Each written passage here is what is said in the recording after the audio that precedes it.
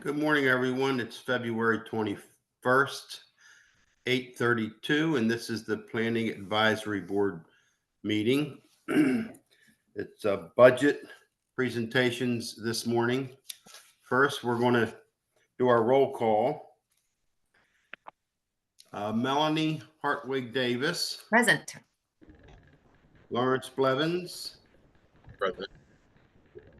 Edward Evans. Present. Van Mason. Elizabeth Rossborg. And myself, Gus Kurtz, here. We do have enough for a quorum this morning. Hello, everyone. Glad everybody's here and nice and warm looking at the computer. This morning, we will start with our approval of the agenda. Make a motion, please. Motion to approve the agenda. Second. Motion's been made and second. All in favor? Aye. Aye. Any nays? The agenda is approved. Next order of business is our budget presentations. This morning we have General County Central Services. So we'll turn it over to, it looks like Mrs. Susan Harold. Morning. Good morning. So if we're all set, I'll look at Kate. She's on it. I'm just I gonna can see your screen. You can? Okay, great. Well, good morning. My name is Susan Harold. I'm the Central Services Officer. Here with me today is Nicole Clinton, the Deputy Central Services Officer, and Kate Dawson, our Senior Management Assistant. I'd like to thank you for your time today and your support of Central Services capital projects.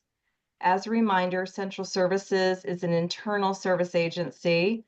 Our priorities for our request are directly related to our mission, which is to support county agencies through the maintenance and renovation of existing county facilities, the purchase and building of new county facilities, and most importantly, providing opportunities for the citizens of Anne Arundel County through the use of county buildings and facilities. We have one new project and continuation of previous projects. So Kate. Okay, our first project is 4435, facility renovation and relocation. This will be on page 5 of your one-pager reports. The funding here is one of Central Services' essential functions, and many are essential to keeping county facilities open and functioning. Each year, typically departments and tenants are solicited annually for new requests, but due to the backlog of our projects, Central Services asked departments to forego any new projects for FY26 unless it was related to safety concerns, critical operations, or emergency repairs, and I will add, or environmental issues. Although Central Services accepted no new projects truly for FY26, the program budget list for FY26 totals $1.7 million. This includes projects originally planned for FY26 and backlog projects. And as you can see, the amount exceeds this year's budget request. Therefore, we will continue to have a backlog of projects. Projects are programmed each fiscal year. So at the beginning of the fiscal year, with the money we are funded, we go through and we program the projects. But as you can imagine, adjustments are made throughout the year due to emergencies or unforeseen projects that need immediate attention.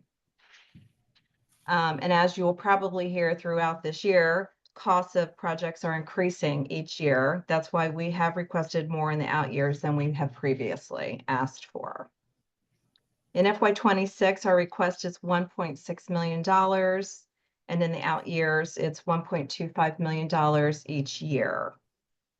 And then if Kate, if you would flip, this is a representative list of projects. It's obviously not the entire list, but it will give you a good example of the types of projects we handle in this account. So you'll see it's bathroom renovations, office renovations, some of the jury deliberation rooms, carpet, painting, things like that. Okay, Kate, thanks.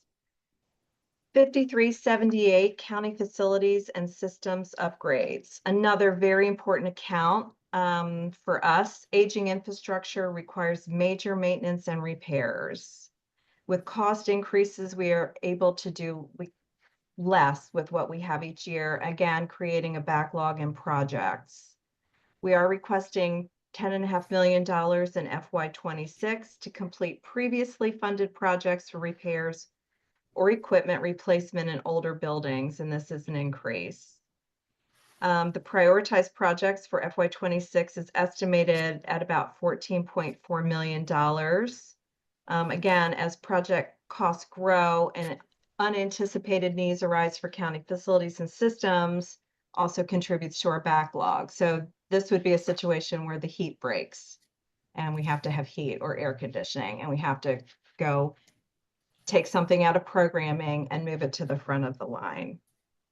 So we'll give you if Kate, if you could flip, I'll get another representative list of the types of these situations. So the Sarah Carter building, which is underway, is an entire HVAC replacement, ceiling and roof replacement, and a fire alarm. There's roofing, underground storage pipes, stormwater pipes, excuse me, bay doors in fire departments, elevator work, cooling pump towers. So it's large infrastructure projects in this account.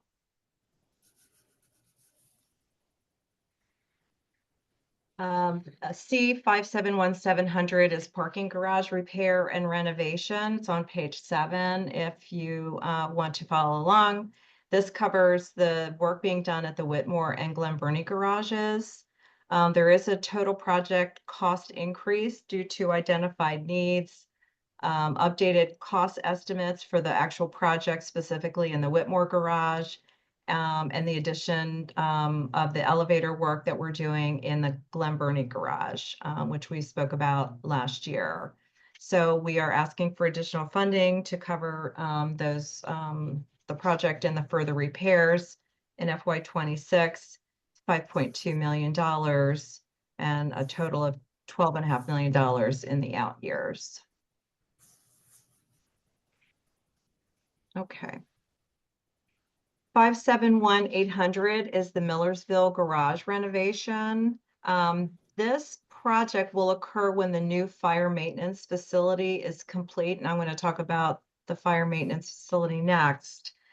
But last year, the program removed the construction funding for this project in the out years, and we're asking to have it put back in this year. Again, this will happen after the new fire maintenance building is complete. The reason for the increase is after they did the initial walkthrough of the property, and this is a renovation, they had to increase the scope of the work and the cost. Our request this year in FY26 will cover, it covers design. So it's in $2.8 million, $2 million approximately. In FY26, I believe that's for design, and then construction to begin in FY27 through the out years is $7.7 million. The fire equipment maintenance facility, this is a new facility. This is an increase of $10.2 million in FY26, added to previous construction funding approved in FY25. The reason is cost escalation, and the reason for the escalation is the FY25 budget was prepared with price per square foot estimates for construction cost. It did not take into account the amount of site work that needed to be done, and the intricate details of this building. This is a very specialized building. And so the FY26 budget was prepared with the engineer's design cost estimate. The plans are currently in the construction design phase. And so in FY26, $10.5 million, we'll get that built, and then following $648,000. 577900 is the Ralph Bunch Center renovation. It's on page 10. This is a building that the county purchased from a nonprofit community group. We maintain the ownership of the building and are leasing it back to the community nonprofit. Once the renovation is completed, the building will have space for community, a food pantry. It will have some flexible space for county services, primarily social services offices, a food pantry, museum spaces throughout the building, and we'll also provide, we're going to add pre-K, which is really needed in the South County. A full renovation is needed to rehab the building and provide safe space for the additional programming. Funding was removed in FY25, so we're asking to add it back in FY26. And it's $5.5 million and $158,000 the following year.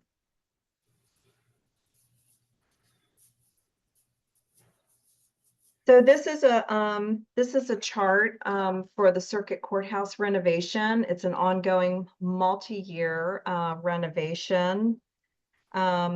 This year, FY26, we're only asking for $759,000, and then there's less in the out years.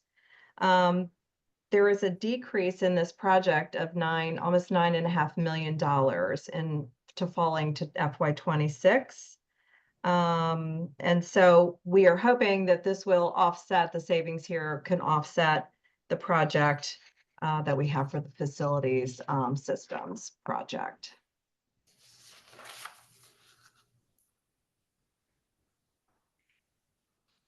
$591,200 is the county septic system assessment, page 14. This was new in FY25. And as a reminder, aging county septic systems are failing in parts of the county and need design and construction upgrades to handle increased demand. Frequent pump outs, especially during park peak season, due to the aging failure in existing systems. It's funded right now out of Central Services FMD's operating budget. We expect the issue to only get worse. This could become an environmental problem, and we sort of want to be on top of it. So the assessment is, I believe, ongoing. It's just getting started to research and catalog the age and condition of all county-owned septic systems and create a plan for upgrade or replacement. The results of the assessment and the plan will guide future requests for funding for future replacements in the system. So while the assessment is going on, we are asking to fund $739,000, really in case we identify an urgent need to replace a system during the fiscal year. This is based on an estimate of a system that we are replacing right now at Downs Park.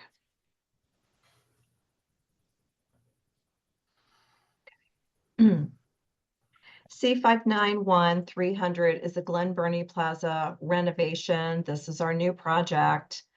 We are partnering with the Resilience Authority to develop the Glen Burnie Town Center Plaza to improve outdoor community event and gathering space, increase resiliency and stormwater management, and to better handle pedestrian traffic. Design and construction is not scheduled to begin until FY27. So there is no ask for FY26 this year, but in the future years, we project almost $8.5 million for this project. And then ongoing projects, which I'm sure you've seen before, we are adding to FY31. The underground storage tank replacement is ongoing. That's on page 4. We've added $100,000. The EV charging station added 660 to FY31, and the ADA retrofit and installation, we've added the standard 250 to FY31. And that's it for central services. I'm happy to answer any questions. Well, thank you very much for your presentation. Board members, do we have any questions? You know, Elizabeth's not here, so I guess we're gonna have to really step up our game, guys. Um, She's the one that asks all the questions. You do that. All right, as the architect, I will speak up about some building renovations and some questions. Thank you. And I appreciate that you put you mentioned the page numbers. I've got the one pagers up here, and I make notes as I listen, so that's really helpful. I will say, if you could go to page 13 of yours, because that's not on. I don't think that's on the page 13 that had the one where you represented, I think, 3 smaller projects, and you talk about the tank replacement. Yep. Is that the Mayo tank replacement specifically? Or is that's under DPW? What is the tank replacement? I guess that's my question. Underground storage tank replacement? Yes, underground storage tank replacement. It was page 13 of your No, presentation. yes, I know. Kate, you look like can you chime in? Yeah, that's been an ongoing project for a long time. It is to replace underground storage tanks across the county at county facilities. So it's not related to the one that you're talking about. Okay. But yeah, as they come up for need, then we have this funding to do it. Gotcha. Okay. Yeah, I just wanted to make sure it wasn't the Mayo tank, because that was a separate thing I have comments about since I live on the Mayo Peninsula. All right. Going back through. Remind me, the Ralph Bunch Community Center, you said South County. Where is that? It is in South County. It's on Mill Swamp Road. Okay. I don't have the exact address. I could certainly. That's okay. I just wanted kind of an area. And Miss Davis, that's right by the intersection where Mill Swamp and Muddy Creek meet. And that's actually a historic African-American community that was one of the old Rosenwald schools. It's been renovated and used as a community center. And the county's been in partnership for several years trying to move this renovation forward to support that community.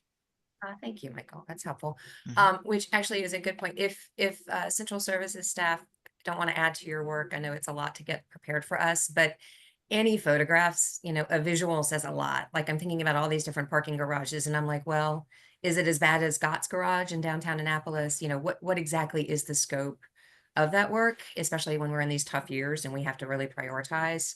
Any visual images, photographs of like exactly what is needed to be improved or repaired or maintained is just going to upsell your presentation, just to be honest. Certainly. Well, I understand. You mean in our presentation? Yes. Well, Sure. I can tell you that Yes. we did a feasibility study, and it does require a full reno. And so there's abatement of the asbestos, and there is there could be, they're still investigating the soil because there's going to be pre-K there, so they have to make sure that there's no hazardous materials from underground storage.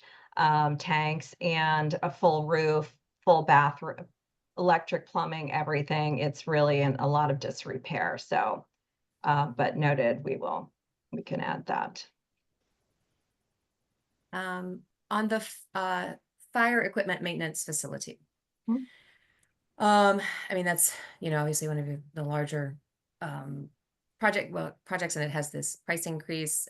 What discussions were had about, again, I don't know the scope of that project specifically, so maybe you could speak a little bit to that, but then what discussions of any kind of phasing of the construction were occurred, or is it one of the situations where it just all needs to happen at once, or is there something, is there any opportunity for phasing?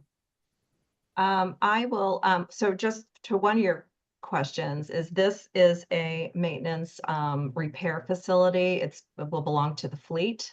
And it's to manage the repair and the work done on specialized fire equipment, right? So the fire trucks, ambos, et cetera. I would ask maybe David Braun if he could answer the question about the phasing. I'm not familiar. Good morning, David Braun with Public Works. This project would be difficult to phase.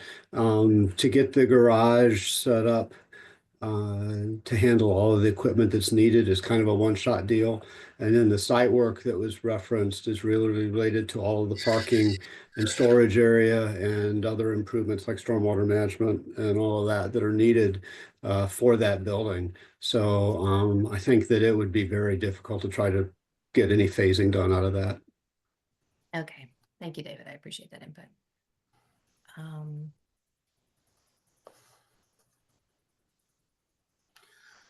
David, I did have one question. The current use of the maintenance, fire department maintenance, the new facility, what is going to happen to the people that are using that facility currently? Are they moving to a different location? I think I can answer that. Yeah.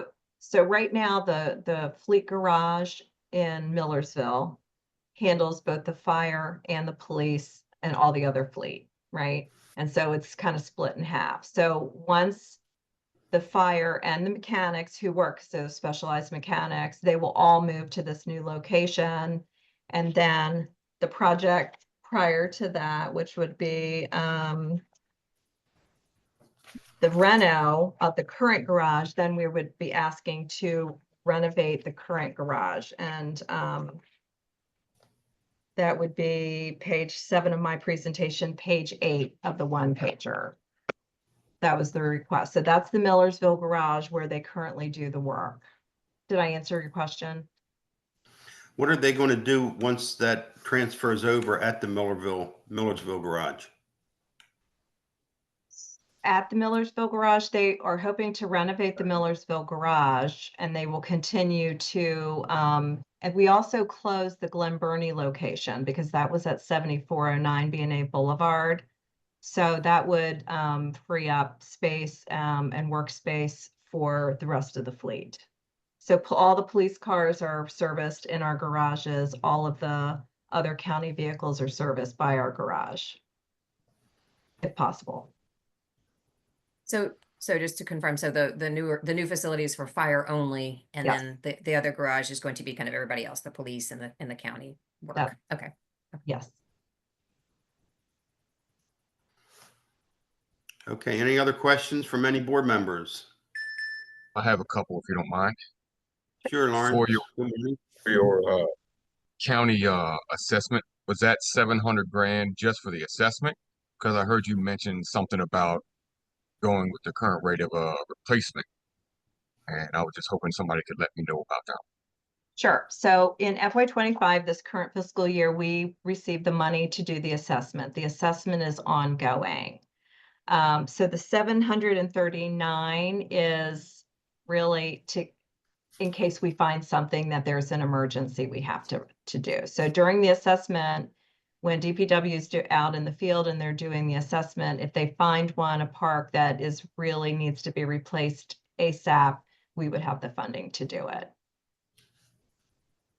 So the number 739 came from a current project. Did I get that right, Kate?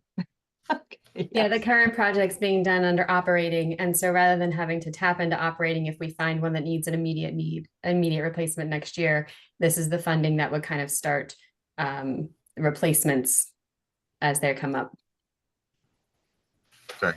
And then for the Glen Burnie Plaza redevelopment, how much of that is actually county property?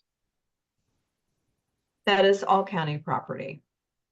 So the redevelopment piece of it, the town center does belong to the county.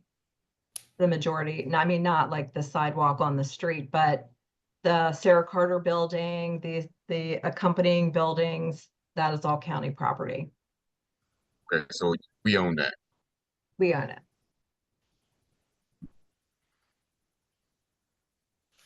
And Okay, if I that's could, all I have. and Okay. if I could add on to that, and Ms. Howard, you can confirm, but I think with the Resilience Authority partnership there, we're looking at a lot of outside grants for this. The PAB is always interested in if there's going to be outside funding being contributed to these projects. That's correct.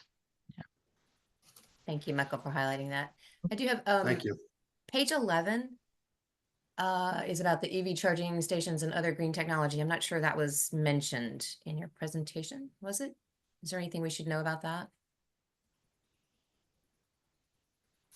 That is a project that is ongoing, and that is we have as the county is attempting to convert to an electric fleet. There is an infrastructure project to install EV charging stations throughout the county. So the initial install, which is going to begin, I believe, this year, beginning at the Heritage Complex, we are working with the Resilience Authority to get that project underway. Those will be accessible for the county electric fleet, and then at some point also accessible for county for public use. Great, thanks. Sure. So I got that. I have to ask, how many vehicles are actually electric? In the county? You mean the county fleet? Kate, do you know the number? I just looked Not at off the it. top of my head, but we can get it. There's been a handful of electric vehicles purchased each year. The Yeah. goal right now is all new purchase of the vehicles that we can, or at least hybrid. And then whenever we can, we purchase electric. So we do have some slated in our replacement for FY26 as electric. The problem right now is just being able to get them from the manufacturer. So that's where that stands. I can get you the actual number. I just don't have it on the top of my head. I'm going to say the full electric is less than 20. Okay. Great, thank you. Mhm. Okay, board members, any other questions? May I ask two clarifying questions? Sure, Michael. Susan, you mentioned the circuit courthouse building budget request changing. I know that was a major project I introduced a year or two ago, and now I just wanted to see if to clarify, like, is that change in timing of that project, or is the scope changed? Could you describe to the board a little more about that? Sure. I'm going to again phone a friend, and Sure. maybe David could explain the cost savings there, because that's is one where we partner with the DPW. Okay. So our initial estimates on that were based on a almost complete overhaul of the HVAC system, among other things that needed to be done. What we found as we got into this and have replaced them, like the chillers, boilers, and the major equipment, is that the rest of the system doesn't need as much work as we thought it could actually did. So that's kind of led to the updated estimate. That's good news. Very good news. And then I know that Central Services gets to be have a point position relative to the Crownsville Hospital Memorial Park, and Rec and Parks will talk to us a little bit about the ball fields pieces of that later today. But I wanted to see if you had anything to say about movement on Crownsville Park. I can comment. I can make some very general statements. I'm sure you've all seen the master plan. On the go forward,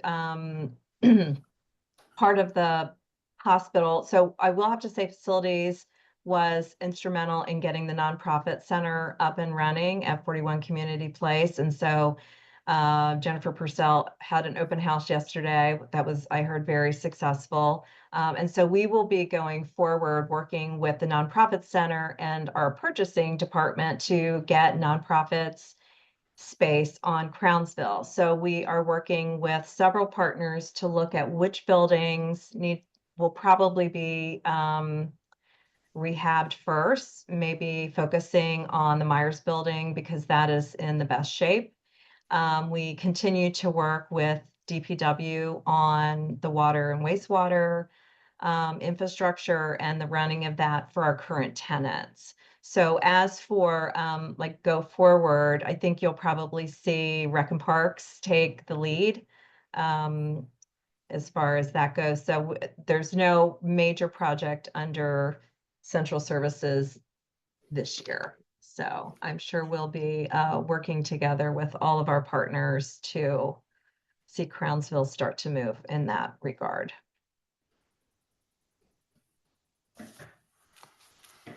Okay, any other questions? Very good.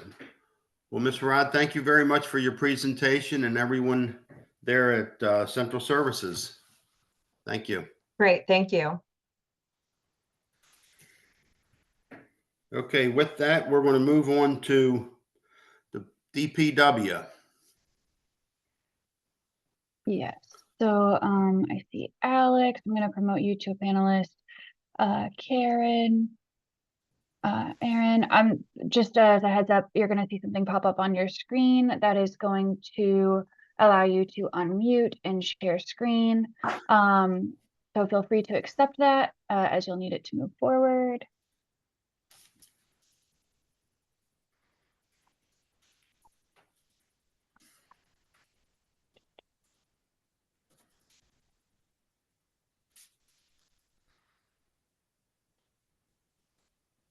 Just checking that I've got everybody.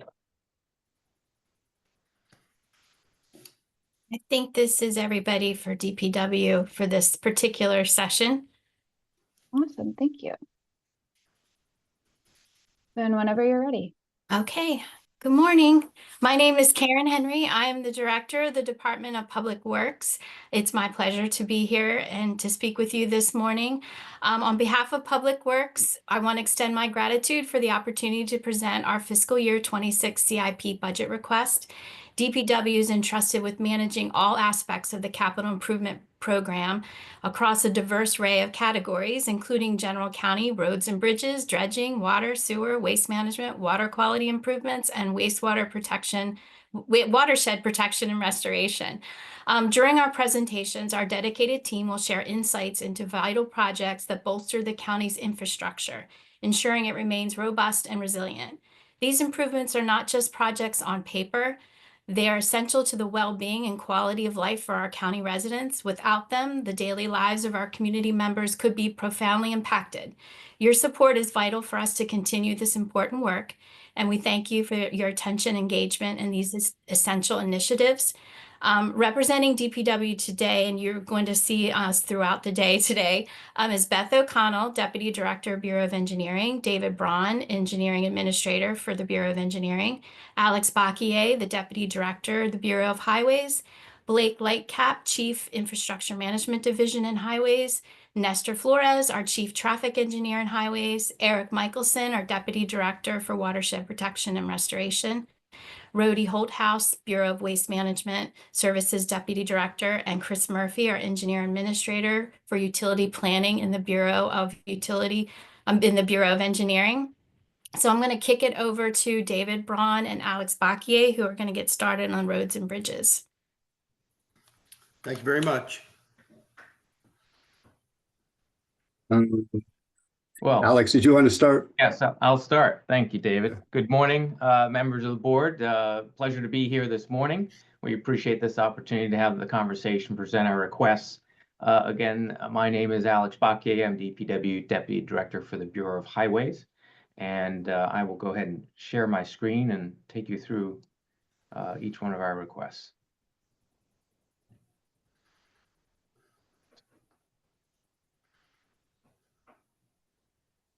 Okay, if everyone can see my slide presentation, we'll get started. We can see it. Thank you. Okay, good, wonderful. Just to begin, if I may, just to restate the mission of the Bureau of Highways is to manage, operate, and maintain the county's roads and associated infrastructure, and more broadly, be stewards of the county road rights of way. We approach and prioritize our capital requests around these several key priorities: system safety, regulatory compliance, extending and preserving public infrastructure, user comfort and convenience, as well as aesthetic resiliency and programmatic needs of the system. Just to recap for you again, some of our long-range capital plans include goals to consolidate our staff facilities from the current 6 of the 7 that we operate down to 3 staff facilities, 1 to serve Southern District, 1 for Western District, and 1 in Eastern District to serve those parts of the county. And that's how we've organized our resources and personnel. In addition, we're looking and seeking to consolidate all of our traffic engineering and maintenance elements into a single modern data-driven traffic operations facility. And you'll see that request touched on in my presentation today, as well as investing in our resilient infrastructure, our ADA compliance, and our complete street goals under Plan 2040, and sustaining those investments that we are required to make sure that we are meeting our regulatory requirements.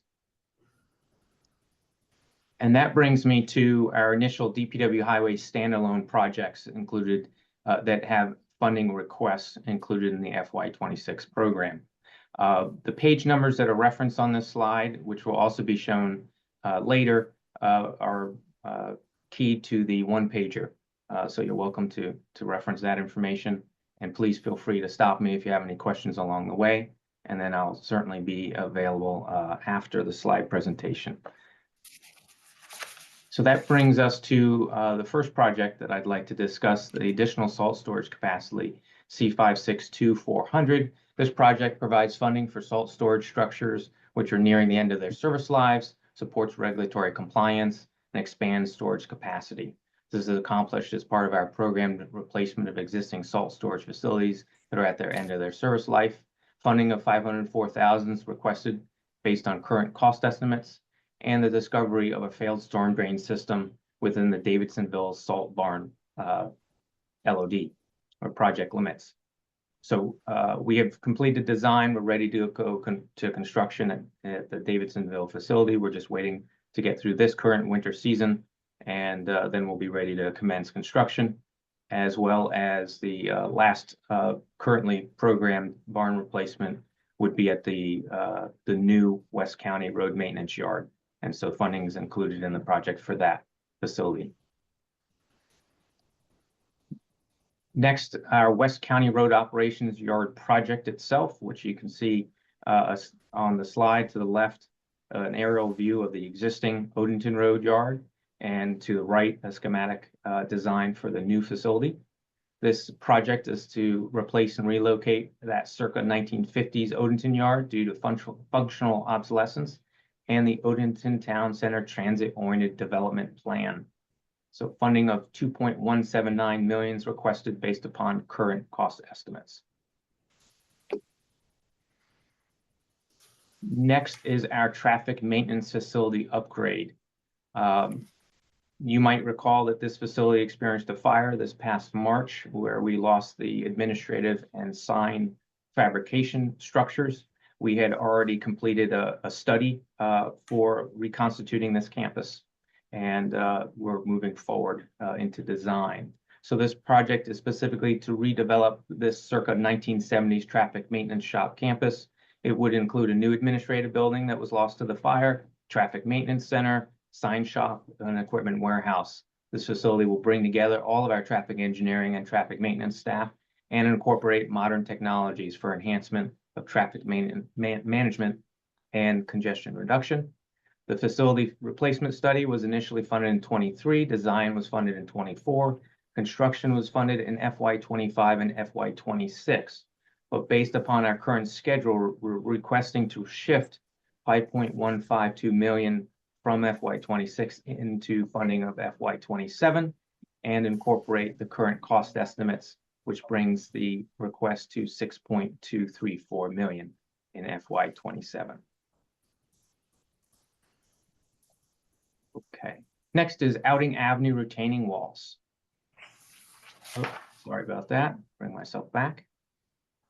That project is to design and construct new retaining walls along the approach road to Greenhaven Wharf, which was renovated under a separate Department of Recreation and Parks projects. The funds requested in FY26 are a result of current cost estimates. The left is simply one portion of failed retaining wall. It's a somewhat of a narrow road segment with steep slopes on each side that require retention, and a schematic of the soldier pile retaining wall system that will be used along portions of that roadway, and that is what you're seeing on the right. Okay, and that brings us to Marley Neck Boulevard improvements. This project's been, or this corridor, I should say, has been subject to extensive development. It has a number of widenings and drops and changes in cross section. This project's to evaluate and identify the existing site conditions across the entire corridor and develop design alternatives for the Marlin Neck Boulevard where the existing cross-section doesn't match what our ultimate desired cross-section for the corridor would be. The current study has a similar finding to OPZ's 2012 memorandum of what we think this road should ultimately reflect in terms of pedestrian facilities and vehicular facilities. To the left on the slide is simply the project corridor limits, and on the right, out of the current technical memorandum, is a schematic of the proposed cross-section. You have your typical 5-foot sidewalk. Instead of one, you have 2 southbound lanes, about a 10.5-foot median, at least on this portion in phase 1. And then you have 2 northbound lanes instead of the single northbound lane that exists today, a grass strip buffer, and a 10-foot shared use pathway. The requested FY26 funding of $91,000 is based on current cost estimates to complete the shared use path between Creekside and Tanyard Springs, and phase 1 construction funding of $15.563 million is requested in FY27. And that brings me to Shore and Beach Road improvements, page 166. This project began in FY22 as a highway safety improvement study of the Shore and Beach Road and Triton Beach Road intersection. Improvements may include bicycle and pedestrian facilities recommended under the study. Funding of $456,000 is requested in FY26, $152,000 in FY27, and the balance $2.742 million in FY28. And to the right is simply a schematic of the current alternative that's preferred, where we're both dealing with safety improvements as well as some enhancements potentially for bicycle and pedestrian routes between adjacent communities and Triton Beach Park. That brings me to Gambrills Road at Dykus Mill Road.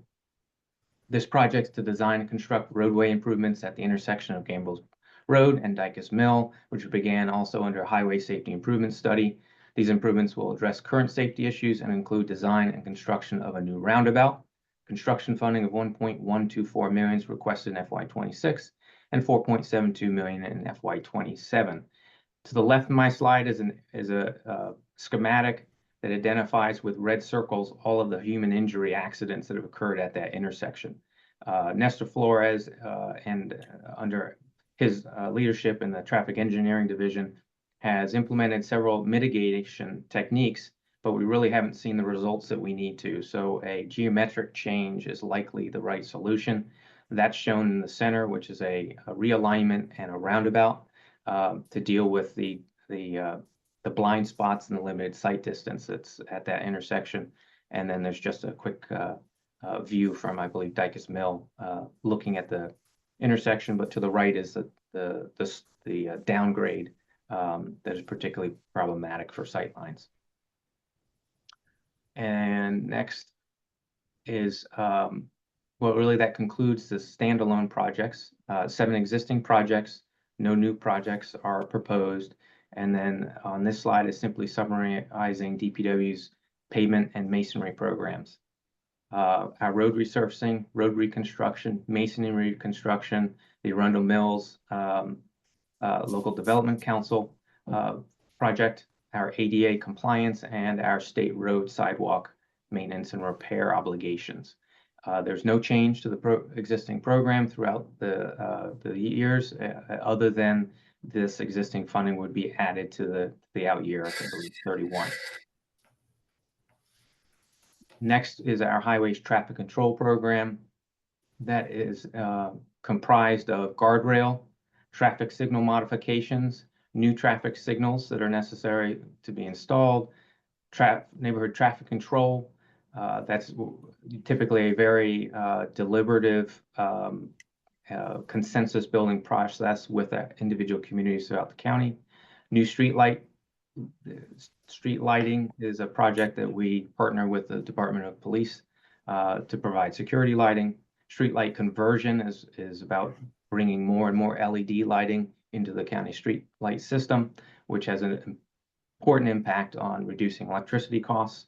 our streetlight pole replacements and developer streetlights for new subdivision coming online. No change to the prior approved funding in the program other than adding it to the out year. And that concludes the presentation for the Bureau of Highways, and available for any questions. Thank you. Thank you, Alex, for your presentation. I'll start with two questions.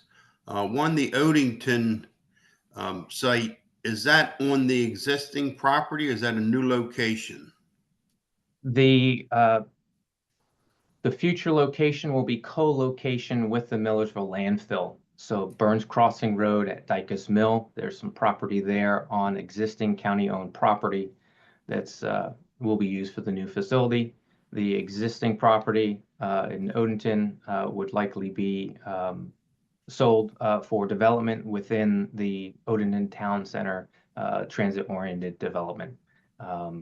And the county's already completed a phase 1 environmental assessment of the ground, and so that essentially makes the property, lowers the risk of a private party acquiring the property, as they know what those liabilities might be.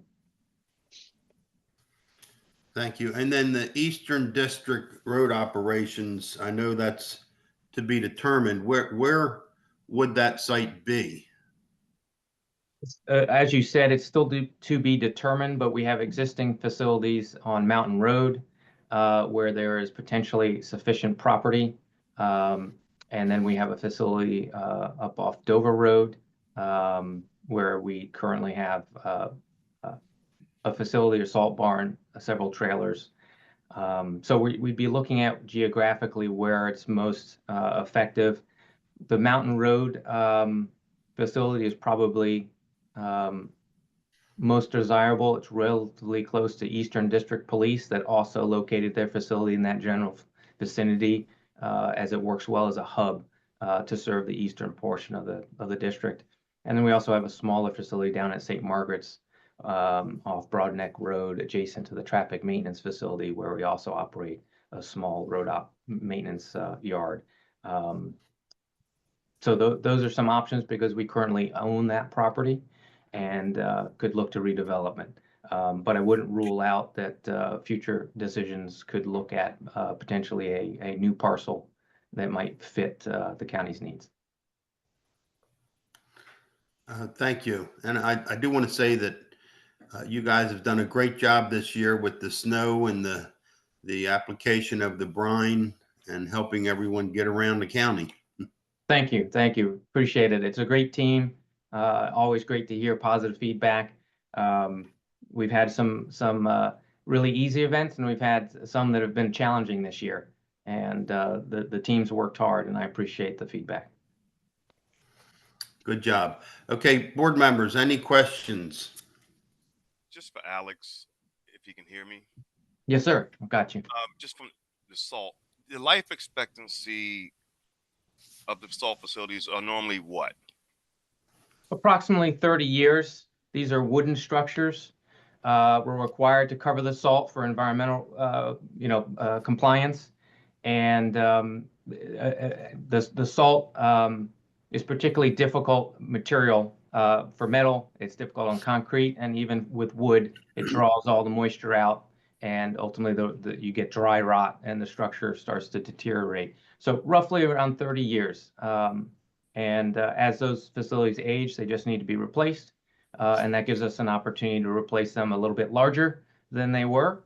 As the county has grown, it allows us to have appropriate storage capacity. So there's no preventive maintenance really needed for that because it just rots out over the 30 and then we just do a new one, basically.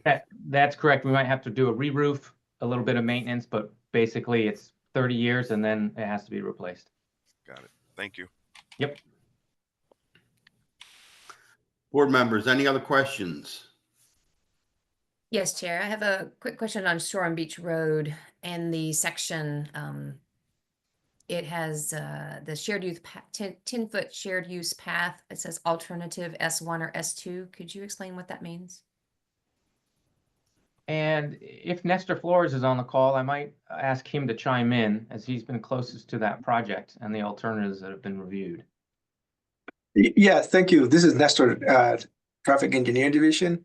When we were looking into this project, we worked very close with the community, and then there has to do with the alignment. If you're familiar with Shoreham Beach, one alignment of the shared use path was to go just parallel on the roadway and head into the 214. The second alignment was going behind forgot the name of the business that is there.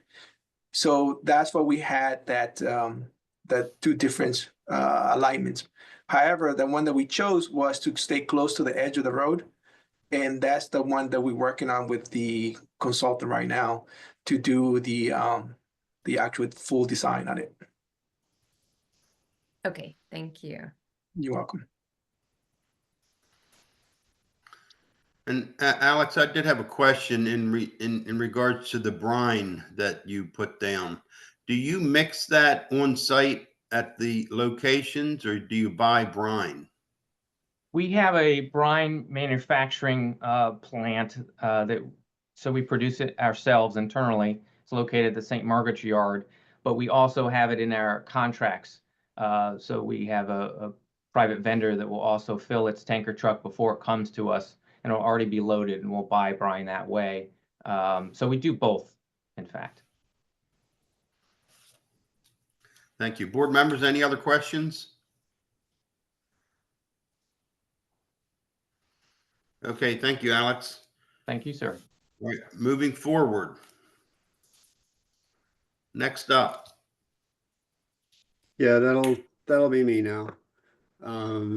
David Braun, Department of Public Works. Let me get my screen set here for you.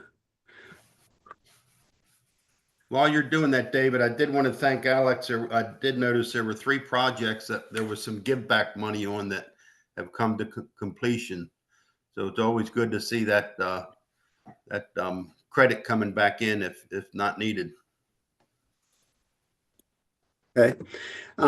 So on to the bridges portion of the road and bridges group for DPW.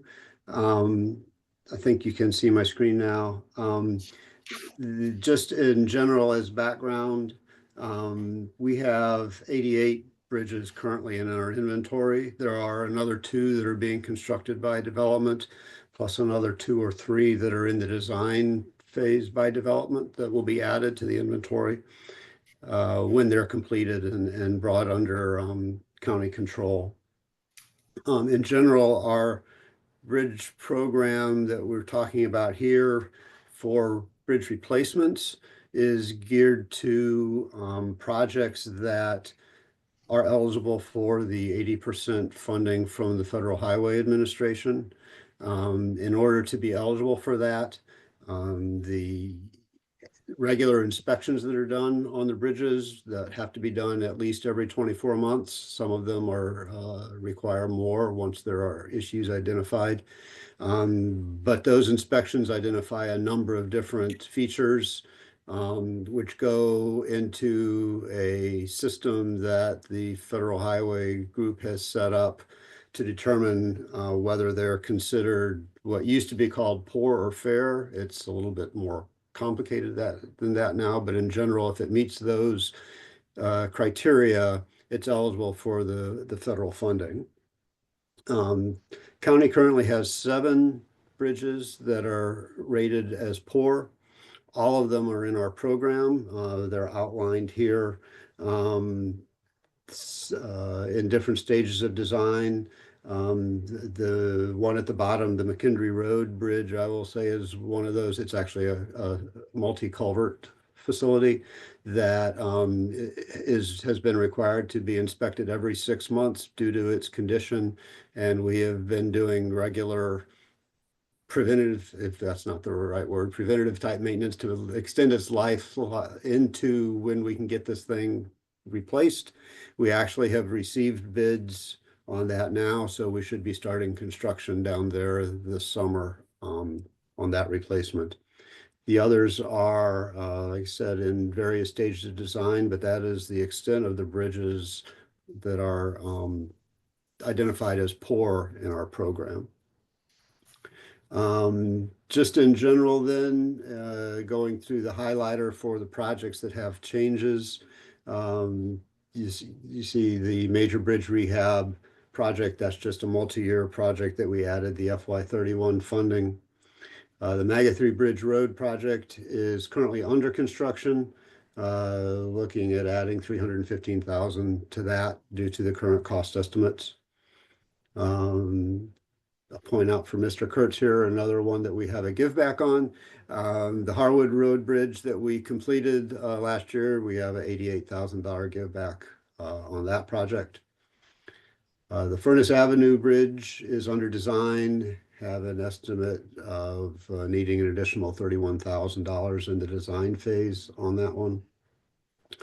The Road and Bridge Project Plan is a multi-year project plan that we try to keep funding for at least one unanticipated study in each year.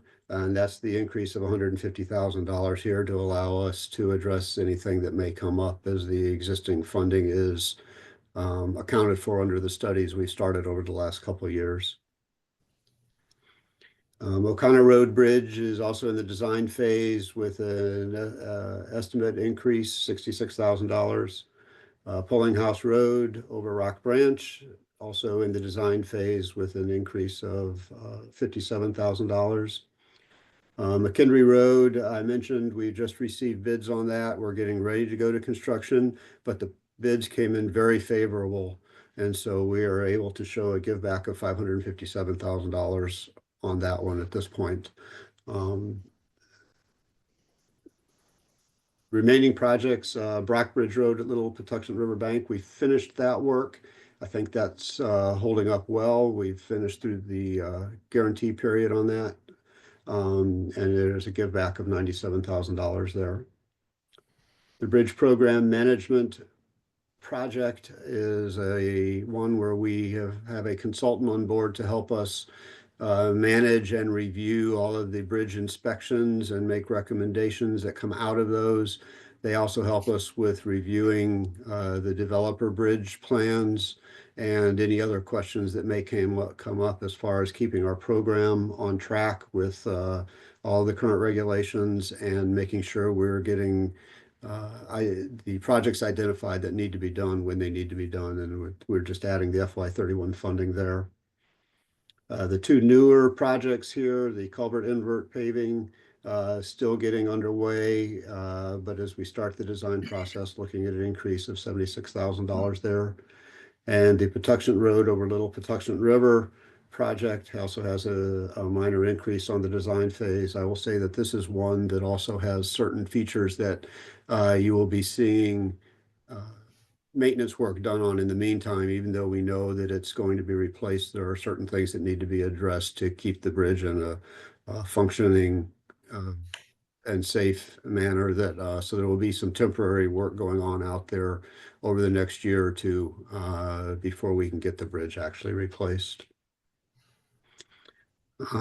That's the extent of what we have as far as the bridge program. Thank you very much. Any questions from board members regarding bridges?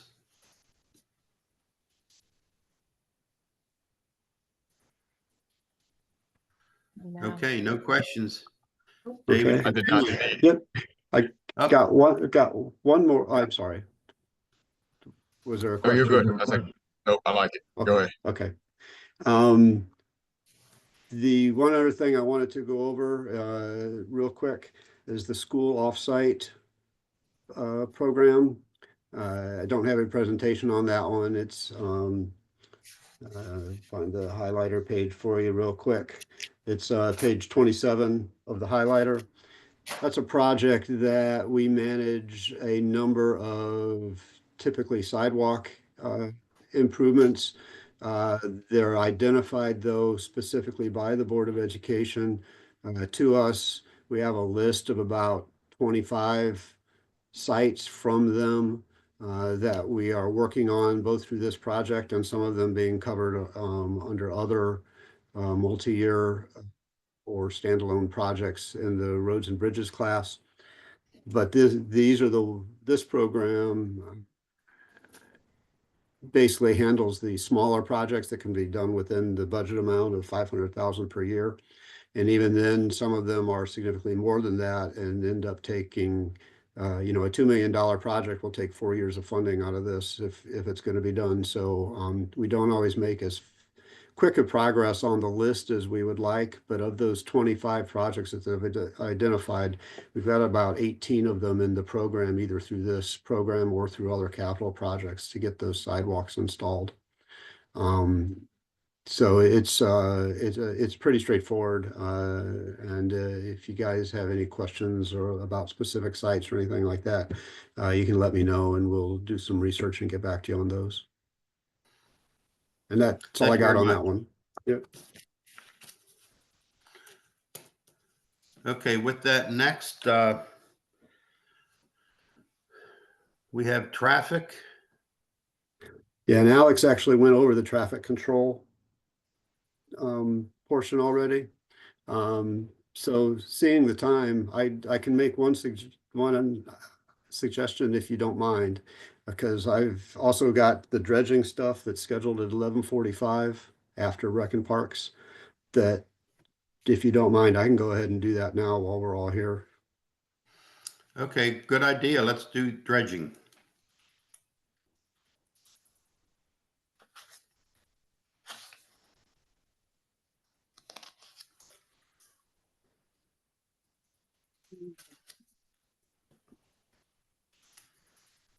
So the dredging program is another one that has certain criteria that we use for the projects that we include here. In general, the program is to maintain the navigable depths for recreational boating along the county shoreline. There are 163 channels maintained by the county in the from north to south. There are 2 federal channels. The projects we recommend, basically, we make an annual submission to DNR for their waterway improvement grant fund. And out of those projects, whatever DNR approves for their grant fund, which basically provides a 50-50 cost share on the project, is what we move forward with in the capital plan. So for the FY26 program, there are 3 projects that we have requested that have received preliminary approval from DNR as far as being suggested or shown in the state budget for funding. So this is still contingent on those projects making it through that process. But at this point, these are the 3 that were left from our original request. The Upper West River, Johns Creek, and Marley Creek, and Asquith Creek. That's hard to say.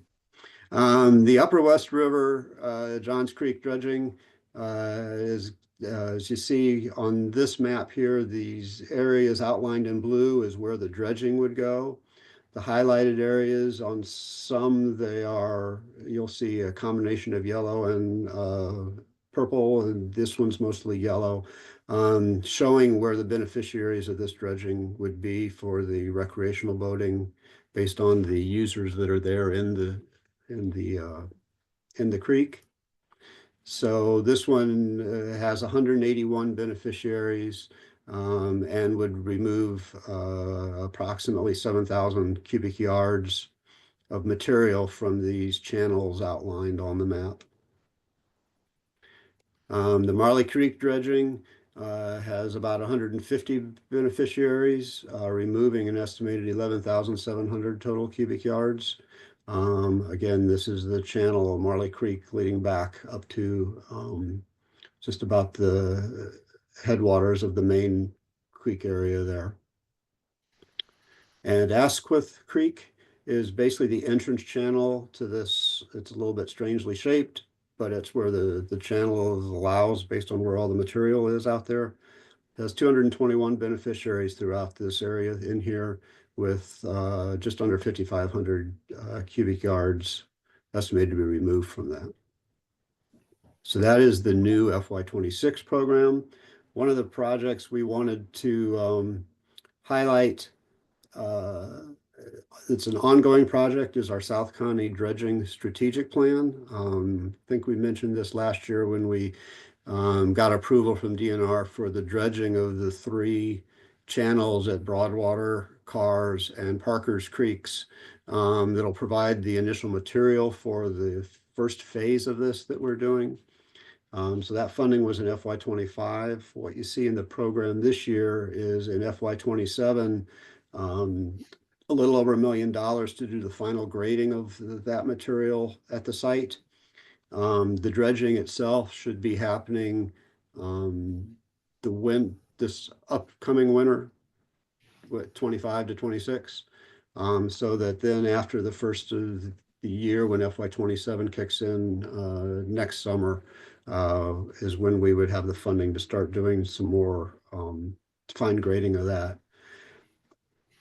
As background, the study that we did for this study identified 5 sites that we've been looking at as to where we can do some beneficial reuse of these of this dredge material, because those 3 creeks have required an above average amount of dredging and material placement over the last 25 years, basically requiring it almost every 7 years. So there's a lot of material coming out of there that if we can find something to do with it, short of just stockpiling it in a dredge site, I think that can be beneficial to everything. So the first site we chose here is this site 1 up here, chosen primarily for a couple reasons. One is that it's county owned already, and the other is that it's relatively easy to access and get this material put on, and it's also limited in scope so that one cycle of the dredging of these creeks provides almost all the material that we'll need to make this one work. So this area that you see on the map here labeled as Cape Ann, this area, the vacant here, is where we're talking about placing this material and doing some regrading and earth moving to turn this into a beneficial reuse site. This is kind of the, sorry, I should have made that larger. This is kind of the draft site plan for what we'd be doing here. You see hills and valleys, as they found, and the shoreline people have much better words for that than that these days. But what we're trying to do basically is then create this and then protect it through the use of some shoreline protection out along the coast to extend it out to its historic extents, and then to protect it so that this can be maintained as a beneficial reuse site through the years. Once this is done for this first cycle and then fine graded, we would basically plan on leaving it alone, other than either maintenance of plantings, possible removal of any invasive things that come into play there, or whatever is needed to make this system work through the permitting process. So it will receive ongoing maintenance, but in general, the land use would not change. The rest of the dredging projects, similar to the bridge list, are a series of multi-year projects and some other relatively minor increases or decreases. The waterway improvement project planning, we've actually deleted the FY26 funding based on being able to use additional funds, but then added the FY31 funding into the program. The waterway dredge placement project, we've finished all the work there, including the additional studies that we had agreed to do with various community agencies and groups to identify other locations to try to use for some of this dredge placement once we clean out one of the material placement sites. And so those studies have all been done. We have a give back of $13,000 there. The DMP site management is a multi-year project that we're adding FY31 funding to. The Sloop Eli Long Coves retrofits is basically a stream restoration project that we did in conjunction with some issues that were identified through the dredging program a few years ago. We've completed construction on that with some minor maintenance and performance issues that we're still working through, and have an increase of $87,000 in the FY26 program. The SAV monitoring is another multi-year project where we basically do that for projects that are identified in the program. It's what we have to do as part of the permitting process for each of those through MDE and the Corps and various other groups. This is becoming more and more of a requirement and mitigation reference, as it were, on even our recreational and maintenance dredging projects. Certain agencies are starting to look at possibly requiring us to do SAV mitigation even for our maintenance dredging, which has never been required in the past, so that this work we do before we actually start the dredging projects and permitting of the projects to identify where SAV is in the site. These next two projects are both were completed last year. Had givebacks on both of them: 16,000 at Janssen Salt Works and 29,000 at Grays and Hunters Harbor. Dividing Creek dredging was also a give back, $103,000 there, that was finished up last year. And then the two ongoing projects, the FY24 dredging program has an increase of 303,000. Those projects will be have been dredged this past winter, just completed basically. One of them I think is still underway at Podickory Creek. And then the FY25 dredging has an increase based on 163,000 as we finished up the surveys and identified the full extent and depth of the dredging that's needed in those channels. And that is the end of the dredging presentation. Thank you, David. I do have a question. Does the county currently own any dredge dumping sites that they use? Yes, we have 4 sites that are used, that are county owned, 3 of them used regularly. At Rock Creek, the South County one is a large one, and then also at Idlewild near Jack Creek Park.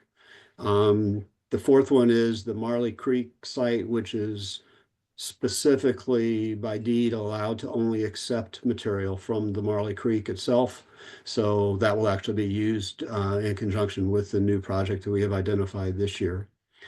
We also have an agreement with the Port MPA, the Maryland Port Administration, to be able to put a certain amount of material at their Cox Creek facility.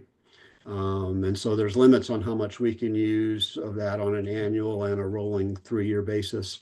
So that's worked into the program as well. But yes, all of those sites are, other than Cox Creek, all of those are county owned.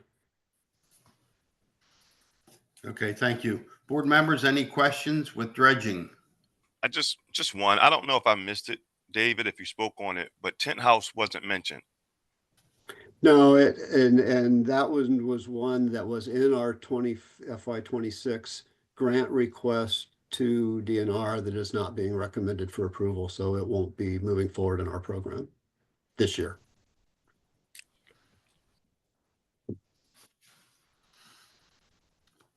Okay, board members, questions? I have a quick question, if you don't mind. What is the life of the dredging spots when you return it? Like the life of the site? Of the placement sites, that varies, but functionally it is indefinite. One of the things that we do, and the Idlewild site is a good example of that, is after material has been there a while and it can be moved around and dried and possibly reused, we can relocate it out of the site and use it somewhere else. A couple of years ago, we did that with material from the Idlewild site and placed it at Jack Creek Park, where we created shoreline protection and some other amenities for the park, as well as did some overall grading on that.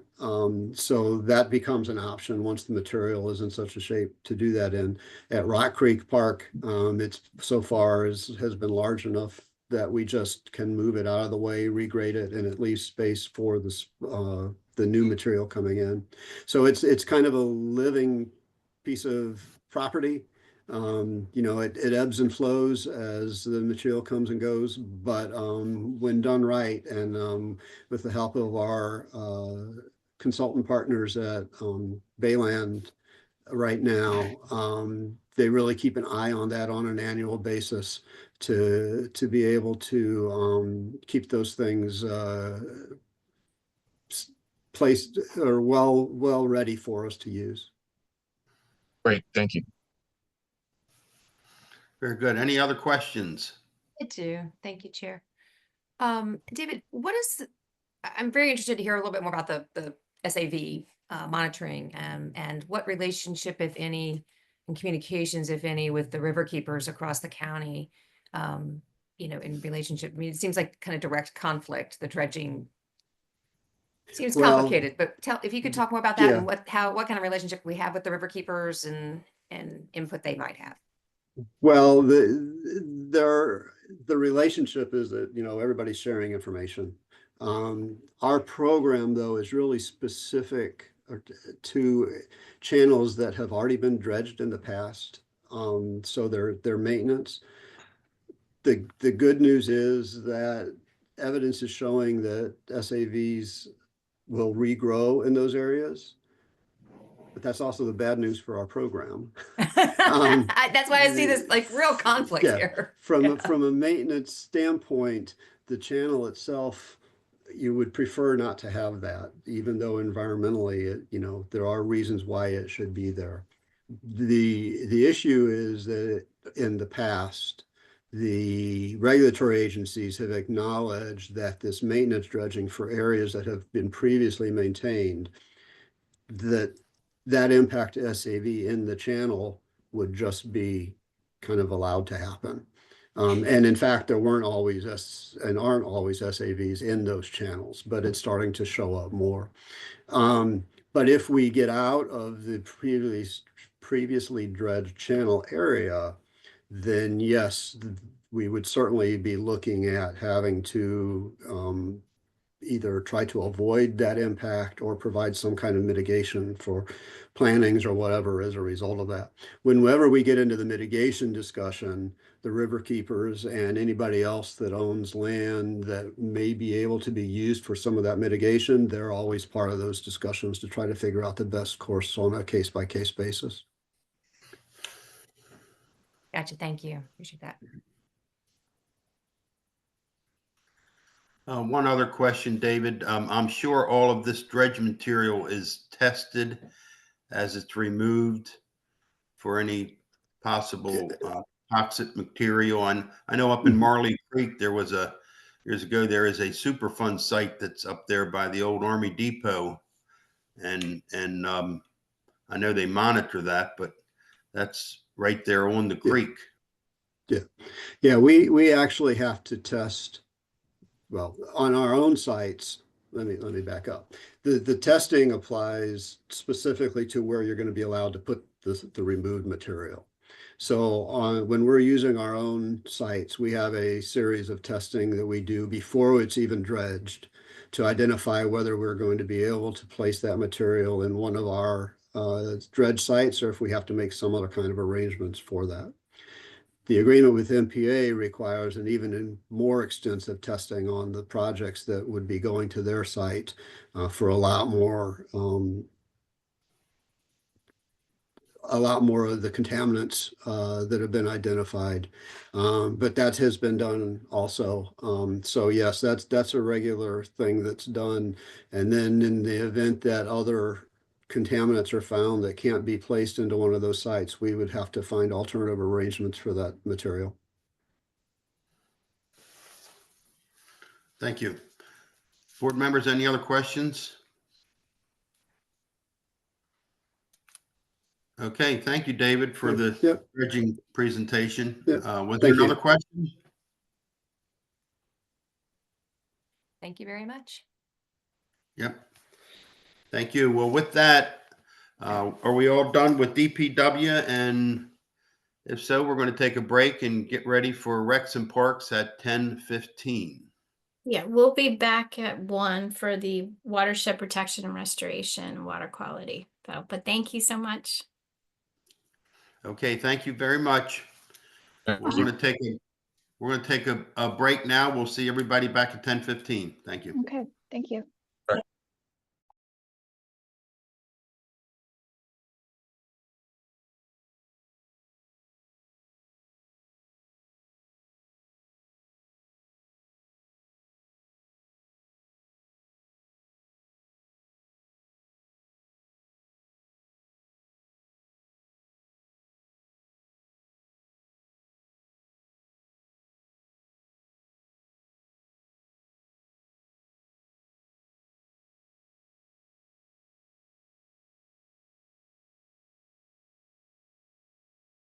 I'm on it.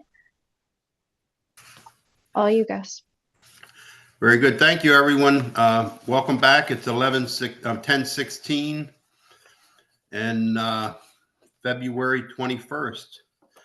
This is the PAB meeting for budget presentations, and the next presenter is Mrs. Jessica Lays with the Department of Recs and Parks. Good morning. So I'm Jessica Lays, the Director of Recreation and Parks, and I'm here today with Erica Matthews, who is our Deputy Director, and Bruce Bucci, who is our Chief of Planning and Construction. So we're going to present to you our 2026 capital budget request for the Planning Advisory Board. The next slide just kind of shows you our agenda, and that's the P class going through. We have about 54 projects that we're managing to date. So we're going to be as efficient as possible and focus in on only those projects that have experienced some sort of change. And then, of course, the reason that you have all three of us on the call is so that we can answer any of the questions you might have about our projects or about our department. So next slide takes an overview look of the P class. And we've been saying for the last couple of years that we provide a vital service to the residents of Anne Arundel County. The demand for recreational space and activities continues to grow year over year with an additional 230,000 visitors to our park spaces, which is about a 10% growth. As you all remember, like back in COVID, we saw that really big spike, and I think we were all very hopeful that it would kind of even back out and we go back to quote unquote normal. Our normal is completely different than what it was pre-2019. So as I mentioned, we have 54 projects. Today, we're only going to be discussing 35 that have changed. And most of those changes are not changes to what we proposed or we talked to you about last year. They're changes to the cost estimates just as the projects evolve. Our total budget is about $102 million. But you all know, coming out of the budget office and just the way our department operates is that we're really good fiscal stewards. So we're continuing to seek outside funding. However, we are anticipating a pretty large decrease in both state and federal money in this budget. So it's only about a 10% recovery as budgeted. We will continue to pursue additional money from the state partners, from private partners, and really anywhere that we can get money to help offset the financial burden of this request.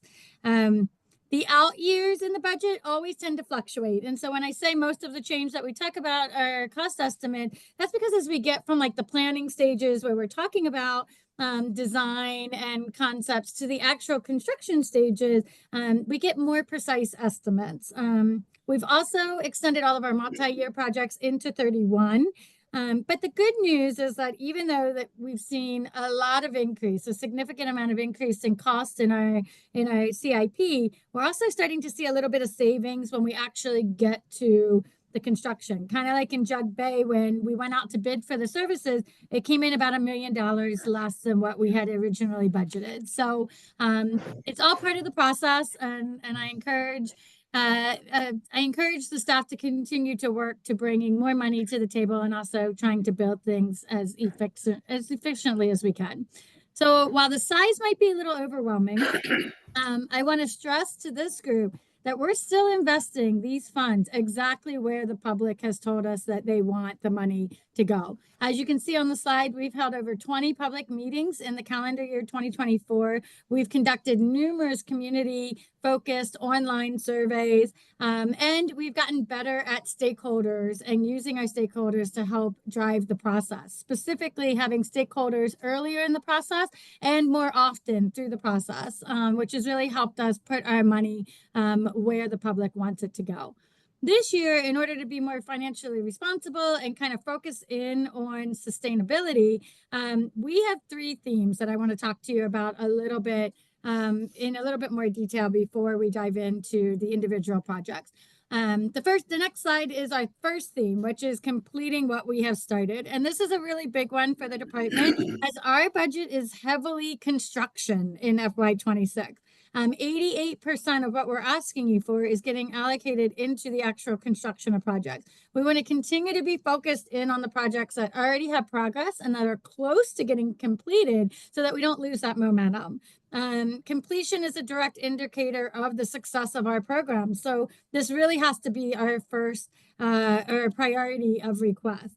This is the second year of a very robust construction period for the department. And in that far right column on the last 2 slides, you will see that there's 17 of our 54 projects that include construction in this budget. So focusing in on finishing what we started is really a high priority for the department and what you see here today. The second theme is implementation of our long-range plans and master plans. We've been working hard on the implementation of our 2022 Land Preservation Parks and Recreation Plan, what we call our 5-year plan. It really drives us to park development, program improvements, and land preservation as a guide. So we have to do this plan for the state of Maryland's money, and it ends up becoming kind of the blueprint of what moves forward and how it moves forward. And you'll see by this list, what we're working on is a very diverse group of amenities, everything from athletic fields and rec centers to indoor swimming and tennis and track and field to preservation of natural space and providing more amenities to the public. So in addition to the LPPRP, we also keep in mind some longstanding master plans, looking at completing the ones at Fort Smallwood, South River Farm Park, and the Regional Trail Plan, and working with the implementation of the small area plans and community plans, such as community parks identified in like the Odenton Town Center Plan, and the completion of the Deal Community Park Plan. The third theme, and certainly not because it is less important, is environmental stewardship. And this is really because we are the largest landowner or manager in the county, we need to be leaders in environmental stewardship. We continue to prioritize and protect the restoration of our shorelines. This year, we began partnering with the Resiliency Authority on several of our projects to utilize not only their knowledge and technical experience, but also their fundraising abilities to help us complete projects that are impacted by climate change and sea level rise. We're working with them to complete the Beverly Triton shoreline and the Jonas Green shorelines, which you're going to hear a little bit more details about later. Also acquiring more lands for conservation. This is a big part of the Maryland the Beautiful Act, 30 by 30 and 40 by 40. How can we acquire more green space in Anne Arundel County to preserve land for the future? We favor the use and reuse of existing dwellings over new development. Examples are things that we have done through Park Reno to beautify and maintain our existing park. Edgewater Community Center, where we bought a big box store and revitalize it into a vibrant community center. Deep Run Recreational Center, where we took something that the county had as a public safety building that nobody wanted and made it into a gem for that local community. And then, you know, looking at renovation of our existing parks, like the Old Mill Park, moving our Southern District to another county property to be more efficient and utilize the buildings that we have. We take other people's trash and we make it into treasure. And that's just something I pride ourselves on, and kind of something new for the department is anytime we move forward with a project, we're always looking at how can we better what we already have before we endeavor on building something new. And then lastly, just expanding our opportunities to experience nature and just providing those opportunities for the public to come out and engage in nature, whether it's the expansion of the Severn Danza Park, the improvements to Bacon Ridge, the development of the Marley Creek Regional Park, or the McNew Community Gardens. It's all ways to just connect people with nature on a regular basis. So before we're going to dive into the details, I know this is a lot. If you go to your highlighted report, we're going to start on page 10. Again, that's the highlighted report with the date of 12/12. We need to make sure that we were on the right page before we started talking. And I just want to kind of overview our new projects. For budget purposes, they're labeled new because they're new standalone projects. But for the department themselves, they're not new. These are projects that we've already talked to you about in previous budget presentations and that we have been planning and working on for the last several years. So we've actively engaged the public on all three of these projects already. And all three of these projects are existing parks that we are looking to make improvements or expansions on.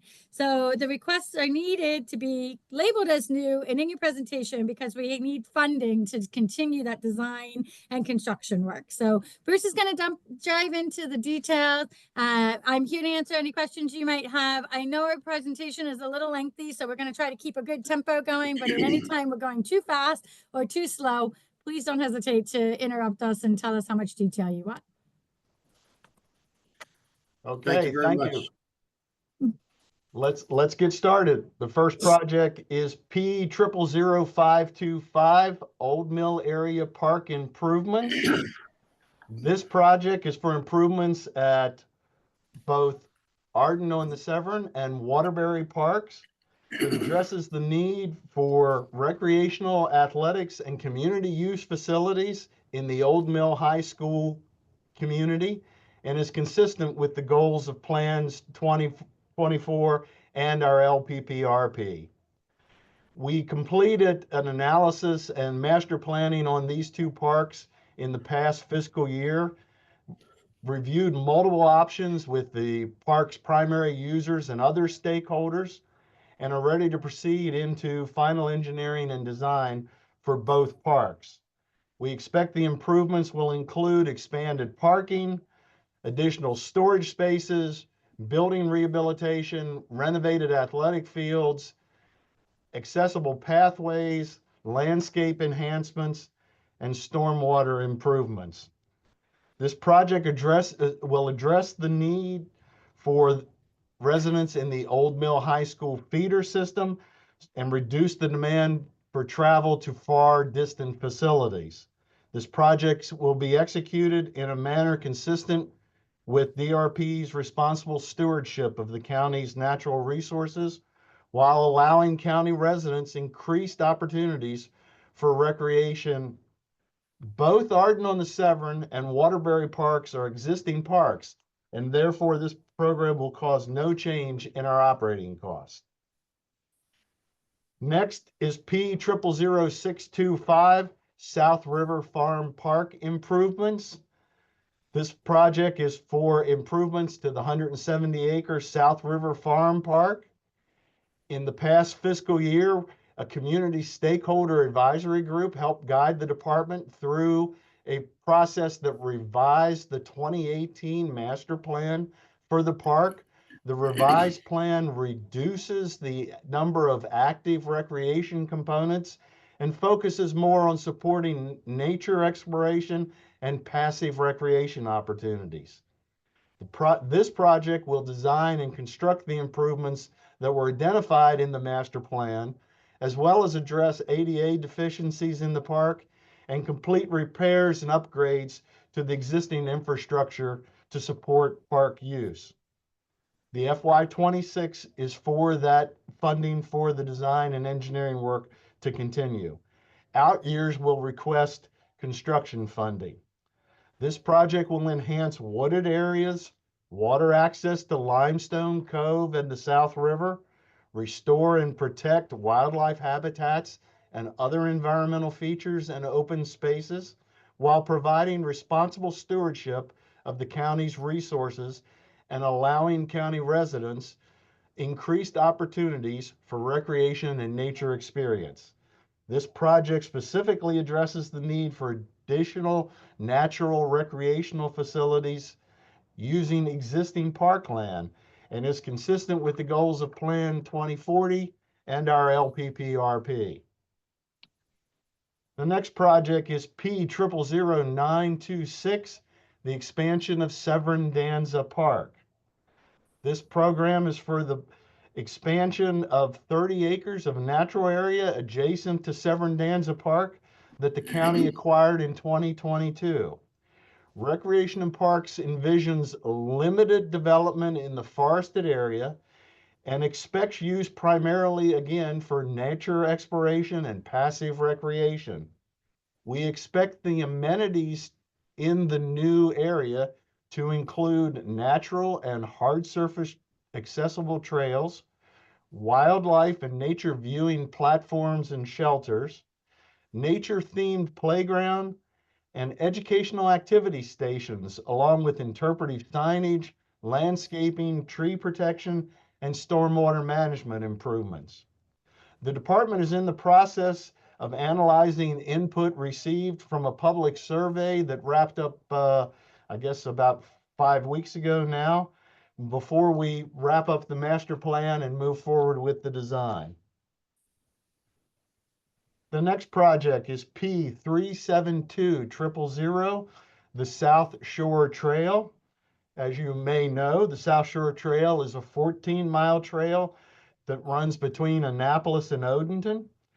Phase 2 of the trail will extend the trail to a connection with the Odenton Trail system by the circle along Sappington Station Road in Odenton, and will connect to the existing trail sections and end at Bonnier Avenue, just west of Maryland 3. That construction is presently underway. Phase 3 of the program, which extends the trail in the Crownsville area, is presently in design. The FY26 request is for funding of the construction of Phase 4A from the current terminus at Waterbury Road down to the hospital, the Crownsville Hospital campus at Fairfield Loop, and for Phase 4B then from Fairfield Loop down Generals Highway to Honeysuckle Lane. The FY26 request also includes funding to start the planning and design of Phase 5, which will eventually carry the trail across Maryland 3 Crane Highway. The next project is P393600, the WB&A Trail.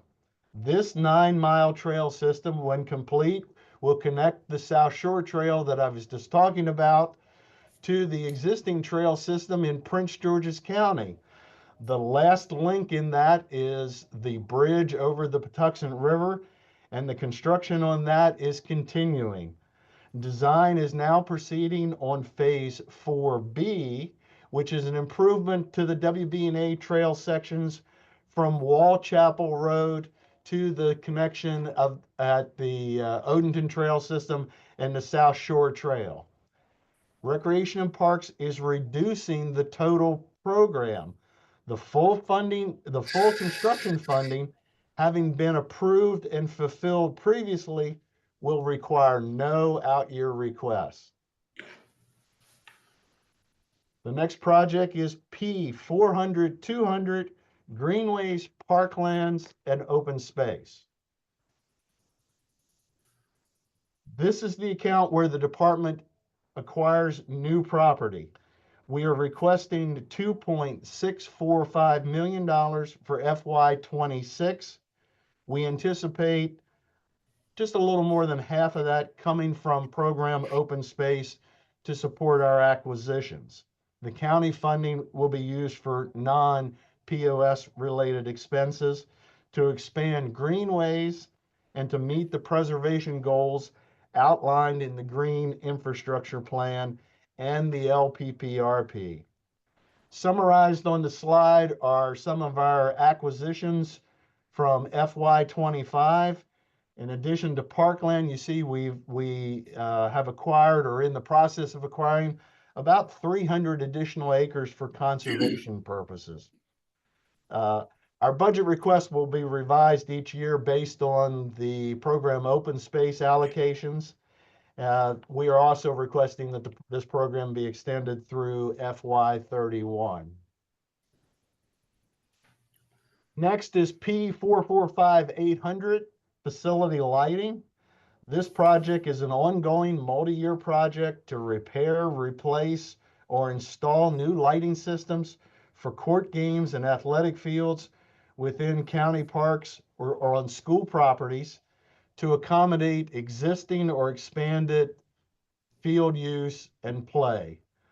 Lighting system costs have escalated, and many installations require upgraded BGE electrical service and other power components. So our costs keep going up, which is why this year's request is a little higher. We've also been the victim of theft recently, and so we are replacing components in systems in some parks, also funded through this account. Our request also extends the program to FY31. Next is P452500, Recreation and Parks Planning. This is the incubator where recreation and parks projects begin their life. This is also an ongoing multi-year project. This is the account where we begin the planning and study of projects and needs that are identified in the LPPRP. Listed on the slides you see are some of the projects, studies that we undertook and completed in the past fiscal year. A couple of those studies are continuing on as we speak today.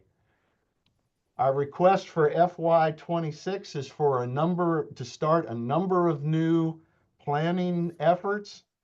You'll see here listed the 5 Lakeshore Trail, Race Road, Bachman Sports Center expansion, the West County Athletic Complex Master Plan, and most importantly, in coming fiscal year and in the next few fiscal years, we'll be starting our efforts on the 2027 version of the LPPRP. Next project is P457000, School Outdoor Recreation Facilities. This is another ongoing multi-year project. This one designs and constructs improvements to recreational facilities that are located on Board of Education property, not in parks, but it supports DRP's programming.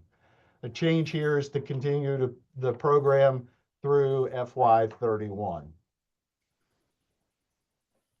Next is P468700, Stream and Shoreline Erosion Control.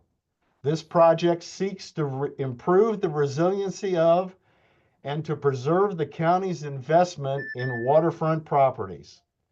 Our FY26 request is for multiple projects that you see listed here moving into construction.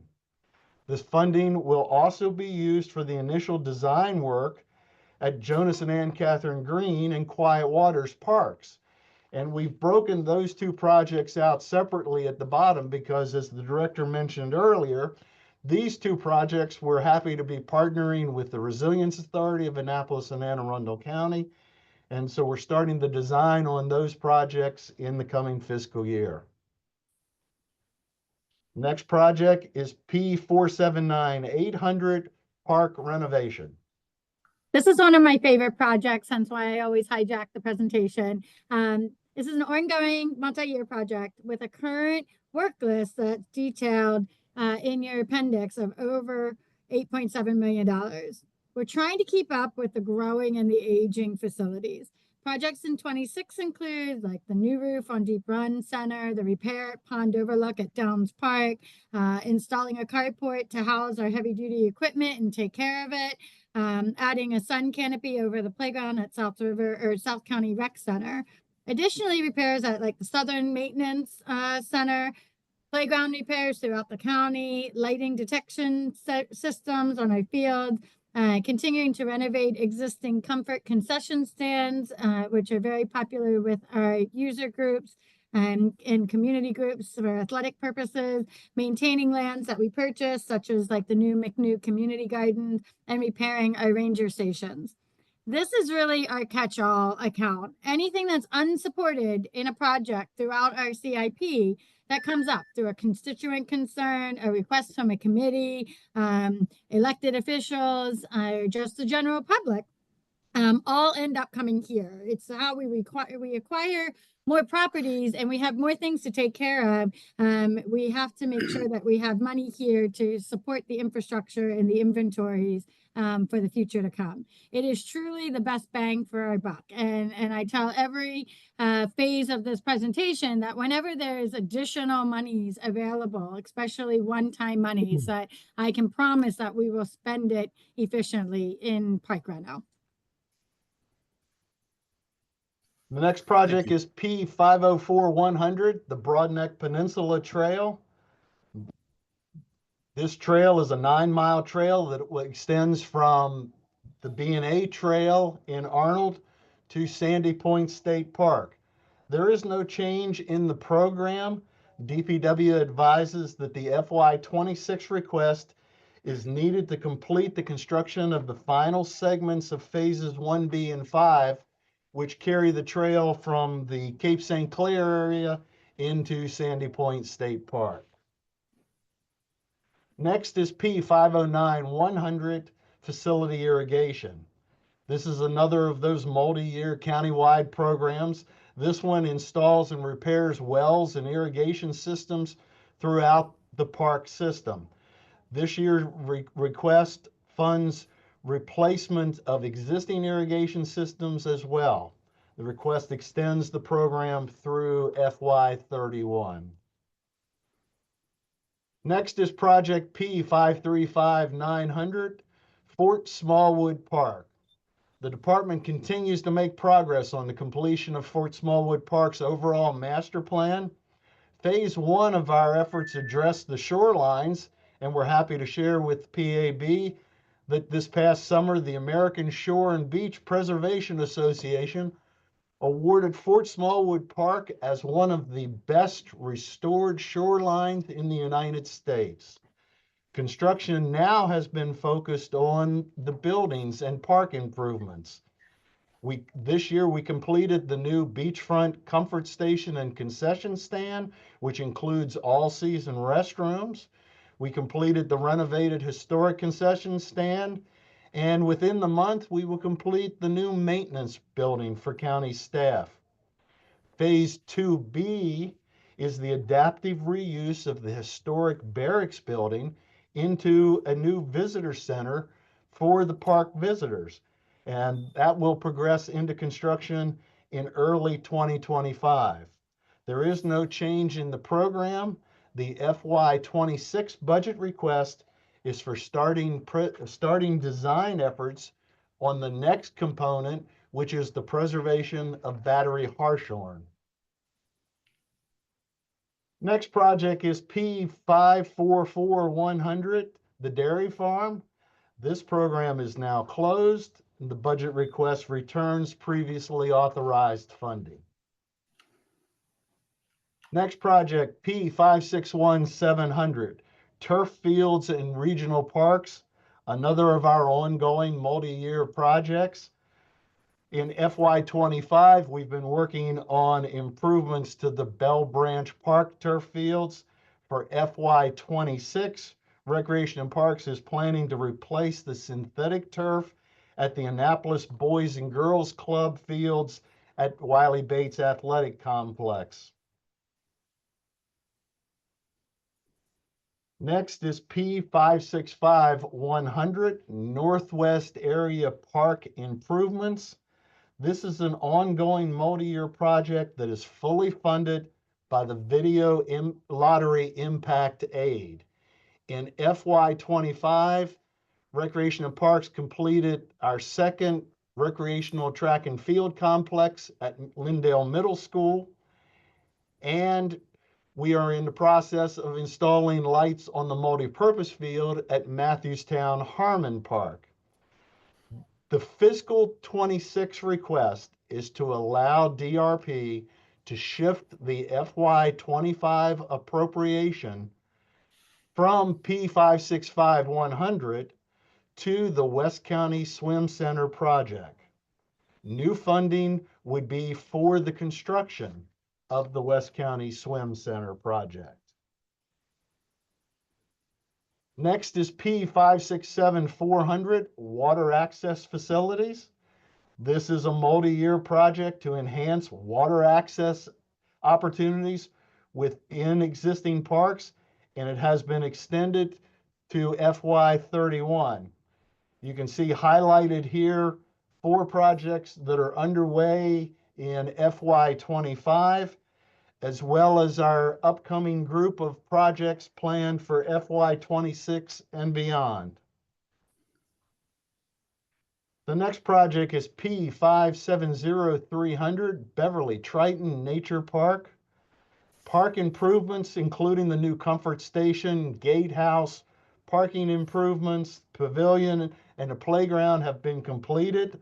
There is no change in the program. The FY26 is for completion of remedial stormwater construction in adjacent to the bathhouse. Phase 2 of the park's shoreline restoration is another project that we are partnering with the Resilience Authority to be complete, but that project does not require additional funding in this request.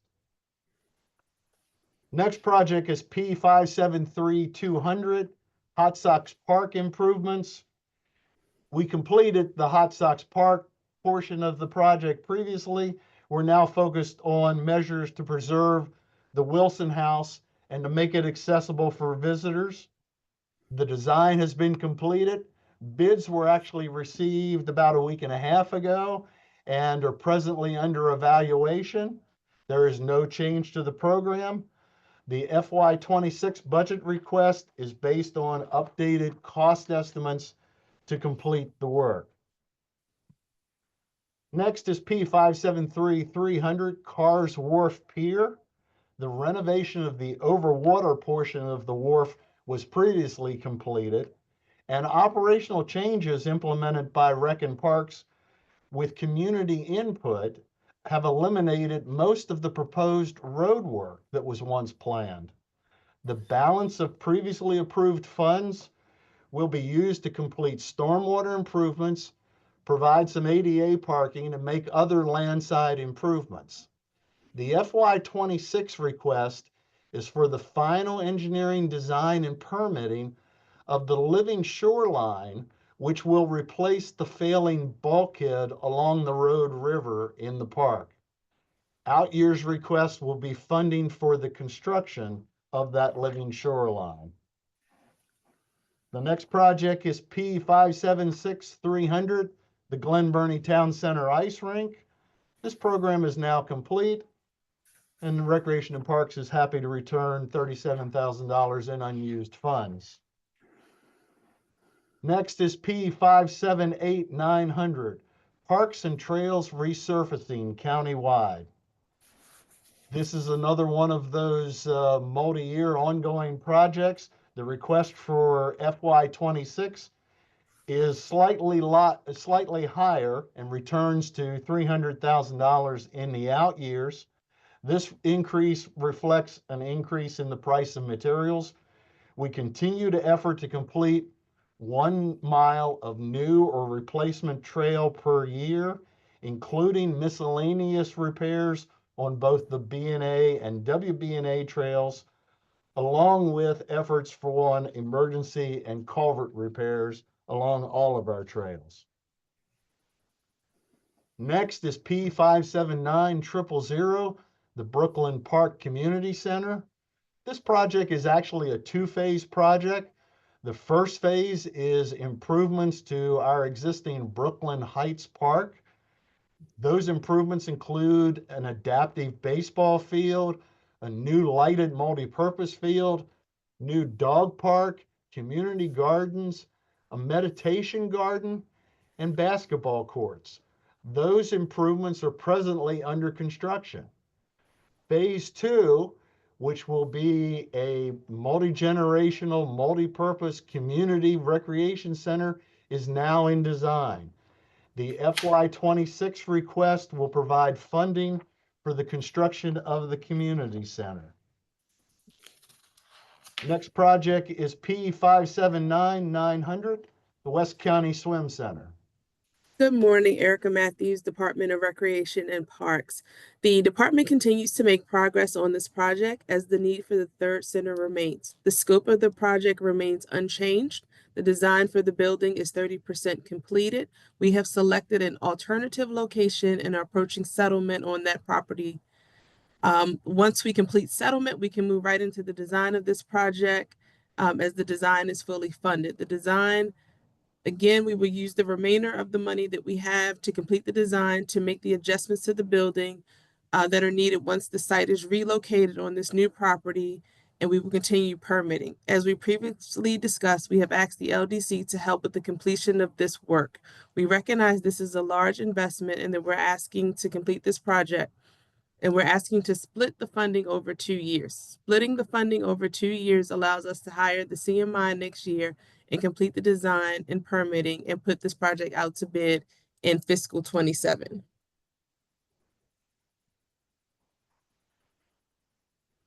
Next project is P584300, ADA compliance implementation. This project is very simply to make sure that our parks are accessible to all people. We're looking at removing barriers to access throughout our parks and facilities. We've listed on the slide some of the projects that we completed during FY26. Our request here also includes extending our efforts through FY31. Next project is P584600, Quiet Waters Park rehabilitation. Our efforts continue to rehabilitate Quiet Waters. In FY25, we completed the stormwater erosion repairs along Harness Creek, continued work on designing improvements to the Visitor Center and Blue Heron Center, began preparation of a master plan for the park's expansion into the former Quiet Waters Retreat property, and continued numerous smaller ADA and rehab efforts. The FY26 request is for the engineering and design of the retreat expansion and for the new park maintenance building. Recreation and Parks will also be assessing the condition of the ice rink following the current skating season. Out-year requests are expected to be for constructing the retreat improvements, the maintenance building, and whatever we need to do with the ice rink. Next project is P587900, Tanyard Springs Park. The new park on Tanyard Springs Lane at Heritage Crossing up in Glen Burnie is presently under construction and expects to be complete in November of this year. The FY26 budget request returns previously approved project funding. Next is P588000, Bacon Ridge Natural Area, the Severn Chapel area. This project is for the design of Phase 1 improvements to the Severn Chapel area, including a new park entrance and roadway, parking lots, equestrian hitching and care area, resource conservation and protection support facilities, stormwater management, and other site improvements. This project focuses on the development of facilities within the 150-acre Forney expansion that adds to the over 1,100 acres in Bacon Ridge natural area. This project design is complete, permitting is completing, and the project is presently out for construction bids. The program is unchanged. Our FY26 funding request reflects the updated estimate for the design and initial preservation construction of the historic farmstead on the properties. Next is P588100 South Shore Park. This is for the master planning, and design is underway now on this project, which includes a new indoor and outdoor multipurpose fields, a field house, basketball court, rest stop for the South Shore Trail, parking, and other site improvements. There is no change to the program. The FY26 request is for the initial design and site construction. FY27 request is expected to be for the larger construction project. P588400 Crownsville Memorial Park. The county has recently completed the master plan, which was released to the public last week. The FY26 request reflects a state grant, and the FY27 request is for utility improvements on the campus. Next project is P591000 Lake Waterford Park improvements. This project implements numerous improvements to both the active and adaptive recreational components at Lake Waterford Park. The improvements add pickleball and tennis courts, including an air-supported bubble-type structure over the tennis courts. It adds a multi-sport rink for adaptive sports, such as power chair hockey, adds bocce courts, adds pavilions and shade structures, extends accessible trails, expands parking, and a very important part of this project, providing new trees and landscaping. Lake Waterford Park has lost a lot of trees due to disease. There is no change in the program. The FY26 will fund the construction of the planned improvements. Next is P592500 Davidsonville Recreation Center. This was a new project in FY25. The former missile site was added to the park system in 1976 and has essentially reached the end of its lifespan. The buildings on site are presently used by a variety of community groups, but are in very poor condition. No improvements have been made essentially since the Army first constructed the base. There is no change in the program. The FY26 budget request is for engineering, design, permitting, and the start of construction. Out-year requests for construction will be based on the most current cost estimates. The next project is P592600 Edgewater Regional Recreation Improvements. Good afternoon. Before I go into the details of this slide, I want to acknowledge Matt Fleming for being present with us today as part of the Resilience Authority. You've heard us mention this unit several times throughout our presentation, and this is yet another one of the projects where the Resilience Authority and along with DPW, we're working to complete this project. The vision for the Edgewater Community Center is to transform the former abandoned commercial site into a vibrant and welcoming hub where people of all ages can come together to connect, learn, and relax and play.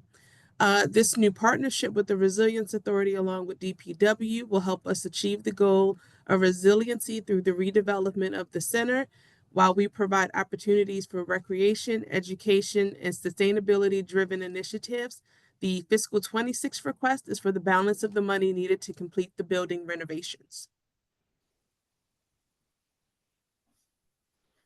Last but not least, P592700 Marley Creek Regional Park. This project will fund the planning, design, and construction of a new Glen Burnie area regional park on county property on Hospital Drive. The undeveloped 72-acre site was purchased in 2019 and was envisioned to include the conservation of green space, preservation of Marley Creek, and environmental features, while incorporating community park amenities. We anticipate the development will include observation areas, playgrounds, paved and unpaved walking trails, community gathering spaces, parking, utilities, stormwater management, environmental and wildlife habitat protection, and landscape improvements. A stakeholder advisory group is presently being assembled to assist the department with the development of a master plan. The FY26 request is for funding for the continued engineering and design. We thank you for your attention. So that concludes our presentation. We're here to answer any questions that you might have on all of our wonderful projects. Thank you very much for your presentation, Bruce, Erica, Jessica. You've got a lot of moving parts, and we hope we can support as much as we can. I'll start with a question. One, just FYI, are all the high schools currently have turf fields now? Erica, you and I look at each other. So yes, every high school now has a turf field. In fact, every high school now has 2 turf fields when they completed the Southern High School second turf field. So yes, the answer is we are where we wanted to be a couple of years ago. Okay, great. Next, the swim center. I know you mentioned that the property has been purchased. Is that property on Fort Meade, or is that a different location? So I'll take that one, Jess. The property, we have a settlement date scheduled for sometime in March. The property is not located on Fort Meade. It's located in a different area.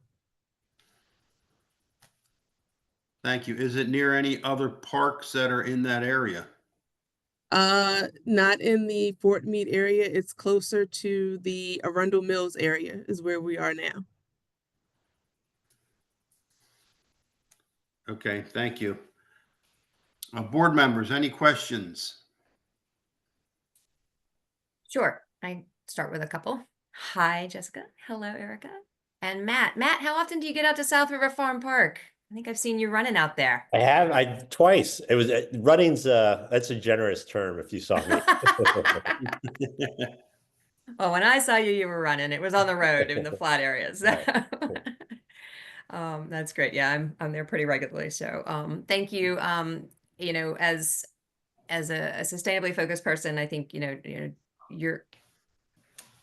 this department's efforts and motto, and just the mission of reuse and resiliency and sustainability and the natural environment. I just really speaking my tune and singing my tune and speaking my story. So I really appreciate that. I think some of the questions, there's a lot there. So one thing I'm going to say is, you're going to love this. What's your top 10?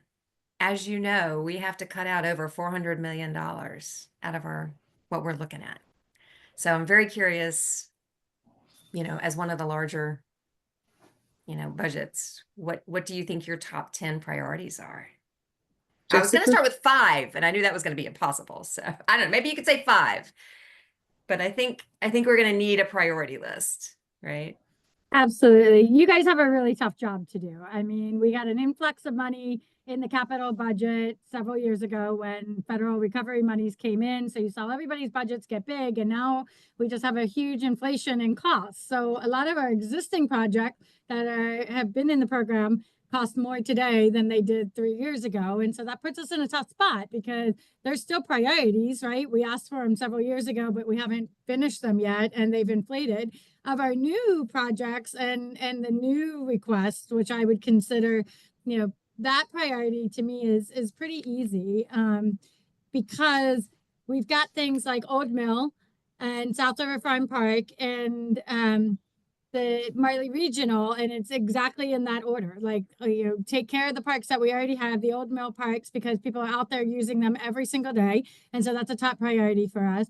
Melanie, with South River Farm Park, that if we don't do anything and we just leave it as is, we have no staff there anymore. You have no infrastructure. That's just going to lead to risks and danger of people coming out and not having adequate amenities. So we have a responsibility there. And then the Miley Regional Park as an area in the county that really has no green space and really has no way to connect with nature. So that would be our new projects. But obviously we've got the West County Swim Center, which is a demand and a need that has been talked about for decades. And that if we don't do it, it's just going to continue to cost more and more down the road. And we have swimmers that are displaced by not having essentially a field to practice on. So it's really tough for us because while we're over here doing this, we're not meeting a need over here. And it's just as important to the public to meet those needs.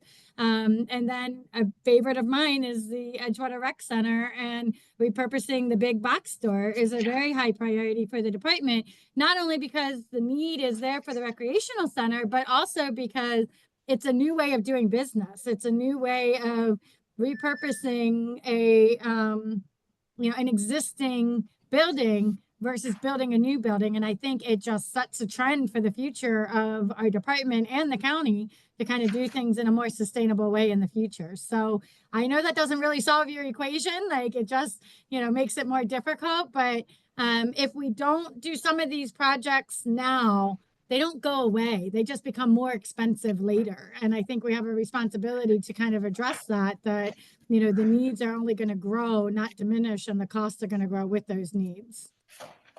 Right. Well, and certainly highlighting those projects that are receiving additional funding, that's important to us. So thank you for pointing those out where the Resiliency Authority or grants or whatnot are involved. So that's important, and we'll certainly keep that in mind. I thought I remembered something about the turf. Our chair mentioned about the turf, but were there some issues about turf? I mean, is turf really the way we're going to go moving forward, hands down, or I don't know. Tell me about turf. So a couple of things, and I'll let Erica jump in too. But so at the state level, there were some concerns about the use of synthetic material and the sustainable use of synthetic material. And every year at the state legislature, we see legislation that says this is how you should dispose of it. This is how you should build it. This is how you should build more sustainable field. What we have been working with is the vendors, right? Because we can't just go away with turf. Everybody has turf. Your collegiate fields have turf. Your professional teams have turf. That if Anne Arundel County didn't have turf, we would be at a disadvantage. Our athletes wouldn't be training on the same surface type. So it's just finding a more responsible way to provide turf and an accessible way to provide turf. Turf isn't just for the kids. Like we have adult programs out there. We have special needs programs that are on turf fields. So turf focuses or meets a lot of different needs than just soccer and lacrosse. And so we are just trying to find a way to balance those needs with our everyday. We are also investing a lot of our operating money into taking care of our Bermuda turf fields. That's not synthetic turf fields. Those are our grass fields all over the county to make sure that we bring our grass field up to a certain standard that the athletes can train and perform on those as if they were on turf fields. So, really it's kind of a multifaceted problem with we just want to have the best fields possible for our programs. And that's a combination of synthetic material and natural material. And I think we're getting there. We're getting there and we're doing better. Erica, is there anything I missed with synthetic turfs and how we're moving forward? Nope, you covered it. Last question, and then so I can give my colleagues here an opportunity. But on hot socks, what is the scope? Can you tell me about the scope of that? Because the last time I went by there, I mean, that's really dilapidated historic building, right? And we've invested a good bit in relocating it there and raising it. So what's the scope of that? Because that doesn't seem like a lot of money that's budgeted for that. So as you know, hot socks, we redid the historic field. We did the property sort of surrounding the field itself. The next part of that was to rehabilitate the Wilson House. Right. One of the plans for that is to make it accessible. And the challenges with making a property accessible when it's of historic nature is how do you do it without tearing it down? So we're adding a platform on the outside that sort of expands the building to replicate its original footprint, but it allows people to sort of get up and to see the space up close. There will be some windows on the property where there'll be some historic interpretations to reflect things that happened to the Galesville community, the Hot Sox, and the history of the property. So there'll be storyboards that'll sort of tie this entire story together on the property. And then the landscaping in that area would be reflective of sort of the homestead when Mr. Wilson owned the land. Right. And it's not under construction right now, right? No, it's not. They just went out for bid. Right, Bruce? Okay. Yeah, bids were just received. So, okay, so we just got them in. Okay. And the numbers are looking like we thought they would. Okay. All right. I'll pass to the next set of questions from people. Thank you. Thank you, Melanie. Board members, any other board member questions?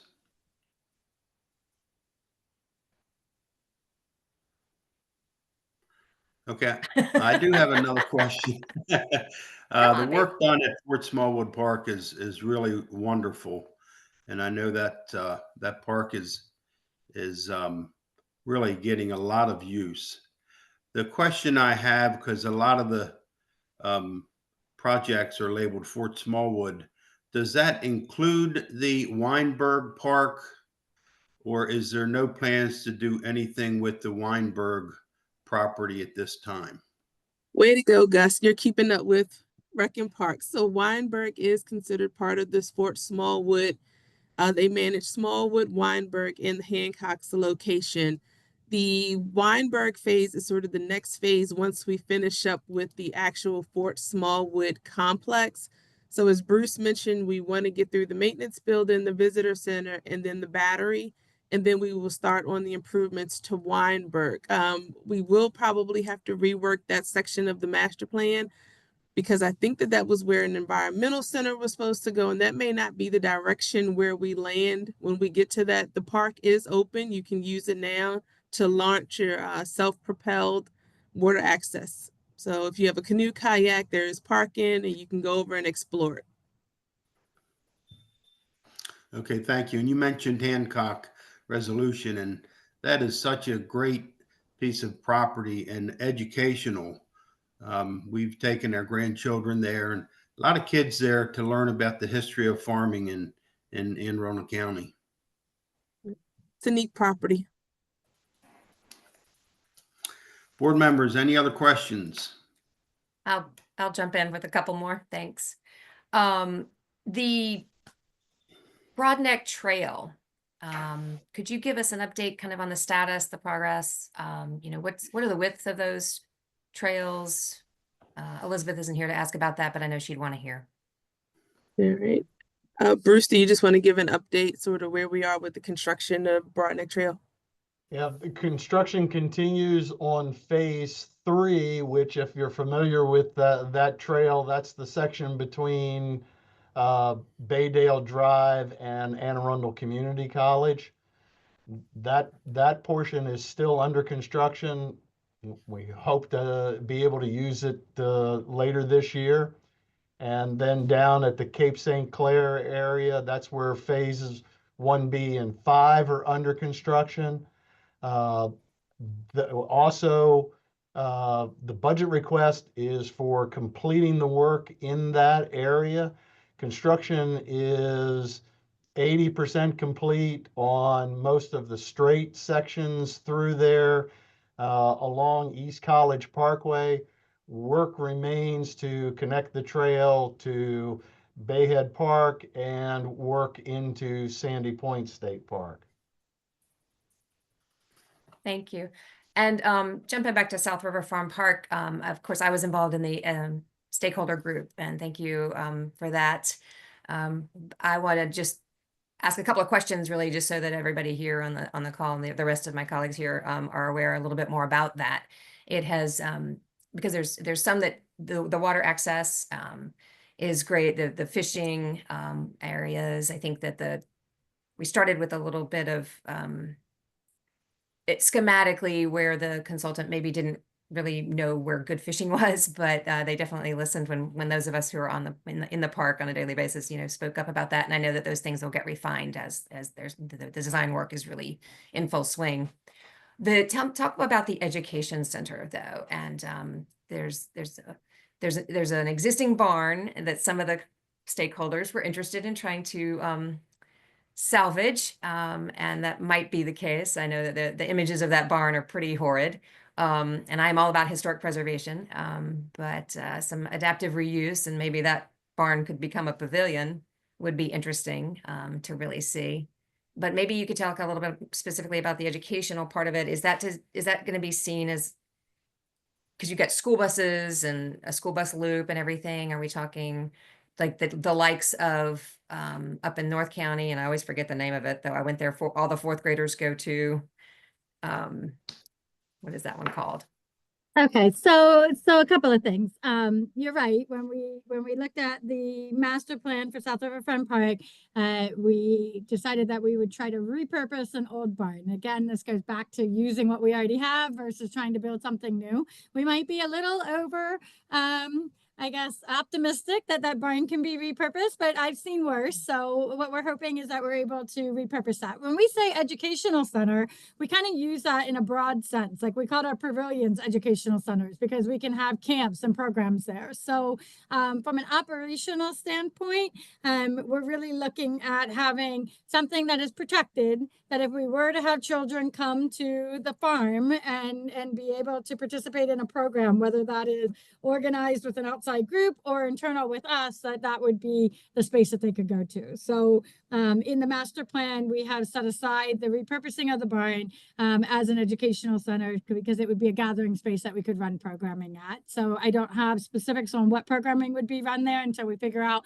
can we repurpose the barn? How would it be used? How big would it be? But the infrastructure that we're putting there is definitely less is more, keeping it natural, not having a lot of infrastructure there. So I'm not seeing it being like what the kids do when they go to the schools, Arlington Echo, where they spend the night and they do all their programs and they have, hundreds of buses coming in and out. Like that's not the model that we're looking to replicate at all. We're looking to just serve the public through programming, and maybe some of that is in partnership with the schools, but not hundreds of kids coming to spend a week and learn about nature. That it doesn't have the infrastructure to do that type of service.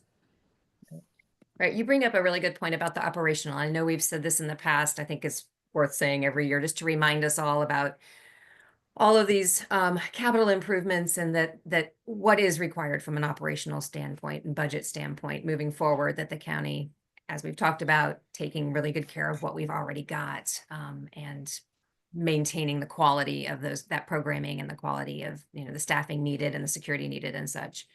So I think that's important, and I think all these are really some really worthy projects. I challenge you to look out for, I guess, and you mentioned how there'd be less. Probably we're anticipating less funding from state and feds. So where are you? I challenge you. Where are you going to go with looking for more funding? Is there anything you can help us to help the county residents to see some of these come to fruition, realizing we've got such a tight budget year?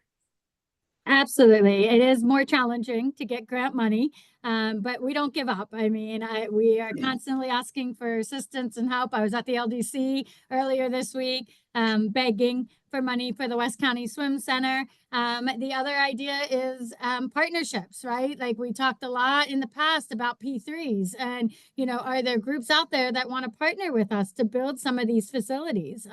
We have to stay true to public programming, which means you're not going to become a millionaire by operating one of our facilities like the pool or, the field. But, there's definitely opportunities to come on and partner with us and, design, build, and then operate some of the facilities that we're looking at. So, we are always open-minded about the challenges. And I think that's a great point that, rather than cutting projects, like finding alternative ways to make those projects work. And, I use the Resiliency Authority partnership as one that has just opened up a ton of doors for us, because there's shoreline work that we wouldn't be able to get done this year if we didn't have the partnership of the Resiliency Authority. And similarly, the Edgewater Rec Center, like for the county county to do what we're asking the resiliency to do, it costs millions of dollars more. So by partnering, we're able to curtail some of that funding and just do things a little bit differently and be open-minded about that.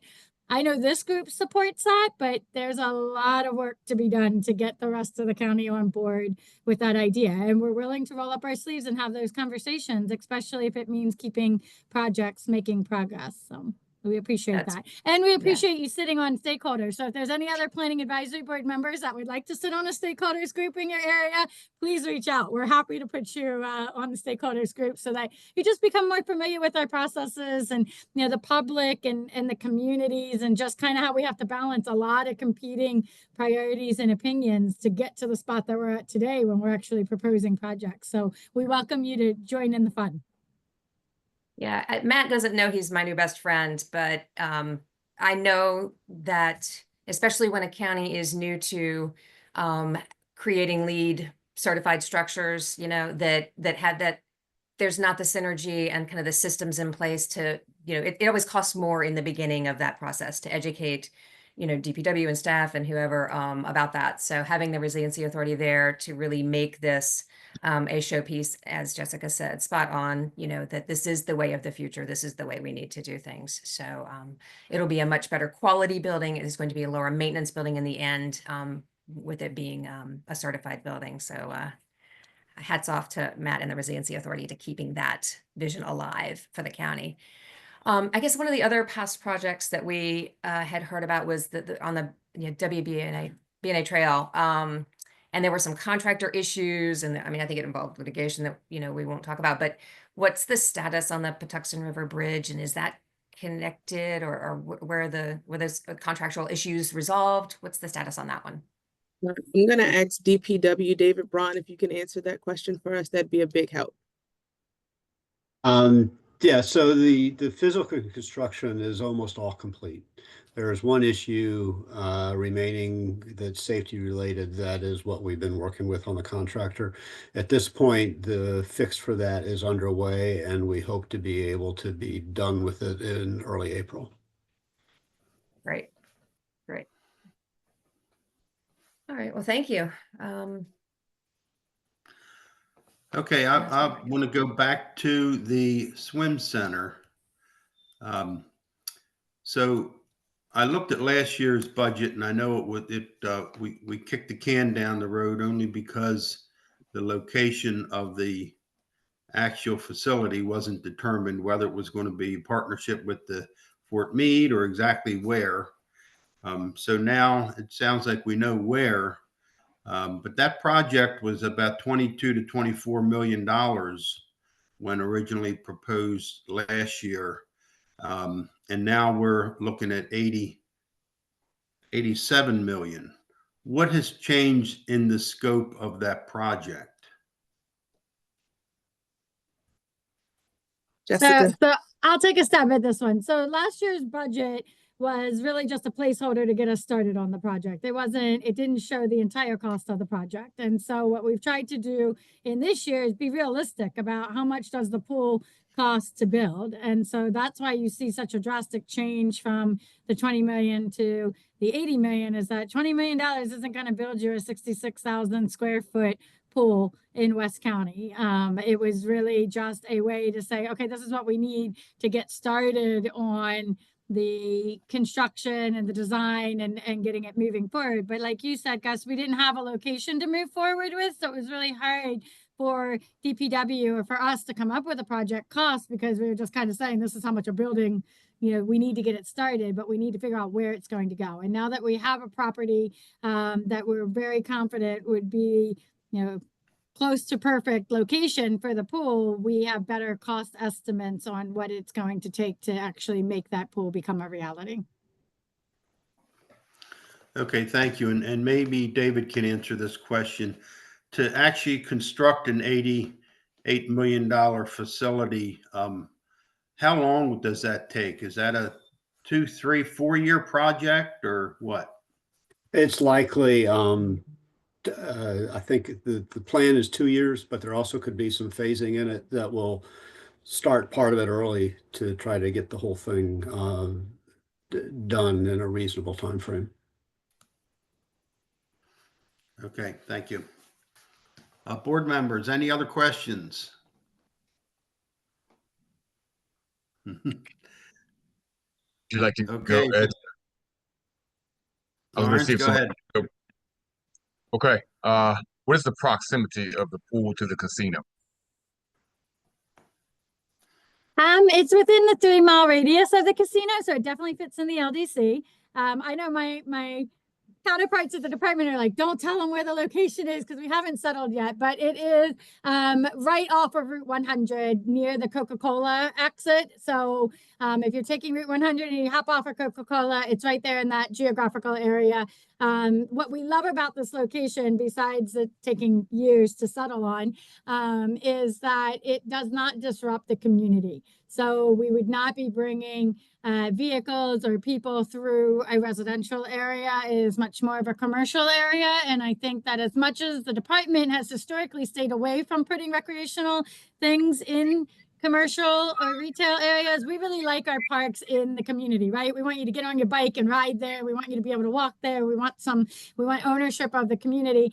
For something this size, it made sense to kind of change our perspective and look more in commercial type areas. So it is within the LDC. It is close to the Arundel Mills and the casino, but it is also not within a local community. It's not, it's more of a commercial area. So hopefully we'll be able to settle it. We did take it to the planning or to the Board of Public Works because we're purchasing the property completely with state POS money or local POS money from the state.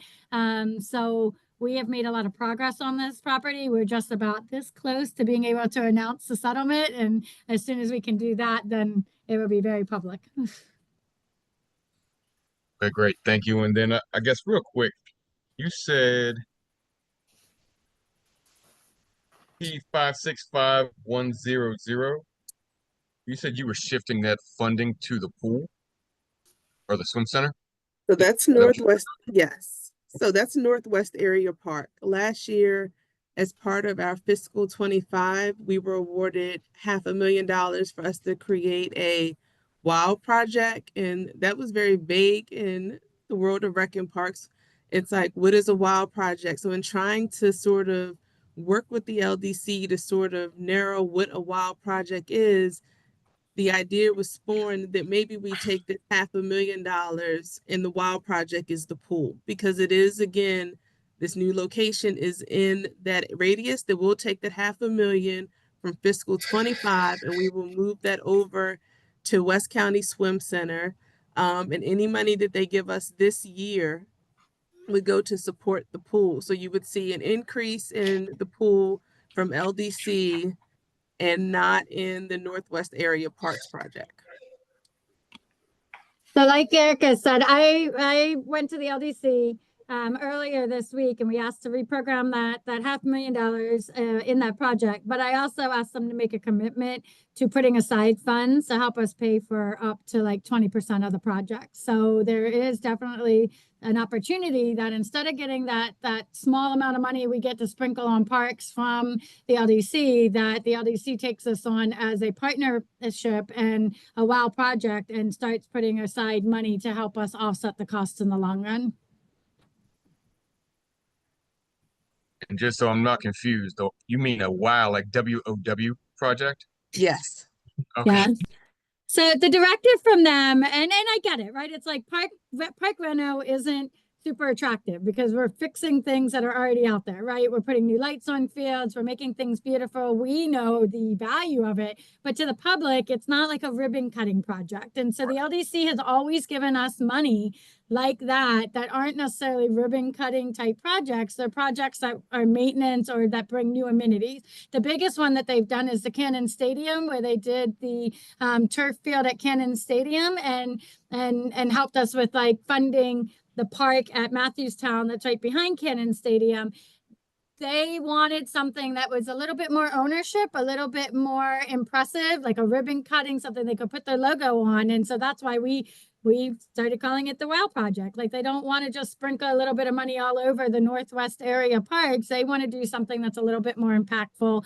A big thing for the LDC too is the economic impact. And so something like the West County Swim Center brings hundreds of jobs into the area, promotes programming and different, bringing people together, and just that economic factor that having an amenity, an active recreation amenity in the geographical area brings. So it kind of check marks all the LDC boxes as well. So we're hoping that over time they commit to the pool and that we won't need the West County area project as much, because we'll put the money that the LDC gives us into a specific project.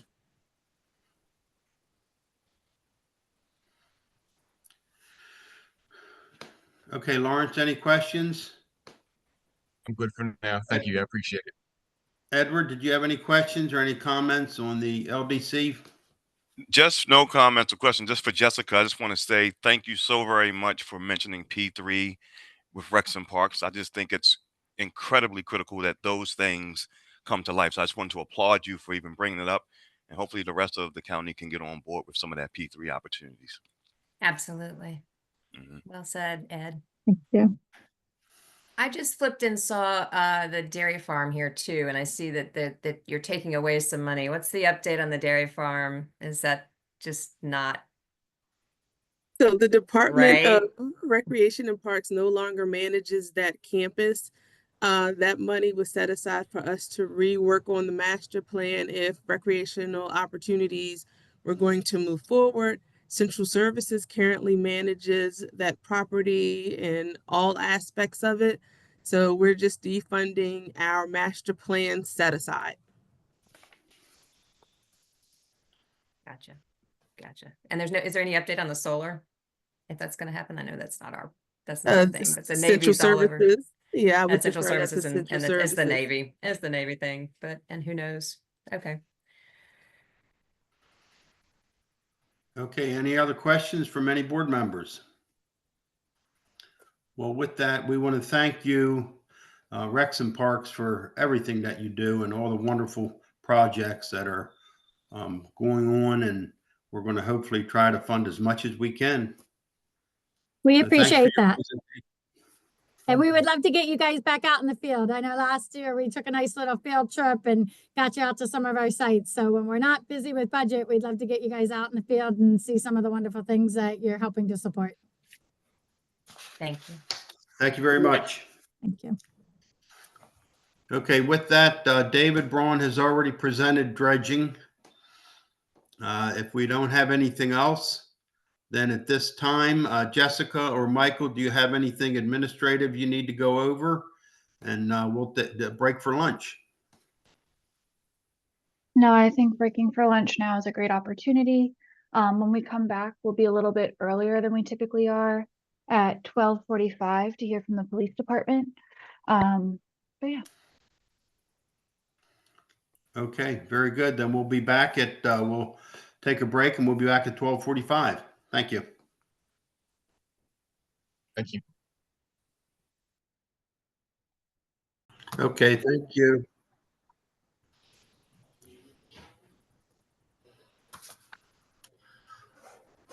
Welcome back, everyone. February 21st, this is the Planning Advisory Board budget meeting. It's 12:48. And at this time, we welcome the police department. Chief, the floor is yours. Thank you. For those who don't know me, my name is Amal Allen. I serve as Chief of Police, and we have Mr. Henry Farrell here who's going to walk us through our presentation this afternoon.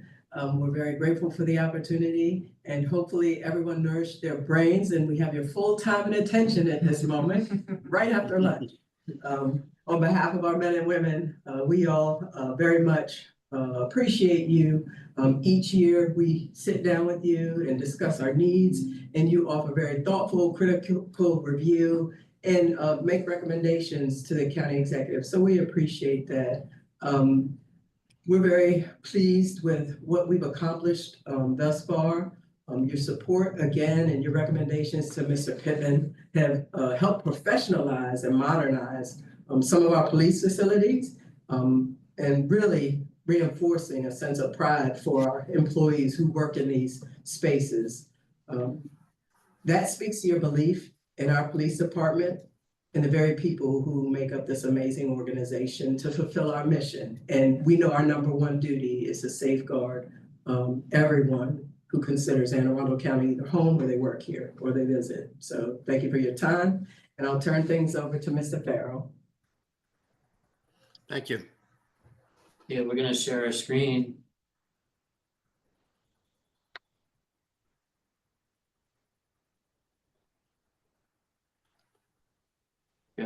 Can everybody see the first Yes, we can see introductory it. text? Okay, great. So the first thing we wanted to do was just give you a sense of our long-term plan. We'll be talking in a little more detail about the construction of the new Northern District Police Station, but a big priority for us, so I wanted to mention that. And in the future, not in the context of the program years of the budget we're speaking of today, but in the future, we'll be talking a little bit about renovations to Southern and Western District stations, and maybe 2 or 3 years from now, the establishment of a new 5th District Police Station. So let's talk about what we have going on today. So in front of you on this screen are 6 projects. Only 2 of which, the last 2, have money in the FY26 or 27 program years of the CIP, but just wanted to give you a sense of everything that was going on today, and I'll talk about these in a little bit more detail. So the first on the page is the Police Training Academy, $21 million. Construction is underway and wrapping up the academy project with a scenario-based training barn. Oh, by the way, that if you're interested in following along in your capital project book, the Schedule 2 highlighter report starts on page 8. And the Schedule 4 one-pagers are page 68. So the next project on this list doesn't really require any discussion, new police CID. This project is complete, and as you can see, we're de-obligating $98,000 that remains in this project. The next in the middle is Evidence and Forensic Science Unit at $39 million. No money in the budget out years here. This is a fully funded project, but you can see the 4 major units that are going into the new construction here. The next project is the Police Special Operations Facility. We're engaging in pre-construction meeting currently. This will add some space, office and kennels for the K9, as well as storage space for special operations equipment. And the last on this page is the new police firing range at $31 million. You'll see that portion of that $5.5 million is proposed in FY26, and design plans are complete, and construction is to be bid out sometime this summer on that project. And then the last thing we wanted to talk about was the new Northern District Police Station, the total being $40.3 million, 37.9 of which is in the program year FY27 for construction. And the preliminary design is complete on this, and technical proposals are currently under review to get started with this project. And so that's really what's going down here in the CIP for us at the police department. We're open to any questions you might have at this time. Thank you very much. First question I would have is on the gun range. Is that at this existing location? That is at the Davidsonville Police Academy. And right now we have a extremely old outdoor firing range, and this will be a new indoor on the same property. And that outdoor range will be decommissioned. Okay, thank you. And then the Northern District, I understand you can work within the site and property that we have at that location. Yes, engineering was kind enough to fund for us the study that a public safety architect did to say that we could build on the same property and still operate with minimal obstruction to our normal operations, and therefore we don't have to deal with land acquisition and you know, try to find another site. Very good. Do you have to relocate the department there while during construction? No, sir, we can operate out of there, and we're gonna have some parking woes during construction, but other than that, we're gonna be fully operational there. Very good. Board members, are there any questions? I know that last year the outdoor range was in pretty bad shape last year. I remember that very well. And I'm just curious, has there been some Band-Aids work to it? So I see Chief shaking her head no. So that means we're still operating kind of status quo. I just qualified down there last week in the rain. Rain comes through on the ground while you're qualifying. It bodes well if you want to be in a realistic scenario, but in freezing temperatures, not so much. Not so much. Just wanted to get that out there just so people can understand the urgency behind that outdoor range. Thank you. Absolutely. Thank you for the questions. Thank you. And board members, questions?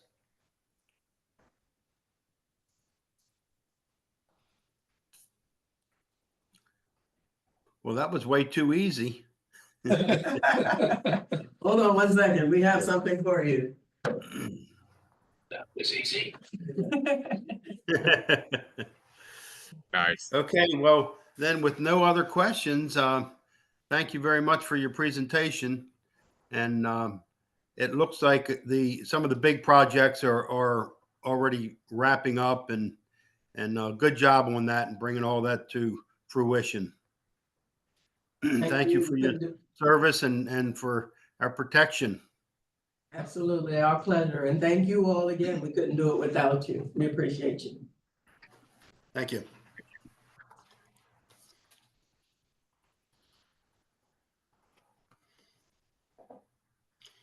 Okay, Jessica, we have, it looks like Eric Michelson with Water Quality and Watershed.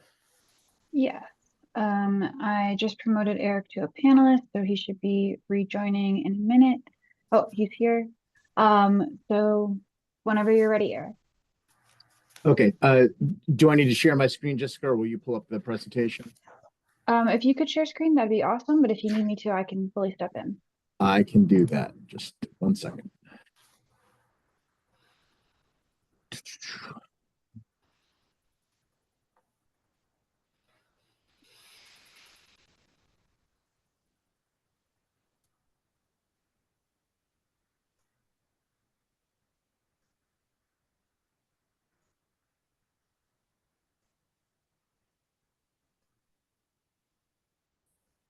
We can see it. Thank you. Great. Excellent. Thanks, Gus. Okay.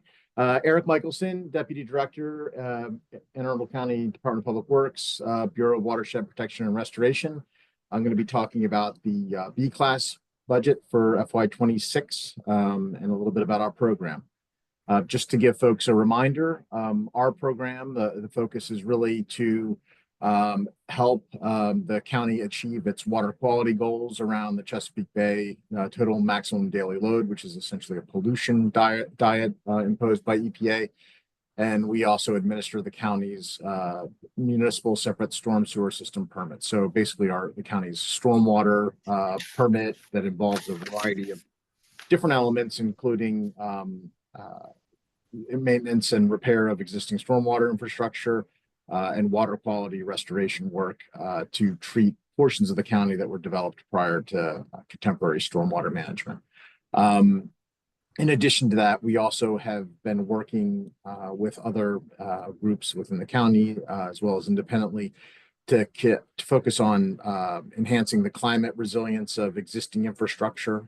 So that means basically ensuring that our roads, our other critical infrastructure are protected in the face of increasing increasingly intense storms or coastal flooding issues. We have again, our MS4 permit, our stormwater permit issued by MDE is a 5-year permit. We are in the middle of that current permit term, which ends in November 2026. As part of that permit, one of the key components and really the backbone of the capital program is that we were required to provide treatment of about 3,000 impervious acres throughout the county during that 5-year cycle in order to meet the water quality requirements of the permit. And so that's what I'll be talking about as part of our effort here. For a summary of our B-class requests this year, we have 2 new project requests. One is it's Jabez 3 construction, which is basically the headwaters of the Severn River, coming sort of near the intersection essentially of Route 32 and 97. And then a project over in near Russet, the Russet community in the Odenton Natural area, where we've got restoration work that's adjacent to the Patuxent River. Our preliminary request is about $3 million above our recurring programmed request, and a lot of that is associated with increases in the construction phase of various projects that we have in the pipeline, as well as some inflation associated costs. We've got a lot of our work that gets accomplished through 5-year contracts with various consultants and contractors, and we are in a cycle where we're renewing those contracts and seeing those costs increase significantly upon renewal. Of that request, I just wanted to point out a couple sort of special instances. One is outside grants for about $500,000 from the state, the DNR Trust Fund. And then we've also added another $1.4 million, which is money that the county has been awarded as part of a PCB legal settlement with Monsanto. So that builds on money that we have received from them in the past and was some additional dollars that the county received. This request also provides some funding for the county's grant program, as well as an innovative full delivery of water quality improvements program, basically like a design build program that the county set up about a decade ago. And just as one note, our grant program adds additional $200,000 in request this year for design and permitting work. So historically, that's been about $1 million for construction for grants to nonprofits doing similar kinds of work. And we were hearing from our nonprofit partners that there really is a lack of grant dollars out there for design and permitting. And we thought that after, again, about a decade of having that program in place, that we were comfortable adding a design and permitting piece to continue to keep that pipeline healthy for the work that we're doing. This is a breakdown of the project by project requests. Again, it's page 414 in the schedule 4 is where we begin our request. This for the first of these projects, B55-1600, is for our culvert and closed storm drain rehab repair project. This is essentially the maintenance and repair of existing infrastructure. This and the next project are 2 projects where we're really seeing a reflection of that inflation increase as a result of awarding those contracts. So this number has bumped significantly from past requests, again, in response to those additional inflationary costs. B55-1700, our emergency storm drain account, which again is responding sort of to these issues as they come up, and specifically aimed at addressing really storm drain infrastructure that oftentimes is damaged during large events and that sort of thing. We're asking for $4 million as part of our FY26 request. B55-1800, storm drainage and stormwater management infrastructure. This is a bit more broad, and I'll describe a couple of projects that we've funded through this account. Last year is a little later on in the presentation. We're asking for a bit of a bump there, up to $2 million. One of the things that we're also adding in our program there is really continuing to get a good handle on the condition of our stormwater infrastructure throughout the county. So our water and sewer programs routinely video inspect the condition of those pipelines to make sure that everything's functioning properly. That's not something historically that the county has done on a broad scale for its stormwater infrastructure, and it's something that really is necessary in order for us to get a condition of the accurate condition of that infrastructure and then begin to tackle it in terms of repairs and replacement. B56 1100 is that WPRP restoration grant program that I had described. Historically, it's been about $1 million. Like I say, this is bumped to 1.2 million to accommodate that design and permitting grant portion of our effort. This is a very popular program, again, among nonprofits in the county who are doing lots of great work alongside us. B56 8300 is our public-private performance and water quality improvements program. This request is consistent with prior years. We're asking for about $2 million.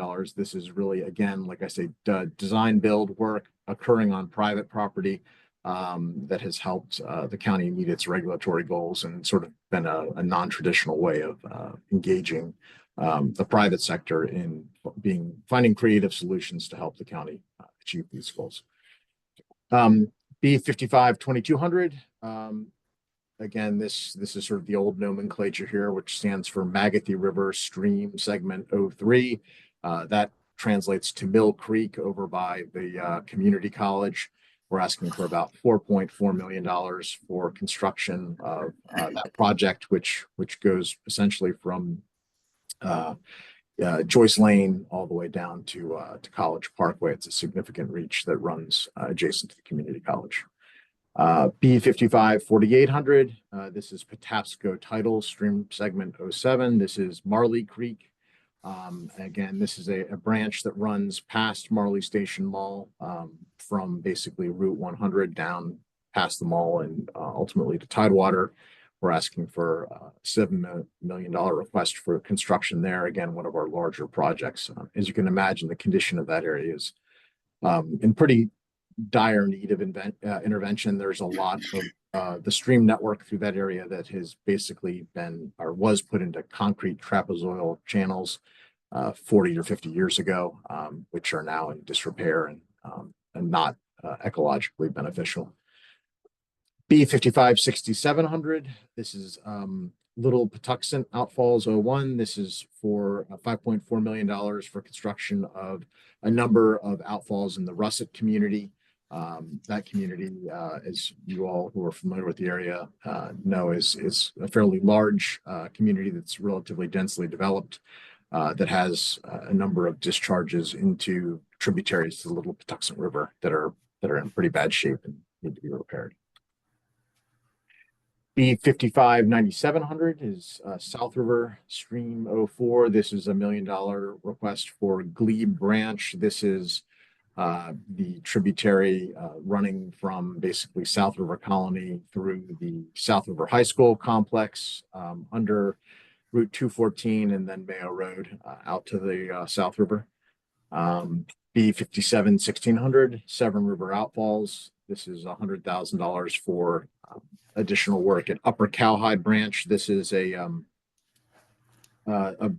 tributary that runs down from Annapolis Mall past the Arundel Medical Center under Medical Parkway and actually into a restored area. This is for design funding there to complete that design. We actually have the construction work will show up in a future budget request for that project. B58 2500 Clark Station Road Resilience Project. We're asking for about $1.5 million for construction. This is basically installing a trunk line in Clark Station Road in Severn, where there have been some historical flooding issues, as well as installing a number of branches of stormwater infrastructure into the surrounding community. Again, this area was kind of built out really without the proper storm drainage network in place. And that, again, like I say, has resulted in flooding issues there. As part of this project over the past couple of years, we've also protected quite a bit of land above the area we're working in to ensure that that's not built out and causing more problems down the road. As well as part of a different project, we actually purchased and raised a home that was sort of in a flood-prone area. The whole area now has been replanted and is basically being allowed to naturalize. So there's a number of components to this project that are have already occurred and that will occur in the near future. B588900, this is that PCB monitoring and remediation project, $1.4 million. This is non-county dollars, again, part of a legal settlement, but we need to recognize it in the budget in that project. I'll say on that point, we're working closely with UMBC, researchers at UMBC, to better understand PCB pollution efforts throughout the county, primarily in North County, in the Baltimore Harbor drainage area, and portions of the county that were developed in the more distant past. And so trying to get a better handle on understanding where those hot spots are and then working ultimately to remediate them through this project. At this point, I think we've got about $6.2 million from those legal settlements, which will be go a long way towards helping the county address those issues. And then the next two are those new projects that I mentioned, B001126, which is the Little Patuxent Odenton Natural Area, $1 million for construction there. This is it's also called the Oxbow Natural Area, basically again adjacent to the russet community and on county property, county park property. B1226, again, this is Jabez construction, $3.2 million. This is for a reach that again is between routes 32 and Route 97. And this builds on work that you may have read about that the Resilience Authority has funded a little bit further downstream on the Jabez. This is a key tributary to the Severn River in the headwaters there. Just a couple of illustrative images of the various projects. So this is that B551800, our countywide stormwater management project. These are two projects we completed last year. On the left-hand side is we call it the Hidden Point Wetland. This is an area off Pleasant Plains Road where our Bureau of Engineering had a number of projects, one aimed at addressing some drainage problems, and another aimed at expanding the shoulder on Pleasant Plains for safety considerations. There was considerable concern from the surrounding community that work might have some negative impacts on Burley Creek, which is downstream of this area. We were able to work with the Severn River Keeper and the landowner of one of the large sod farms in that area to install a stormwater practice as part of our program, which went a long way, I think, towards getting community support, not only for the other county efforts, but for the county's commitment to trying to address agricultural runoff, which really has to be done in a cooperative fashion. The county doesn't really have ways to ensure that agricultural runoff is non-polluting other than trying to work with the farmers cooperatively. So this was a good project. On the right-hand side is a recently completed project at Lake Waterford Park. So you can see the dam at Lake Waterford and the bridge there. B&A Boulevard on the left-hand side of this image. This was actually a parking lot that was not being utilized by Recreation and Parks. They allowed us to tear up the parking lot, which was probably about half an acre of impervious surface, and replace that with a step pool system capturing runoff from B&A Boulevard that was running down the road and dumping right at the top of the Magathie River. Now goes through this system, and we've received reports from the Magathie River Association, who monitors this area very closely because this time of year, the yellow perch are getting ready to spawn, that the project seems to be working as designed. So again, just kind of the flexibility and kind of projects that we're able to do through this particular capital project. These are a couple of projects funded through our restoration grant program, again, in coordination with local nonprofits. On the left-hand side is a living shoreline project that was done in the Hillsmere community. This was a situation where Hillsmere has an existing revetment, stone riprap facing area Duval Creek. They basically were able to cobble together funding to install a living shoreline with these reef balls. These are basically concrete balls that are set with oyster spat to create habitat there. And that project was completed this winter. And then on the right-hand side, this is a project actually at the Southern District Police Station. There was an old helicopter pad that was not being used and basically just occupying a part of the property, was impervious surface causing some runoff.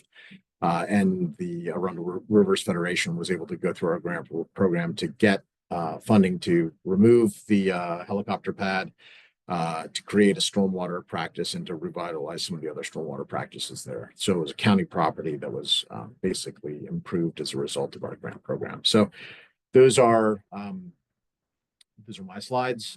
I'm happy to take any questions that the committee has, and thank you for letting me present. Eric, thank you for your presentation. I'm really amazed at how many projects you have right now in the pipeline. There's a ton of work being done, and I know it's all much needed. The one question I do have is in your placeholder line item.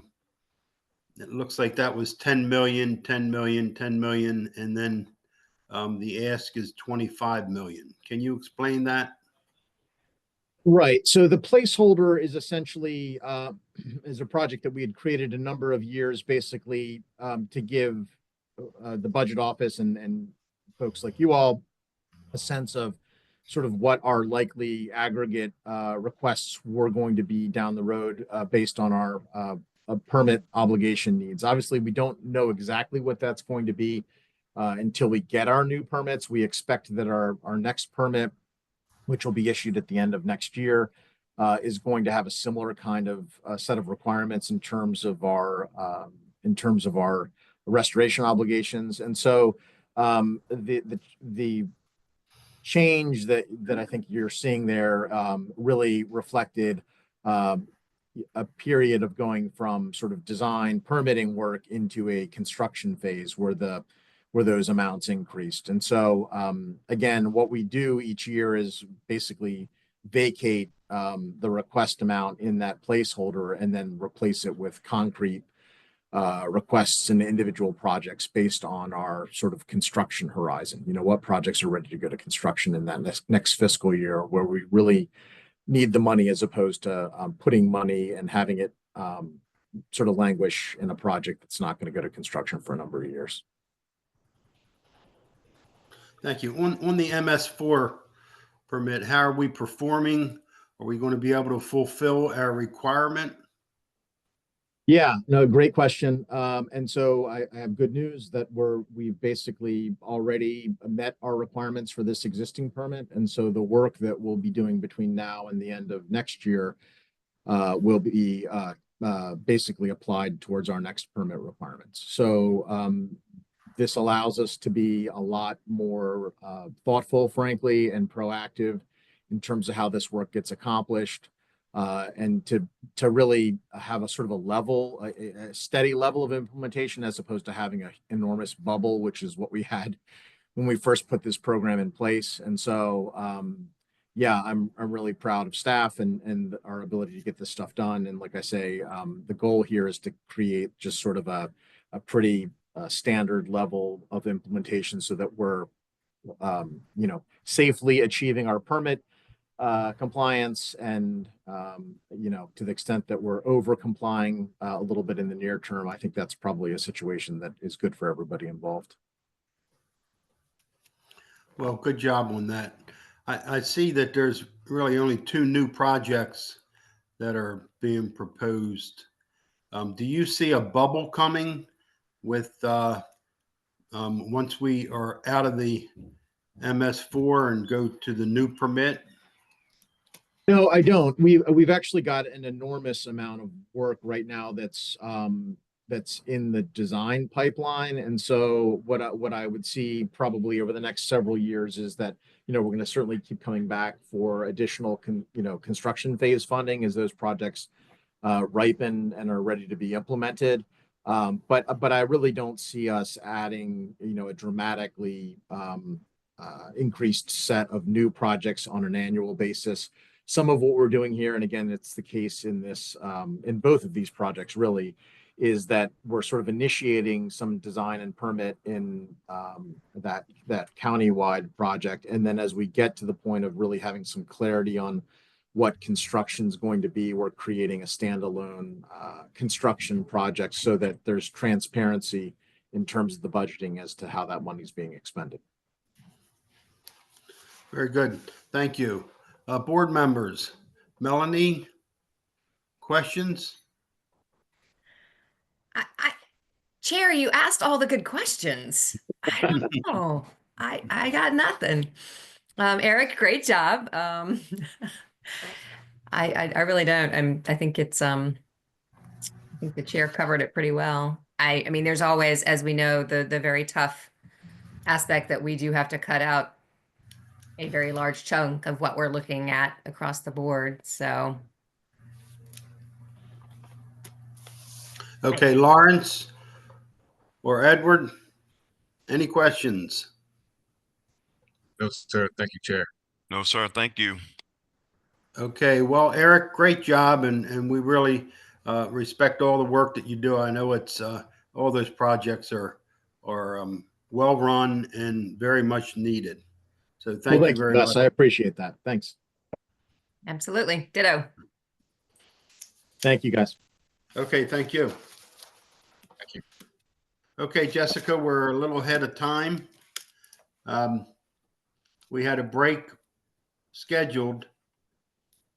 We did have a break scheduled, but Rhodey is on the call. If we want to ask him to step up and provide waste management early, then we could take our break after waste management and then come back in for water and wastewater, if that works for you all.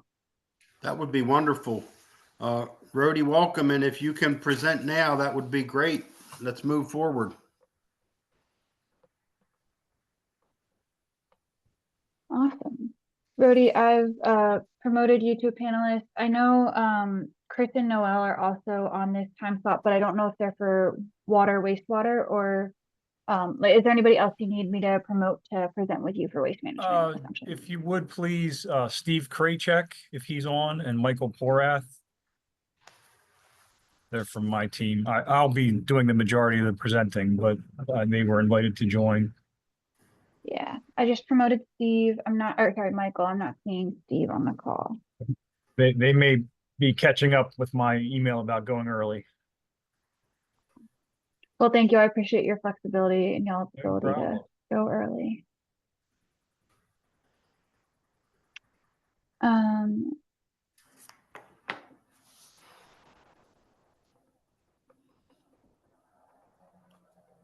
So Michael's being switched over to be a panelist. Let me check for Steve again.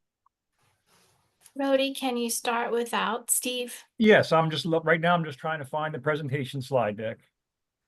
I'm in the PAB drive. I'm looking for it here.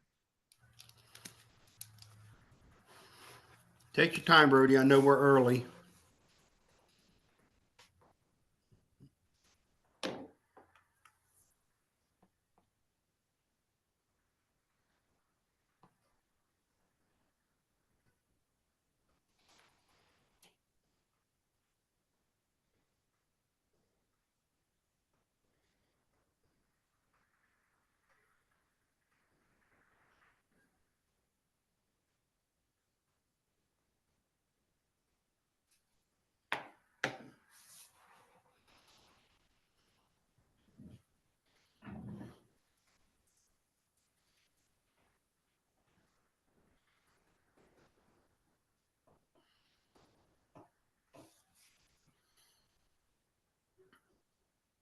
Rhodey, I just sent you a link via GChat. There you go. Everyone see my screen? Yes, thank you. Just close my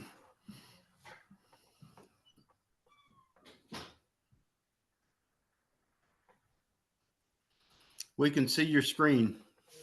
page.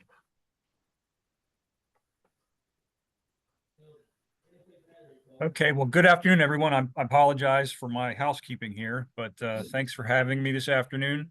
I'm Rody Holthouse, the Deputy Director for the Bureau of Waste Management Services from the Department of Public Works, and I'm here presenting the FY 2026 Waste Management N-Class Department request.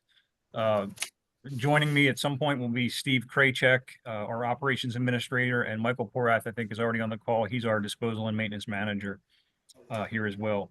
The N-Class begins on page 34 of the highlighted report, the Schedule 2 report, and page 308 of the one-pager report. And I'm reading from the February 12th, 2025 version that you folks should have. So there, I have a 24-page slide deck that was uploaded for your use. It refers to quite a bit of background material. I'm going to breeze through some of that just to focus on the new projects and to keep my talk moving quickly. I know you have a lot to hear from still this afternoon, and it's a Friday. So I'm going to really focus on the projects that have funding changes in the 6-year program. But as always, I'm happy to take any questions on anything in the program. Let's see if I can advance this. All right, so just a little introductory slide here. Again, I'm with Department of Public Works, and in particular, the Bureau of Waste Management Services. We are the primary provider of solid waste services to county residents. Currently, we're servicing almost 172,000 households with curbside collection services.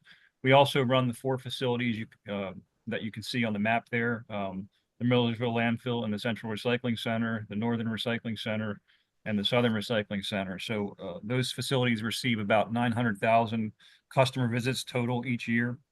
And again, our budget is primarily funded by the annual solid waste service charge because we are an enterprise funded operation. In terms of some of the background material that I talked about, in our long-range planning strategies, we use the capital program to advance those long-range strategies. We're really developing our facilities for future users and future needs, managing support infrastructure assets, and caring for closed facilities. The work we do also appears in Plan 2040 under the Healthy Communities section, and in particular Goal 8C9 and its companion policies. And those things help guide our work in terms of promoting recycling, maximizing the life expectancy of our facilities, recycling all that our programs allow, and managing former landfill sites and adjacent properties. In terms of program drivers, you'll see some of this repeated. I just wanted to, again, just go over this. I know I've presented this many times in the past, but we group our capital project requests in terms of these program drivers. So you'll see some of that crosswalking in some of my later slides here. So we're really focused on preserving and extending the useful life of infrastructure assets, ensuring adequate recycling and disposal capacity for the future, obviously meeting all regulatory requirements, and those continue to emerge, and enhancing our facilities for future needs. So we're accommodating growth and also, changes in the landscape in the kinds of things we do. So this is a high level slide of our FY26 department requests. So what I wanted to highlight is that we have 5 projects with funding requests for FY 2026. The total request, however, is $515,000, which is about $925,000 less than the approved program. So we've had some very good luck in one construction project in particular. I'll talk more about that when I go through slide by slide. But we're able to reduce our request for FY26 from the approved program. So I wanted to point that out.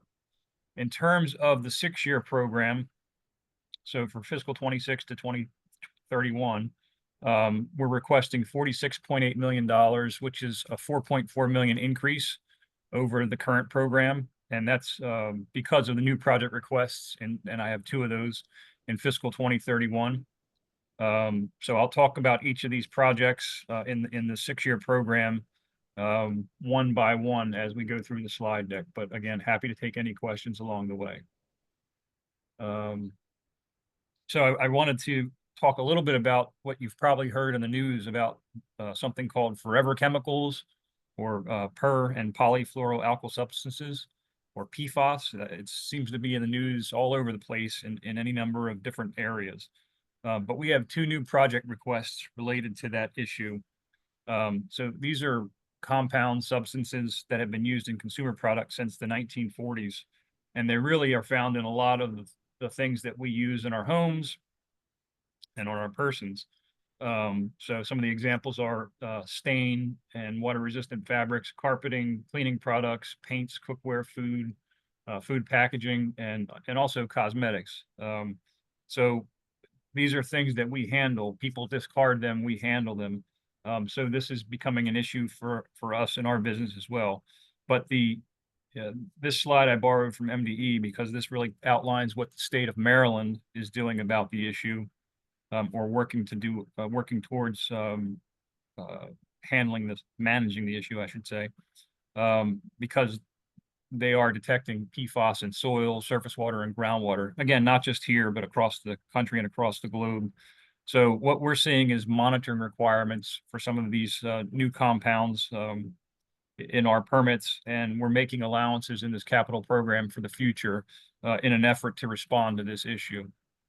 So with that as the backdrop, my first new project request is N000726, called Leachate Pretreatment Plant, which is on page 308 of the one-pager reports.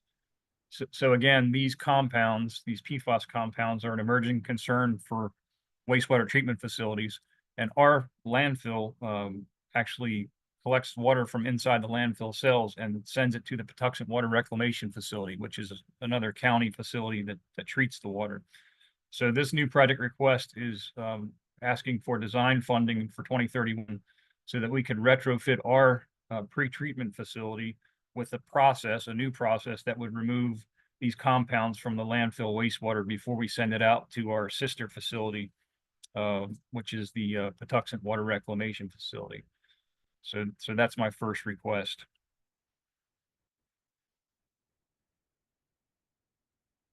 My second request is N000826 Millersville Water Transmission Main, which is on page 309. So again, under the same theme of this, these PFAS compounds and Maryland's PFAS action plan, we are now required, not just us here in Arundel, but across the state, anyone with a solid waste facility is now required to monitor groundwater, surface water, and wastewater for a new list of chemicals. So these forever chemical compounds. So we've always been monitoring groundwater, surface water, and wastewater, but now the list of things that we have to look for has grown pretty substantially. So we don't know where that's going to go. The state Department of the Environment is talking about being in a data collection mode, but they do talk about new regulations and new requirements as this issue is better understood. So what I'm asking for here is $2.2 million in FY 2031 for a project that would extend the public water system to the area around our Millersville landfill if it becomes required. Believe it or not, this was a contingency plan that has been in place since the 1990s. It has never been necessary, but we have a plan and drawings from back in the early 1990s when this was also, a future allowance for a project if needed. It was never needed, so it was never built, but we're asking for the money again in the future in case this issue triggers this need.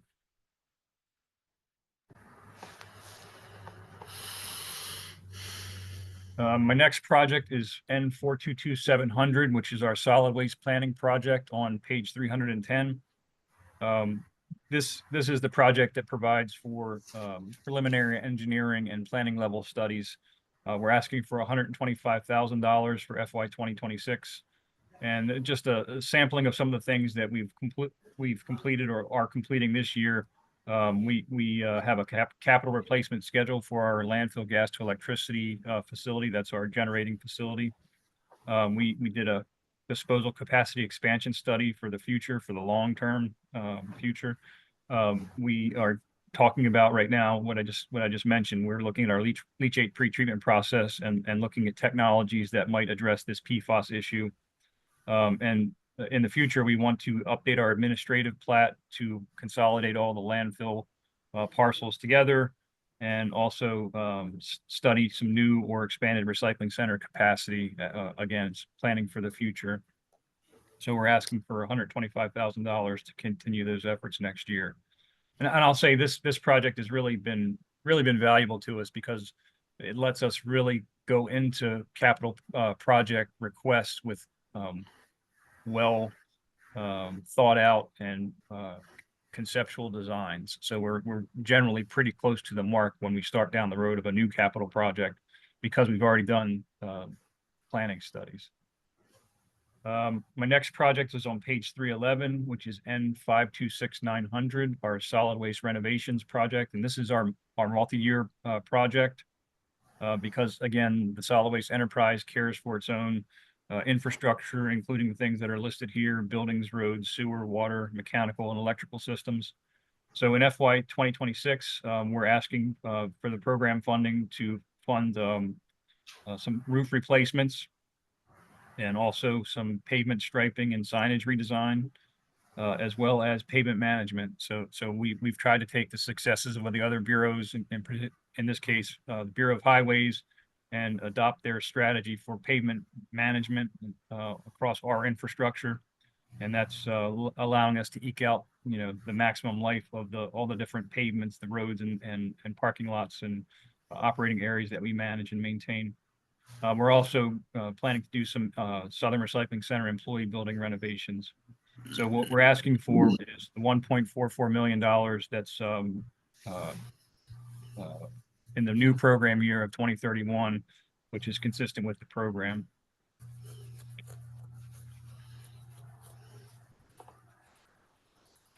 My next project is on page 312. It's N578800 Millersville Landfill Subcell 93 Design and Construction.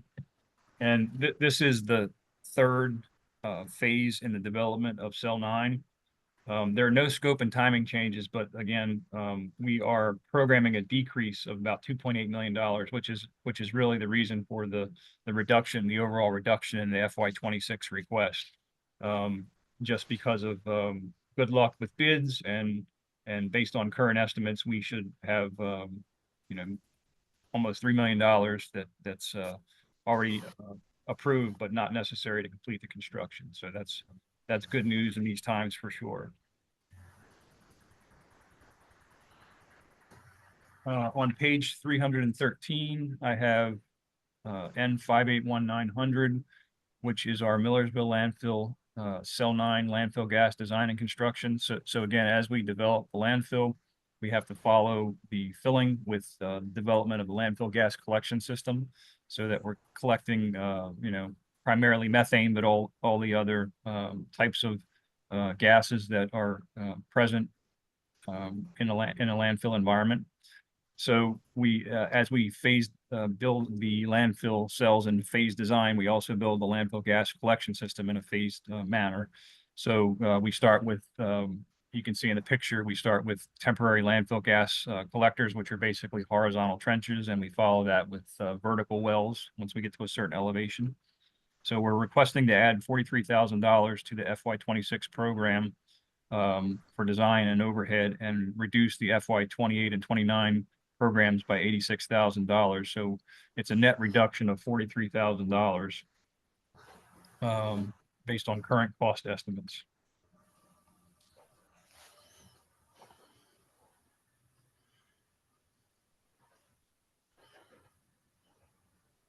My next project is N584200, maintenance of closed landfills. So again, I mentioned that not only do we provide for residents and businesses the discard of materials, and we manage those discards, but we also care for the facilities that are no longer active.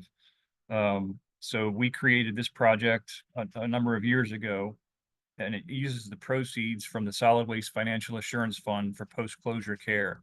So what that means is we've been contributing to this Solid Waste Financial Assurance Fund since the early 1990s, so that there would be a source of money to take care of these older landfills when they're no longer in use.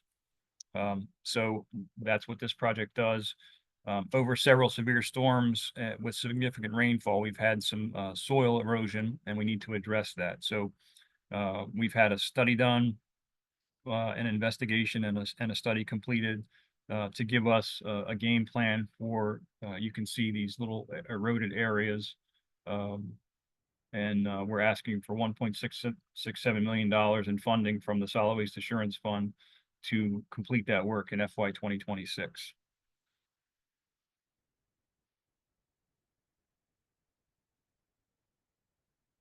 My next project is on page 315, which is N590800 Millersville Landfill Maintenance Building Upgrades. This is already in the approved program, includes $3.9 million in FY 28 and 29 to renovate and update the maintenance building at our main campus in Severn. So when this work occurs, the building will be 30 years old. So we're asking at this point additional project funding of totaling $12,000 for FY 28 for design, construction management, and overhead, and we're asking for $4,000 less in FY 2029. So it's a net increase of $8,000 in the program that we're requesting, really just to tidy up the cost estimates here.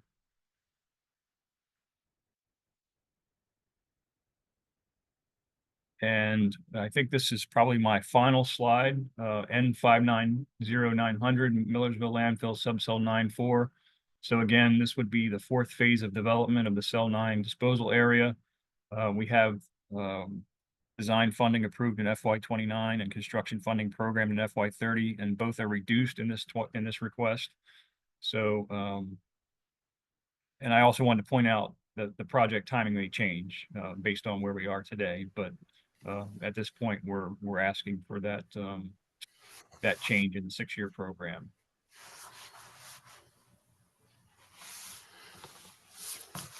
And I know I've gone quickly, but I'm happy to take any questions from the board. Okay, thank you for your presentation. One of the projects in the past was for the trucks entering the facility. How's that coming? Believe it or not, I have a slide. I just have to unhide it, but the project was completed. So we have a punch list of sort of remaining items. Let me see, how do I get out of this?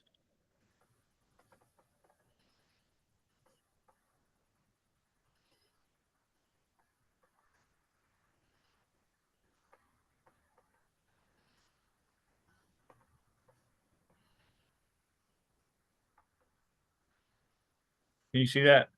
Mm-hmm. Okay. Yes. So yes, N581800, our Millersville landfill main entrance upgrades. That's on page 321. I skipped it because it doesn't have any funding in the 6-year program. But we've completed the road widening on Burns Crossing Road, extending the turn lane. So hopefully, you know, as traffic queues up for our facility at our facility entrances, it doesn't impact the corridor. So that's good. And maybe more importantly, we've increased the well, we made an allowance for vehicles like fire trucks and other county vehicles that use the fueling site to bypass the customer line, right? So they can come into the entrance, but slip by the customer line that's queuing at the truck scales. So that's a good thing. And then on the outbound side, we've done the same thing where we have made more of an allowance for other types of vehicles that aren't waiting in line. So maybe county vehicles, including my own, that can get around the outbound traffic. So you're not queuing up in the outbound scale lane. So those are all positive improvements. It makes it a more, you know, user-friendly experience, hopefully for everybody, customers, employees, and neighbors. We've also upgraded some of the stormwater management as a result. So those changes are in place.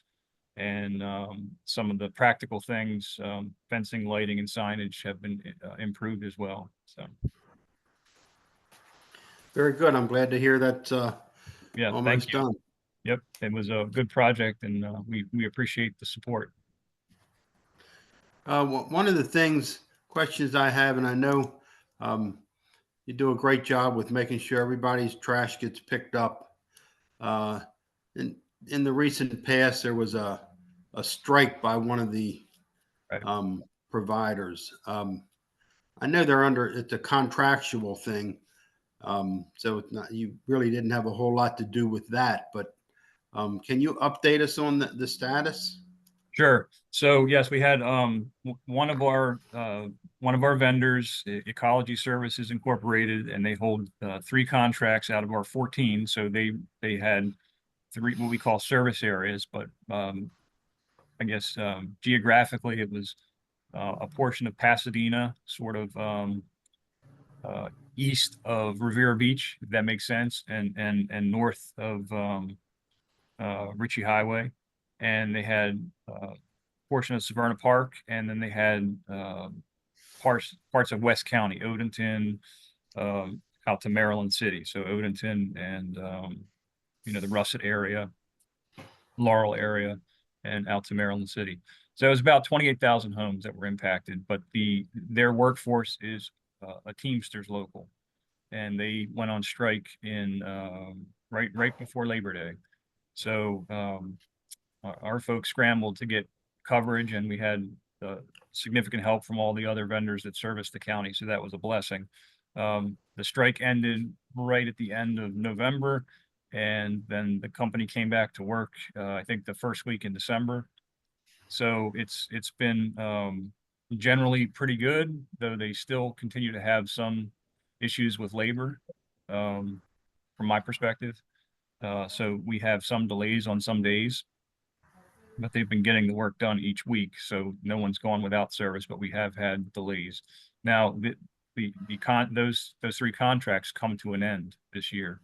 And we've already done competitive bidding. So there will be different vendors in those different areas. So that's happening. It was that has nothing to do with the strike. That was just normal business. Those contracts were ending, and they were competitively rebid, and different vendors were awarded those contracts. So hopefully it's a problem that's working its way out of our system. Well, thank you. You did a really good job on covering the missing pieces there when they went on strike. So Yes, commend you for that. Thank you. I'll pass that on to my folks. They really worked hard to try to make it as seamless as we could. Yeah. Board members, any questions? I just have one. You said we were dealing with the PFAS, and I was just curious as to what does that look like when we say we're dealing with it? Well, I think at this point, the state is really trying to understand how the presence of these compounds in so many consumer products impacts the health of our, in our state, the health of our Marylanders, because it's everywhere, right? So it's but the first thing to do is to try to measure the impacts, and I think this is an emerging issue across the nation because there are new requirements that the US EPA is trying to push out to the states, and I know there are some groups and industries that are fighting back because they're concerned that since these things are in consumer products, like I say to my folks, we're not buying drums of something that says Acme PFAS on it and using them in our operation, but we are handling the things that we all discard, right? So if you get rid of carpet or clothing, and that doesn't even mean it could even be recycling those things, but they're present on the facility, and if they have these compounds, and those compounds can be washed away by the rain, for example, then we have to know that and figure out what that means to the operations. So I'm speaking about it from the standpoint of managing what people throw away, but the issue is what's in soil, what's in compost, all those kinds of issues, what's in the wastewater, what's in the groundwater that becomes drinking water, what's in the surface water that becomes drinking water. So it's sort of quite a few different industries that are involved in trying to figure all this out. Thank you.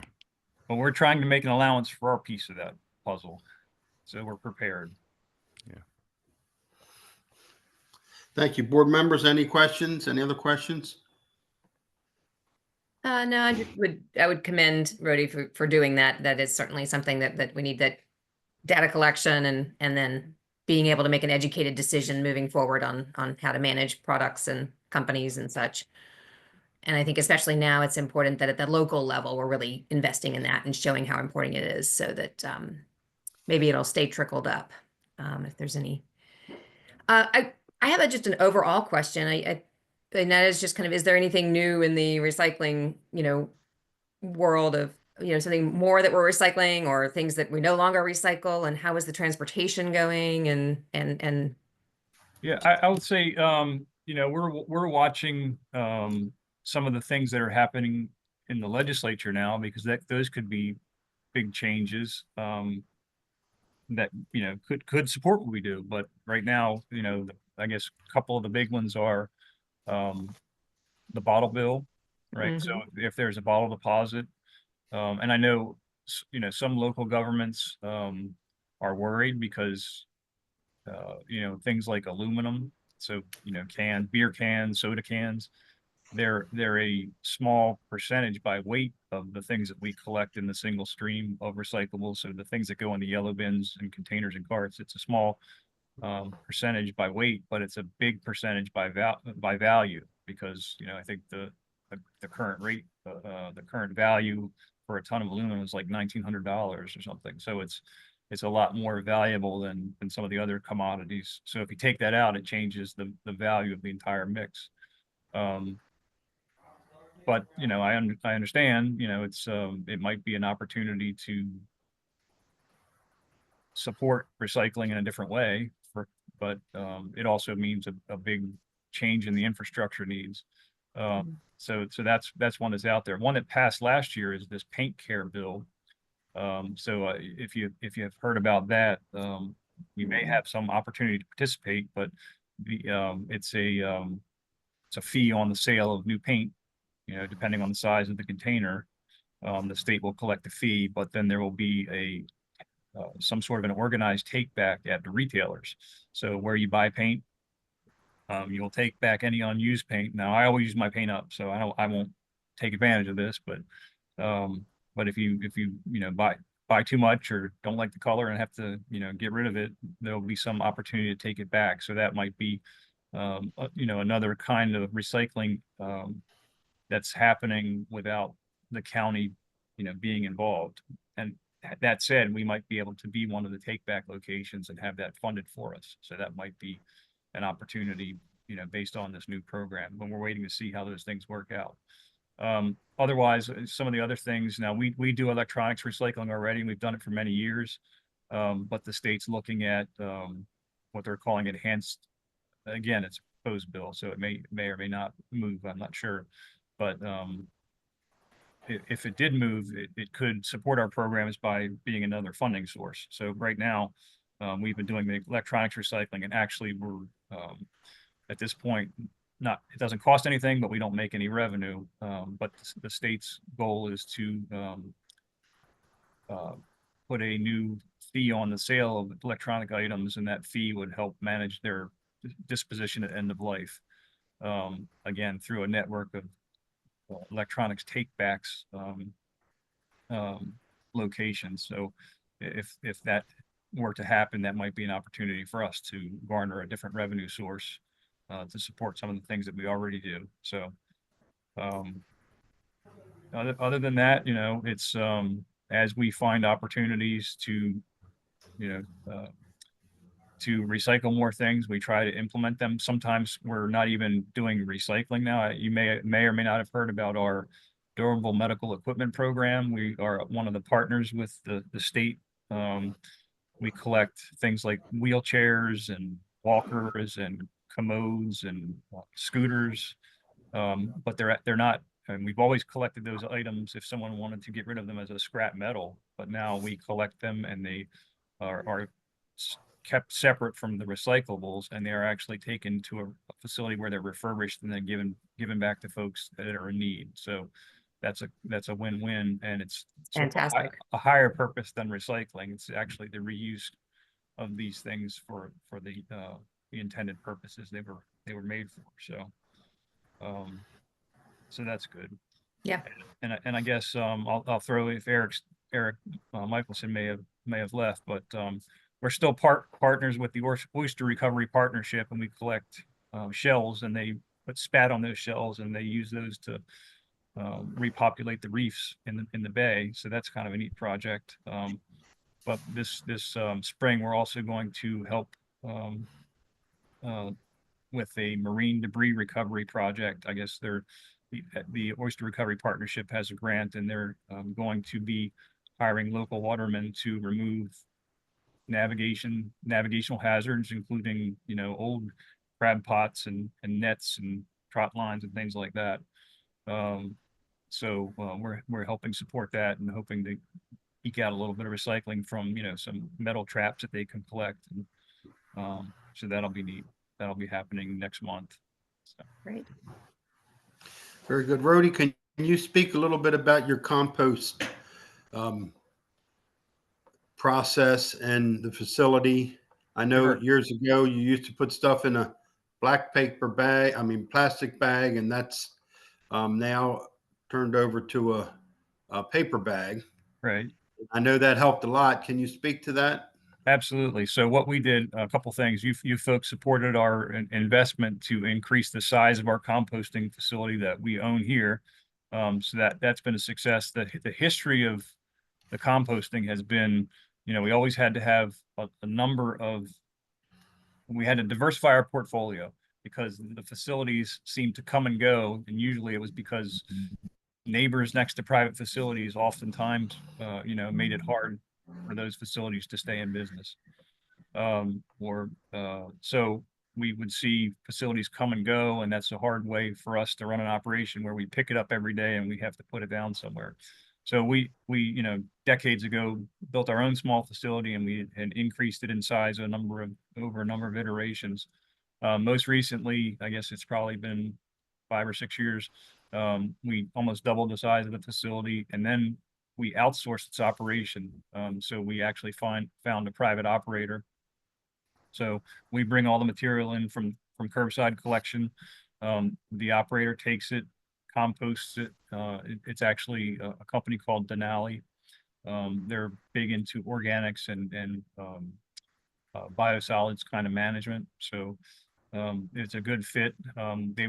Because we own the facility and they operate the facility, we were able to really reduce the cost of the entire operation. So that's been a blessing. But probably more importantly, we have certainty. We always know the facility is going to be open to receive our material. So at this point, everything we collect is composted there on our site. And then the company that's running it, Denali, has the responsibility to market it. So it's really been a good thing. I think most of what they are selling is going into blending operations for topsoil and bag products like that. But I do know they also do special blends for some state highway specifications for state highway projects and things like that. So it's been a good fit. Very good. That's a great project, and I'm glad it's successful. So I'm sorry, you mentioned, sorry to interrupt you. You asked about the plastic. Yes, once upon a time, we allowed the use of plastic bags, and it just became really unmanageable because removing little shards of plastic from everything was a problem. It was a litter problem at the facility. It was a problem for, the end use of the material. If it had any, inert materials or plastics in it, no one wants that. So it makes it less valuable. So using the compostable bags really addressed that. I think, it had been done for decades in other jurisdictions. Once we made the change, change is hard. It's always that way. And we're trying to change the behavior of, almost 200,000 homes But some of the things that we did were talk to the big box stores, and you probably see it now. As soon as the fall season's approaching, they put those pallets of the yard waste bags right at the center. And at this point, there's not much price difference between them and buying the yard size plastic bags. So I think everyone's adapted, and you can go out on collection day and see any number of stores with their labels on the bags. So they're all selling them at this point. Well, that's good. One other question: is there a market for wood chips? The only reason I ask is because I know there's thousands of tree trimming guys out there, and they chop up their wood, and then who knows where they dump it. Mm-hmm. Yeah, I think the short answer is yes. And there are a lot of different uses for that kind of material. We really don't see much of that. What we do when we either compost or we grind into mulch, so we're able to use our mulch on our properties. Excuse me. So, but yeah, I think there are. I think maybe what you see on the side of the road is really just it's not a bad practice. It's just for the efficiency of the crews that are doing the work on the roadside. But I know there are like in sawmills and places that process lumber, that sort of wood chip has some value, whether it's animal bedding, packaged up and sold at a pet store, things like that, or even in cogeneration of power. At some places I know on the Eastern Shore, they have a cogeneration facility next to one of the big state prisons that uses waste wood to make steam and boilers for the prison and for a small power plant. So yeah, there are uses out there. Very good. Well, thank you. Any other questions, board members? No questions? Well, Rhodey, thank you very much. It's always a pleasure. Thank you, guys. Have a good weekend. Thanks, you too. All right, bye-bye. Okay, Jessica. Yes. So on our schedule, we have a break at 2. So if you guys want to take a break, we can do so. Otherwise, I know Chris Murphy and his group are on the call for Wastewater and Water if you're ready for them. Okay, let's move forward with Chris Murphy. Thank you. Okay. All right, Chris Murphy and other folks from Water and Wastewater, you'll see something pop up on your screen for to allow you to unmute and share screen. So go ahead and accept that. I got Chris. Okay. Probably just me today. I think so, unless there's anyone else you know of. Yeah, I think Noelle was going to come on, but we can start without her. Okay, thank you, Chris. The floor is yours. Great. You guys can see my screen just fine, hopefully. Okay. All right. Okay. No, we actually just see you. We're not seeing it yet. That's because I didn't share it. So okay. I can see it. I'm looking straight at it. So, all right. Can you guys see my screen now? Yeah, yes, perfect. We can see it. Thank you. All right, great. All right. So, going to go over the FY26 capital improvement program for water and wastewater. Flip these through. So real quickly, just kind of want to show you kind of where we are with what our appropriations are for assets compared to sort of the value and the replacement costs, what they would be. So I broke this out between water and sewer piping, pump stations, and water storage tanks, with the water storage tanks only being the cost of painting. Okay, so because the cost of painting is $1.5 million, $2 million each, depending on what the improvements are needed. So for water and sewer piping, we typically expect them to last about 75 years. Pump stations, while the guts of the pump stations need to be upgraded probably every 25 years, the pumps and things. The overall structure is about 50 years. Water storage tank, like I said, the painting is about every 15 years. So if you look at the goal to replace it on that life cycle replacement, we need $62 million a year, $28 million a year for pumping stations, $3 million a year for storage tanks. And you can see our appropriation request is a little bit under that on most of these categories, which are in all three categories. That's really because our system is slightly younger than it needs to be. And we didn't, this thing didn't get built all at once. So right now our stuff, we had a lot of growth in the late 70s, early 80s. So our infrastructure is starting to approach, it's definitely middle-aged. It's starting to get old. So you will see a lot of these costs in the next few years start ramping up, especially I think some of the pump stations. We have a bunch of pump stations that are starting to really kind of age out. So I just kind of wanted to give you the update on that. We have, just real quick, we have 3,152 miles of piping. We have 271 sewage pump stations and 12 water booster pump stations. And then we have 33 elevated and ground storage tanks, 33 tanks, which are both elevated water storage tanks, but most of them are, and then ground storage tanks. So, so next slide here. First, I'm going to go through the S-Class for the sewer projects. There are no new projects this year. We're not asking for any new projects this year. So these are all existing projects. They're multi-year projects and they're standalone. And I'll go through each one of these in detail. So the first project to talk about is the wastewater strategic plan. This is on page 323 of the one-pagers.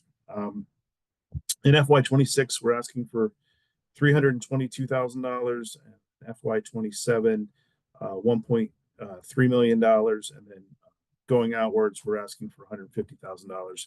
Typically, we do some small strategic plans each year, so there's a little bit of money each year to the $150,000.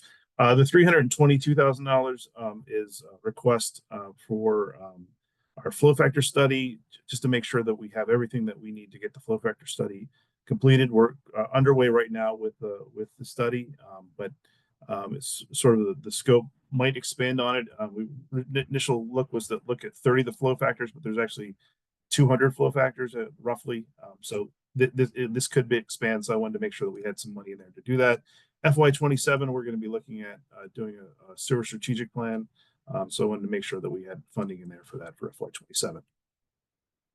The next project is S802300, WRF infrastructure upgrade retro. These are typically projects at our treatment plants, typically smaller than a full upgrade. So these will be for different individual systems typically. In FY26, we're asking for $12.6 million, FY27, $13.242 million, and then FY28 onwards, based off historical spending, we're asking for about $3.3 million. Some of the major projects that we have currently planned is FY26, we have an Annapolis odor control project. Most of the money in FY26 is for that. And then there's engineering for the other projects that are going to be in FY27, which is the Patuxent WRF Phase 1 miscellaneous improvements, the backwash improvements, the Bodkin Point wastewater treatment plant condition assessment and upgrade, and then the WRF load bank and switch systems.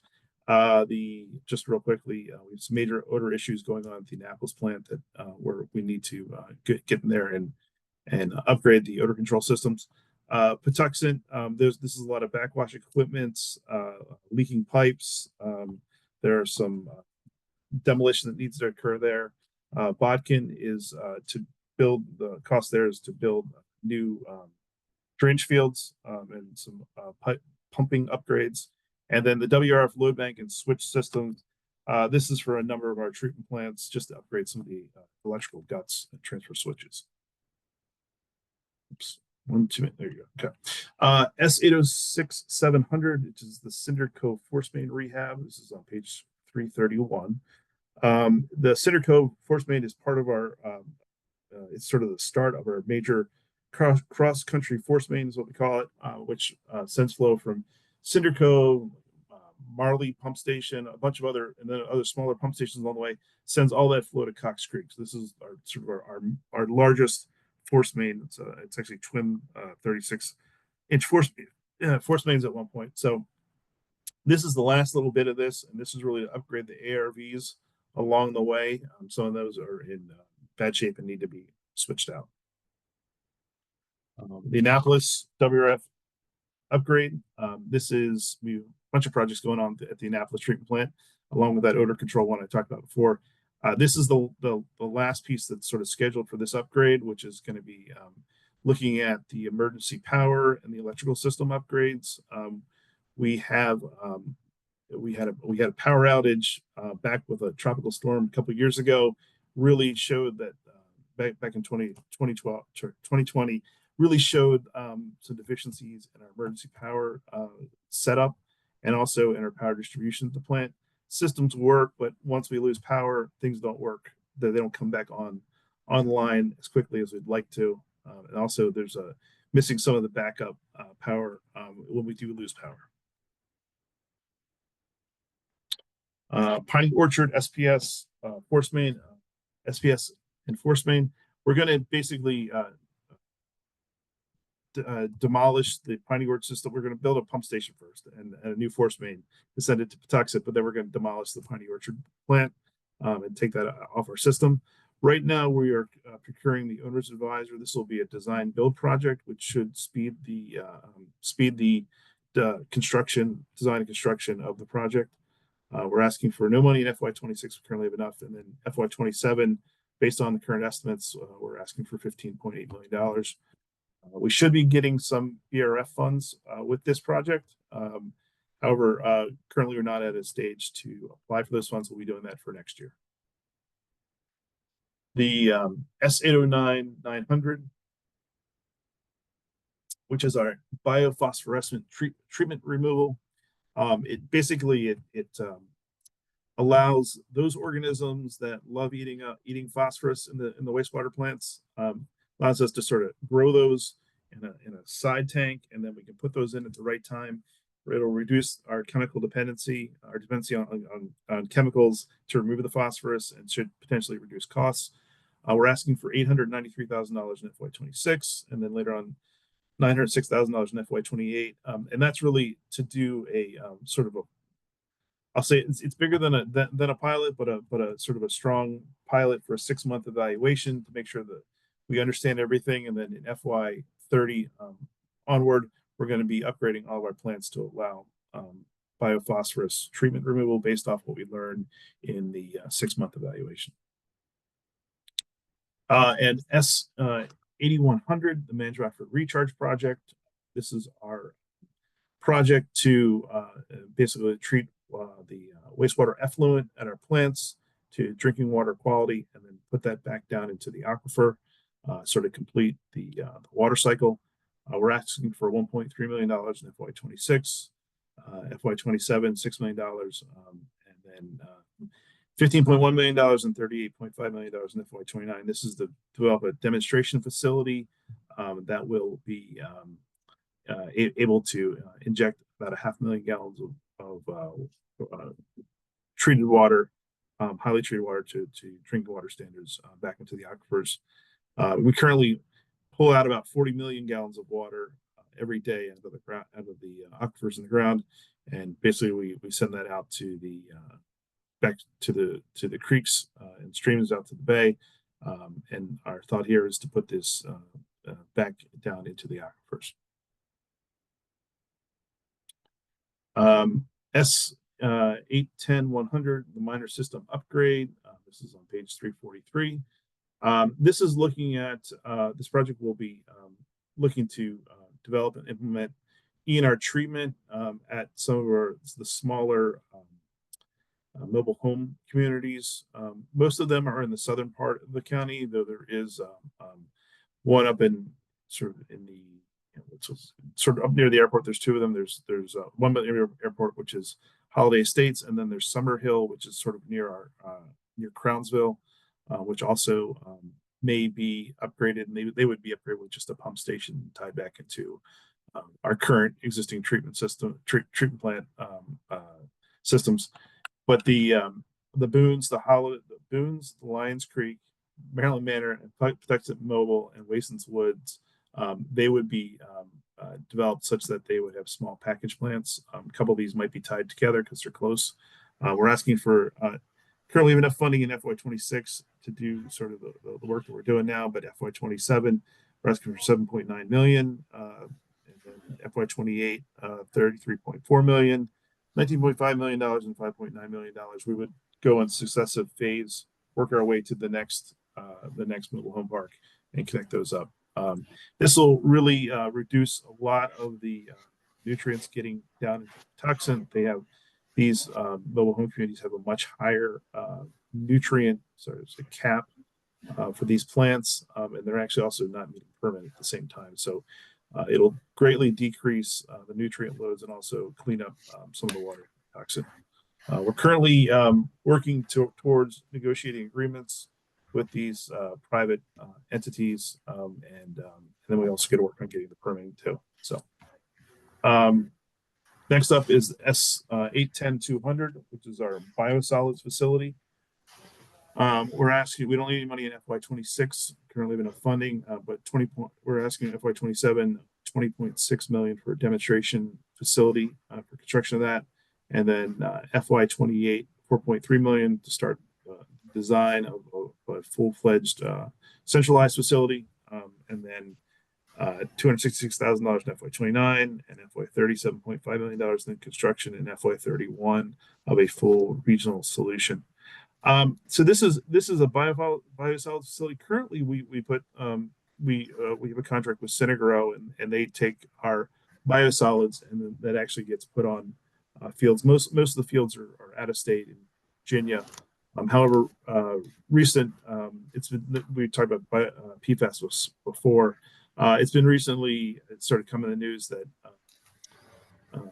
a lot of the biosolids has PFAS and other things that they don't want to put on the ground there.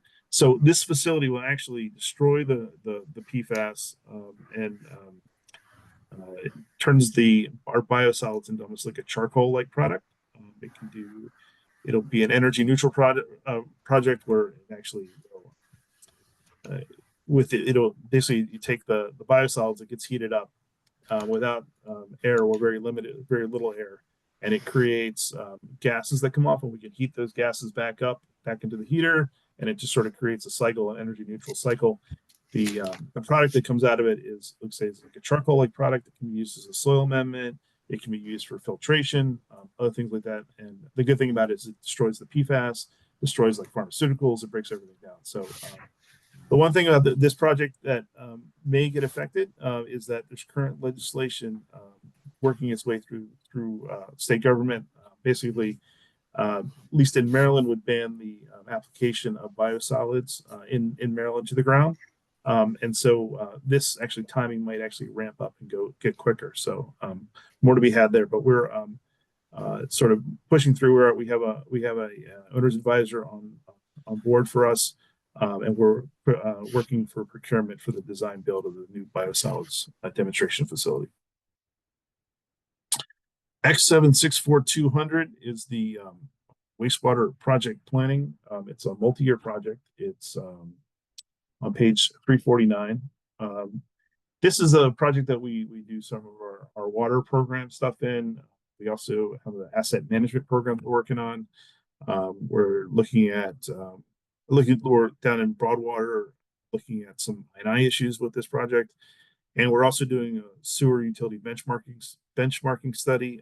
This is the sewer utility benchmarking study that we have going on. It's a great study. It looks at all our plants on how energy efficient they are, and then also their chemical usage. Compares all the plans, the plants. Also compares them to other municipalities' utilities. See where we are there. We've set benchmarks, and it's come to a number of improvements that we can do to actually save money for the utility. So a number of projects that way. So it's been a great project. We're going to be doing a similar one on the water side, and you'll see that under the water project planning, and I'll show you in a few minutes. The last one under the S class, which is the Z class, is our routine sewer extensions project. This is for projects that cost less than $1.5 million. typically these are petition projects, and actually the $240,000 request in FY26 is actually for Parker Drive sewer petition project that we're working on. Sewer petition projects are self-funded, but we do need a contract mechanism to start the work. So that's where this project will be, and that's what the request is for. And then ongoing, we have asking for $505,000 ongoing, which will be adjusted based off of how many projects move forward in the future. Okay, I know I went through a lot there. You guys have any questions about the sewer wastewater class projects? I have water coming up right after this. Thank you, Chris, for your presentation. I do have a question. This minor systems upgrade. Yeah. 810-100. Yeah. So that's $71 million. That doesn't sound like minor, but yeah. So yeah, it is expensive. We've talked with the state, and they think about 75% of this would be funded through the BRF, and then we would also, whether it's I'll say land or facilities, however we end up negotiating with the private entities, hopefully some of the funds would also come from them. So the full outlay by the utility will not be 70. So it would be, let's say we just take the BRF funds out of that. It'll see. Yeah, we've had preliminary. The state would definitely like us to move forward with this project. So, so question I have is would be switching all of those mobile parks off of, are they currently on individual septic systems, or are they on one septic system? So and they have individual treatment plants. They're not in good shape. They all have surface discharges to the Patuxent, at least the ones that the Patuxent Mobile, Maryland Manor, Lions Creek, Boone's Estates, and Waston's Woods. So all of them, but Holiday Estates and Summerhill. They actually have discharges that run out to the Patuxent, so surface discharges. So, and I don't know if you saw in the news earlier this year, the ones that are owned by Horizon, which I believe is, I got to remember this one. I think it's Maryland Manor, and I think it's Boone's and maybe Patuxent Mobile Estates. I think it's Patuxent Mobile Estates. They actually got $1 million fine by the EPA because they were not meeting their permit at all this year. So the state would like us to definitely has a interest in us moving forward and taking over those systems. Our feel is that we can actually treat these down to ENR level, reduce the new. So one is make sure that there won't be any more permit violations. These will be new systems. We will they'll be down to ENR level, so it will greatly reduce both the pollution and the nutrients getting into the Patuxent for these projects. And like I say, the state, I think, if my math is real quickly correct, the state covers 75% of the $71 million. That would be $53 million of this cost. So does that answer your question? Yes. Yes, it does partially. Okay. Those new wastewater treatment facilities, they would also charge a fee to the consumer to hook up that and use that service. Yeah, they would continue to get they would get billed. I don't, there is an affordability because we were talking about those the mobile home communities. There is an affordability issue down there that we would have to need to negotiate and figure that part out. Okay, thank you. Board members, any other questions regarding wastewater? I have some about the biosolids. Okay. I recognize. Hi, Chris. Hi. So I can find the biosolids. 344. Yeah. There you okay. Go. There you go. So I had some involvement at WSSC, and they have one of these in Prince George's, right? They have a different type of system. It's called I'm drawing a blank on the name of it. Basically, It's a thermal processing facility. Thermal processing unit, yeah. So they put it under high temperatures, high heat, and it basically they're kind of their push is to get every little bit of energy out of it. Yeah.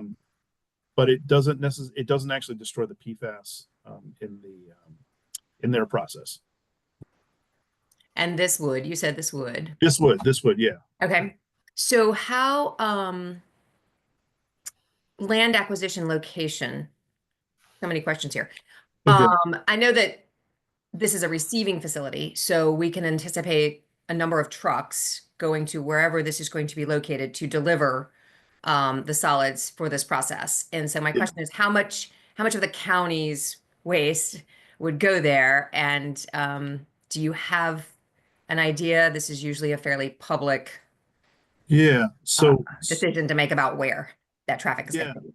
So we're initially going to build a demonstration facility, and a demonstration facility in our contextual about the size of this, it's going to be basically a plant size. We're currently looking at putting it at Broadneck, and a plant size would mean it would be sized to handle basically Broadneck. And so if it was only run off of Broadneck, there wouldn't be any trucking, but we're going to bring in trucks from across the county, like one or two a day, I think, maybe one a day, depending on which facility we're coming from, so that we can test out all of the biosolids from across the county. So it wouldn't be tons of trucks a day. It would be it may be 2 trucks a day. I don't know, Beth, tell me if I'm I think that's what we decided. You're right. I was looking up the number of trucks for the ultimate facility.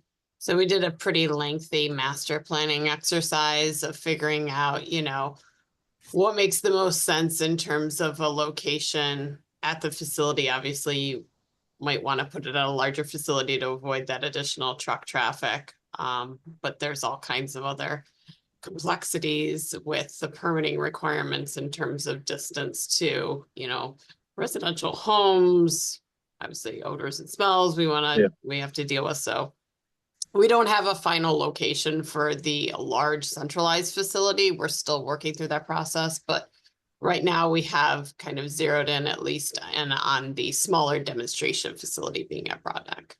Yeah. Thank you. And on the previous, I'll just jump back just to clarify too, the previous one that we were just talking about, which is the minor systems, minor system upgrades and things. And you said that the state's going to spot 75%. Yeah, that's what in our initial talks with them, they thought that the BRF could supply 75% of the cost. Okay, so 75% of these numbers, not this is our part. They have not that this is our part. So that if I do 75% times 71, that's roughly $53 million the state would be supplying. So we would be on the hook about $20 million. And hopefully, again, we haven't had these negotiations, but hopefully the mobile home parks may provide some assistance too. Sure. Okay, thank you. All from me for now. Okay. Question on Mayo tank replacements. Okay. You didn't mention that. Can you bring us up to date on that and the exact cost of what a tank replacement costs? So I don't have the tank replacement cost in front of me, but we did base it off of we did 4 tank removals and replacements, 4 tank replacements. I think it was 2 years ago, which is when we set up this project last year. And I want to say we were running around the based off the different bids, somewhere around about $15,000 roughly on a tank replacement. Currently we have one consultant who is helping us prioritize which areas to go after first. It's Arcadis, and then we have another consultant on board that's actually going to do the design and the specs and everything like that. Those are both on board, and we are looking at having a Mayo, what we're currently calling the Mayo representative group, which is more it's representatives from the Mayo Community Representative Group. I don't have a better name for you yet, which we're gonna hold sort of like a presentation to them sometime in the spring, probably April. And then there would be, once we met with them, heard their concerns and stuff, we would have a much larger presentation to the community sometime in the summer, probably hold it somewhere like at South River High School. And then we would ongoing, and then once the neighborhoods, because we're going to go neighborhood by neighborhood. Once the neighborhoods, the next one, the first one up, we would then go meet with the community association to meet with them. So the aggressive construction date to start is sometime in like November timeframe. Start actually doing construction and start removing some of these. It's likely going to be probably after the first of the year to actually start actual construction and replacement. And is that going to be done on a systematic mass level, or is it just going to be done on an emergency basis? So they are the tanks are all about 35 years old, rough time 35 years old. And the useful life of these things is about 30 to 40 years. The ones that we actually replaced had cracks in it and were leaking and things of that nature. So the idea is that these were all put in roughly, well, not all of them, but I think 3,200 of the 3,700 that are out there were put in all within about a 5-year time frame. And so we were going to go ahead and sort of replace those systematically, a whole section at a time. In this case, kind of whole community at a time. Can I speak to that? I have a question about that specifically. Okay. This is obviously fairly disruptive for the homeowner, right? And 15. We have 15-foot easements for the county to come in, do this, do whatever they need to do, right? In case for this purpose. Yeah. When a family or resident single family home is doing a remodel and doing a lot of work and digging in their yard, is there any opportunity for them to go ahead and replace theirs at that time? And also, people that are developers or whoever are coming in and demo rebuilding lots, can they go ahead and do it at that time rather than, 2 years later, they're torn up again by the county? I think that sounds like an excellent idea. I think that'll be something that'll probably come out when we start talking about it, but I'm going to write that idea down now. So I'll be coming to you before long, because this is what I do, renovations, and it would, I think, go a long way. I understand and I can visualize that some of the coordination issues with you and whoever's with our department and the contractor, whoever's supposed to be doing this. And I'm assuming the county, is there any opportunity for the homeowners to be putting money towards this, or this, because of the way things happen, is 100% on the county's dime? So I'm going to, I will, without this, I don't expect the homeowners to provide any funds. I don't think they. Now, I guess the thing I worry most about. Did you freeze? Oh, did I freeze? Hello? I can hear you. Did I freeze? Yeah. Okay. All right. Sorry about that. That's okay. So I don't think that so the homeowners can't provide funds for a capital project, but I think the thing that worries me the most about this Mayo project is just the going in and tearing up people's front yards. And I don't know what we're going to run. So I don't know the answer to that one. I don't know if there's, we're gonna replace it back to its existing condition. I think that's what we're required to do. But if someone has built a structure on top of their Mayo tank, that'll be a different discussion. Something like that. If someone's done something like that, yeah. So I don't want to. So anyways, we would not take money from the public to replace the tank. If they want to do something after we're done, I'm sure that make something look nicer or pretty or something. Plant plants or whatever. I'm sure that's fine. So a lot of them are actually in our backyards and going to be more difficult. I mean, there is, of course, the 15-foot easement, but what are you tearing up to get to it? Because an easement just means we're not supposed to put a structure on top of it. It doesn't mean we're not doing landscaping on top of it. So I think it's definitely worth following up to find out, anticipating different situations. Maybe it is better to relocate it if there's already work being done, or if that's a, you know, just a thing. I think it's like you said, it's going to be a very large public discussion. So, but thank you for that information. Yeah, and then I'm just looking through my stuff here, and I thought the cost of the tanks was actually $19,000 is what we based it on. $19,000. And thanks for that update. And I'll say this is page 347 in our one pager. Oh, for anybody. Sorry, yeah. Oh, because I didn't include it here because we weren't asking for more money. So okay, sorry about that. That's okay. That's okay. Well, I appreciate the chair bringing that up, because I would have been probably taken out and strung on the back of a truck if I had questions. So thank you, Chair. So, but yeah, we will be having, again, I think we're calling it the Mayo Community Representative Group, but we're going to come up with a better term for whatever it's going to be. But to talk about this, get all the issues out there, because it is going to be a really impactful project to these neighborhoods. So, thank you, Chris. Okay. Okay, board members, any questions regarding wastewater? I'm good. Okay, then we can move forward with water. All right, water. So there are no new water projects this year. So no new water projects, but I'm going to talk about all these projects and give you guys an update on them.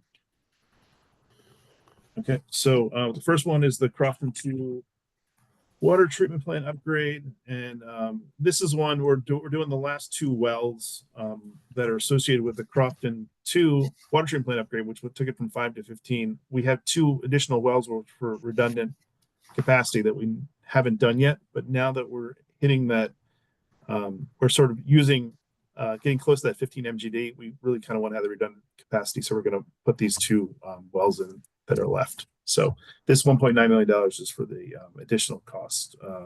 Based on the cost estimate, the cost has gone up a little bit. So fire hydrant rehab, this is a multi-year project. This is on page 375. Basically just costs have increased. I think we're asking roughly 1.1 million, and now we're going to ask for 1.4 million moving forward. And this is really just a cost increase based off of current bids that we've seen. Elevated water storage tank. We currently have, this is not painting, this is actually new tanks. We have 3 tanks currently scheduled to be constructed.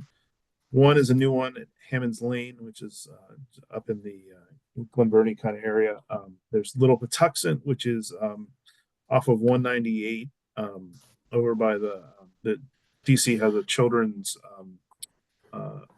rehabilitation sort of center, I'll call it, right next to Fort Meade. We've leased some land there with a 60-year lease that we're going to go ahead and put the tank up there for that. And then there's going to be a new one in Heritage Harbor, not actually in Heritage Harbor, but behind the Moose Lodge is looking as the potential area where that's going to be. It's up off of it's South Haven Road. We're going to have a public meeting on this, I believe, next month to talk about this project. And then Route 32 at Fort Meade, the Maryland City and Jessup area is only fed by one line that comes down into it, and this is basically it's a feed to really interconnect the whole west part of the county back in with the rest of the water system.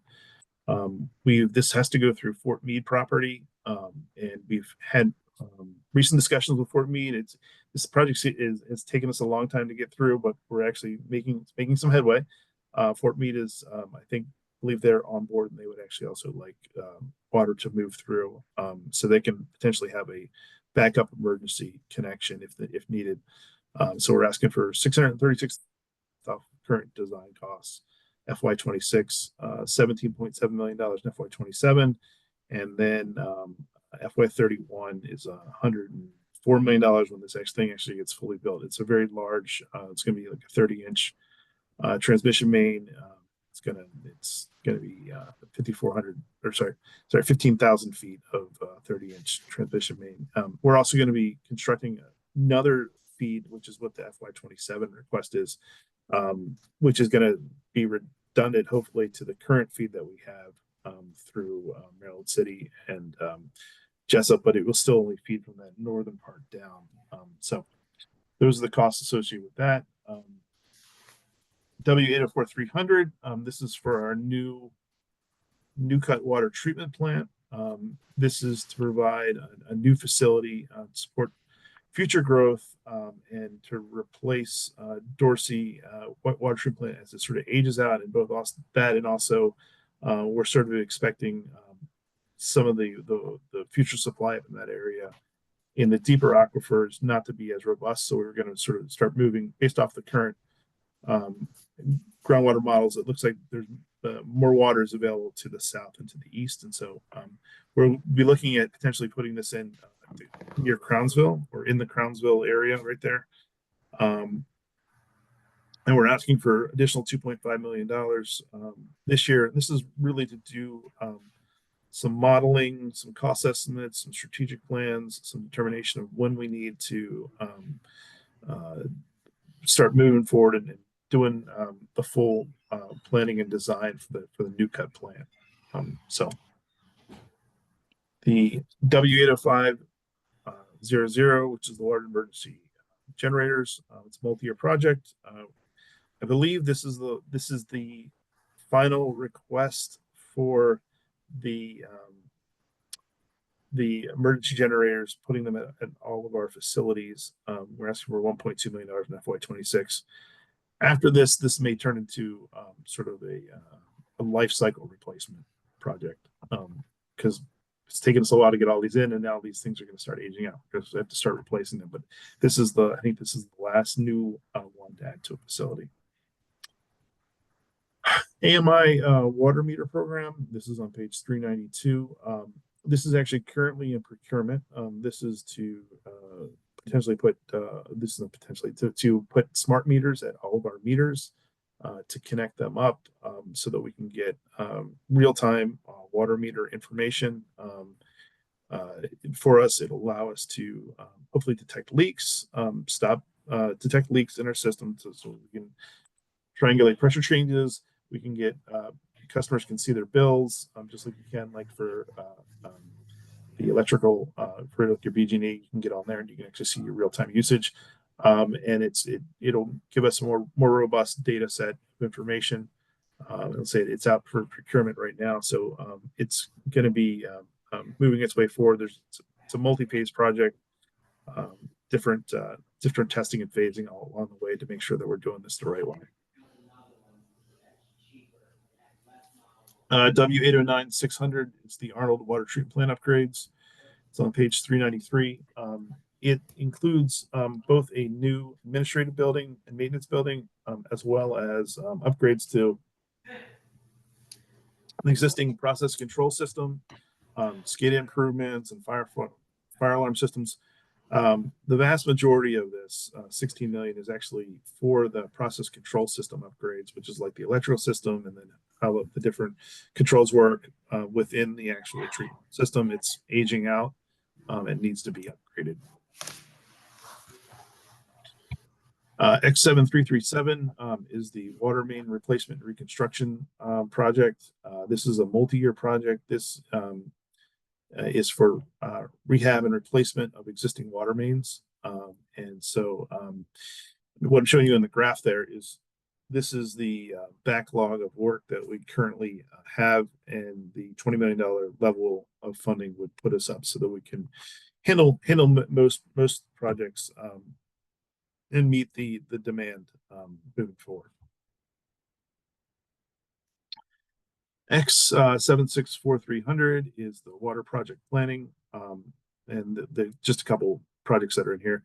Again, there's the asset management program, which we're taking a comprehensive look at our asset management setup so that we can better respond proactively to the condition of our water system, to make sure that we're doing that strategically as far as the upgrades. We're doing a water utility benchmarking project, which is similar to the sewer utility benchmarking project, where we're really taking a look at our treatment plants, how they work, how they operate, what types of chemicals they use, what kind of electricity they use, and then comparing them between each other, comparing them to other utilities, and then looking for ways that we can be more efficient, more efficiently run them, or do some more efficient upgrades. And then we're also have a water lab improvements study going on, where we're looking at doing upgrades at all the water labs at each one of the treatment plants, and also the main water lab that we have in Millersville. And then water storage tank painting. This is a 15-year life cycle on these projects. On the paint for the tanks, we're asking for FY26 $3 million, FY27 $3 million, and then it increases to $3.5 million in FY28, 29, 30, and then $5 million in FY31. This is based off of the life cycle replacement schedule for the tanks. And then W514200, which is the routine water line extension project. We've had a bunch of petition projects lately for people requesting water, and this is the $3.5 million request is for a lot of those petition projects. And there's another $1.8 million in FY27 for those petition projects, and then funding outwards goes to $522,000. Like I said, these petition projects, they're self-funded, but we have to have a project in order to charge the initial projects too. So I think that is it of all the things I have on the water system. Are there any questions on the water class projects?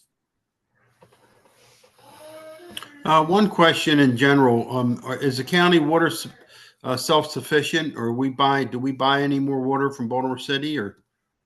No, I think we all amount of Baltimore City. There's a couple in our Brooklyn Park area up there. There's a couple of homes that are actually in Baltimore City that we sell water to, but we do not use Baltimore City water, though we do have emergency connections to them if need be. I know that connection was questioned when the ship hit the bridge. There was talk about whether or not it had hit that pipe or not, but Yeah, I saw that. I have not seen anything from Baltimore City that told us that we should be concerned about that.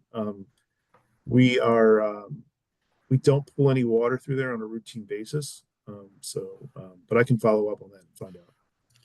it'd be good to just make sure that pipeline is still active in case of an emergency. Yeah.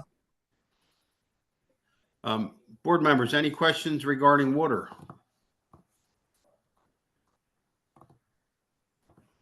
None. One with the meter replacement, what percentage of replacements have been done so far overall? So we replace meters on about a 20-year life cycle.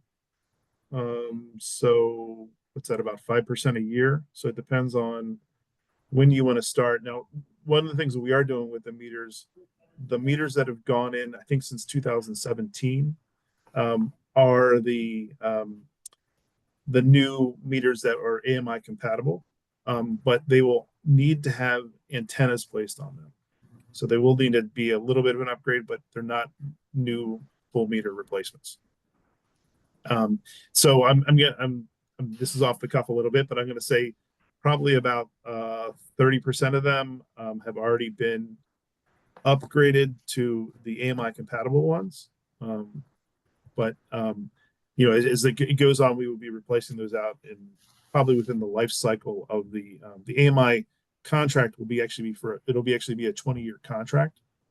So they're going to provide both install the meters that haven't been changed out yet. Plus they're also going to provide software support, data collection support, things of that nature for that project. Okay, board members, any other questions? No, well, thank you for your presentation, Chris, and everyone else. Very good, and we thank you. Thank you. You're welcome. Take care. Okay, Jessica. Our next is 3:15. why don't we see if they can maybe present a little bit early? We'll take a 5 or 10 minute break and maybe they could come on at 3. Okay, I can coordinate with them. Okay, so let's take a break and resume back at 3 o'clock. Sounds good. Thing. Follow you. Thank you. Good afternoon. I'm Jack Martin, the county CIO. With me today, 2 members of my team, Mike Tarquinio, who's the deputy CIO, and also Kay Hoffman. She leads up our very busy admin group, also works on our capital and operating budgets with us. So she's very knowledgeable in this area. Thank you to both of you for being here. Very good. Well, welcome. Thank you. I'll start right in then. And this is on page 3.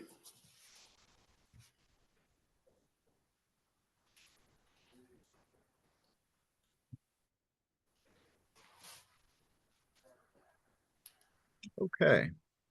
Can you see my presentation? Yes, thank you. All right. So there's a lot of material in here. I won't cover everything, but I will definitely cover everything that's highlighted. So your eye will be drawn to anything that's highlighted on a slide as we go from slide to slide. And if you have any questions about anything else, I'm happy to talk about that. I do want to talk a little bit about IT and where we are and who we are, and then we'll get right into the financial request part of this. So thank you again for the time. So our mission, tools, technologies, and the right data to the right people at the right time in the right place. And what that is reflecting is that these days, a lot of our people are mobile. They're not necessarily in the traditional office space. We need to be aware of that. We need to be providing secure access to what they need, where they need to do their job.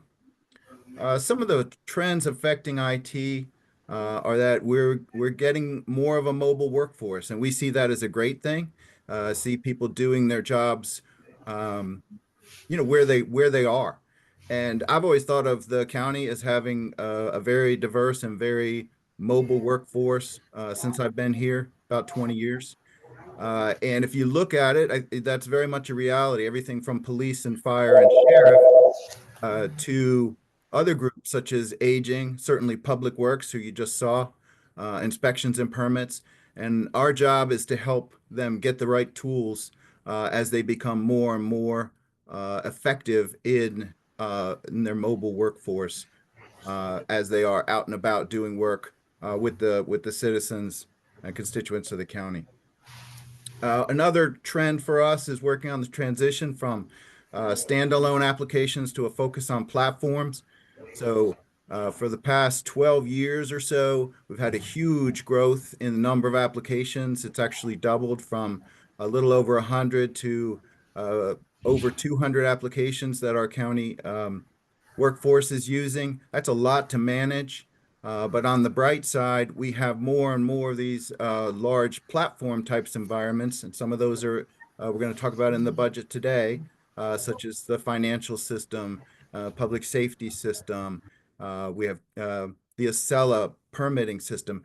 And those give us a great opportunity to converge resources and work and our users in one place. To bring security in one place. There's a huge advantages to that focus on platforms. Also, a big trend for us is the CAD and financial system projects. I'm sorry, the camera off. CAD and financial system projects, which are huge and really important for the county. And so we're working on those implementations. I'll talk a little bit more about those in just a minute. Okay. So this is who IT is. We've changed just a little bit in the past year. And if you look down at the project management and tech support group, we put our 2 internal facing groups, project management and tech support together. And I put a chief in charge of them. to give them the right attention. We used to have all our operations in one group with servers and all the PC support. We've seen a big benefit to this. There's a lot of the projects that the project management group works on. PC support group is also supporting. Also, we started a cybersecurity program. So we've always had that's separate from network. So we've always had cybersecurity in our network team. We've now broken that out as a new, important group. So I don't think anybody would argue that, cybersecurity is becoming even more important than ever. And so we hired a CISO. I'll talk a little bit more about that in a minute.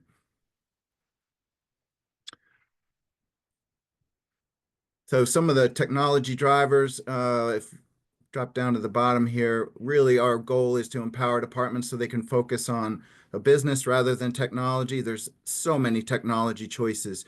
We want them to feel enabled, be able to do what they need to do, and really, ultimately not have to worry about it. That's a little bit of a pipe dream, but that's certainly where we want them to be, and that's our goal. Also, we're seeing some expanded AI usage. There's a lot of AI offerings. We have AI policies in place. We have AI security in place, but we are also utilizing AI. We're not ignoring it, and we're building some tools into some of the application development that we do.